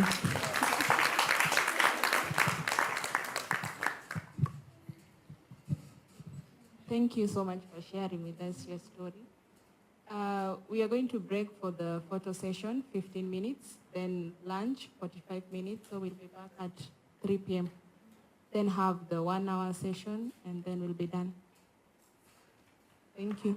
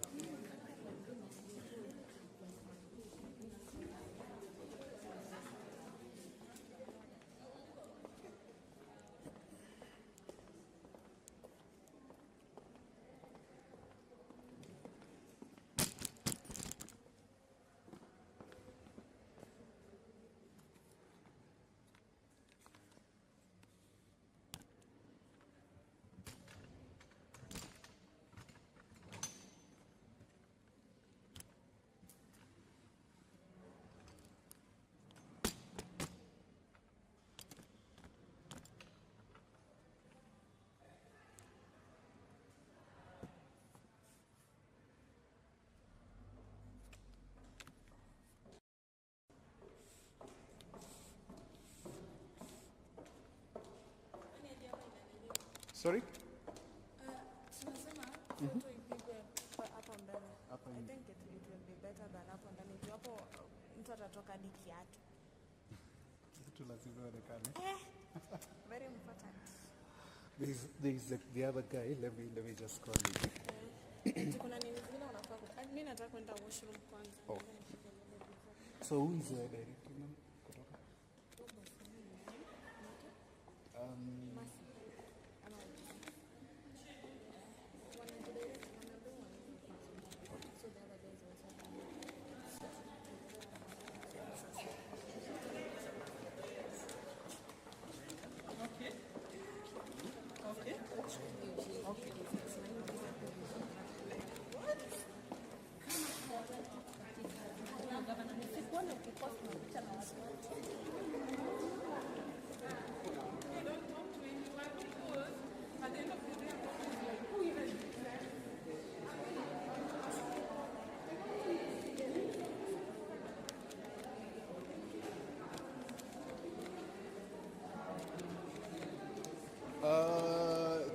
Tonui, kuna mtu anakubebea ingine?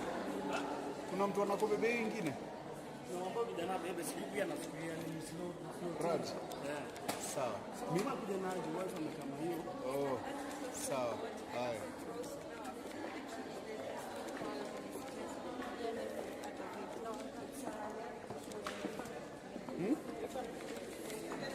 Anataka tu kunini kuget hizi shot za wakitoka.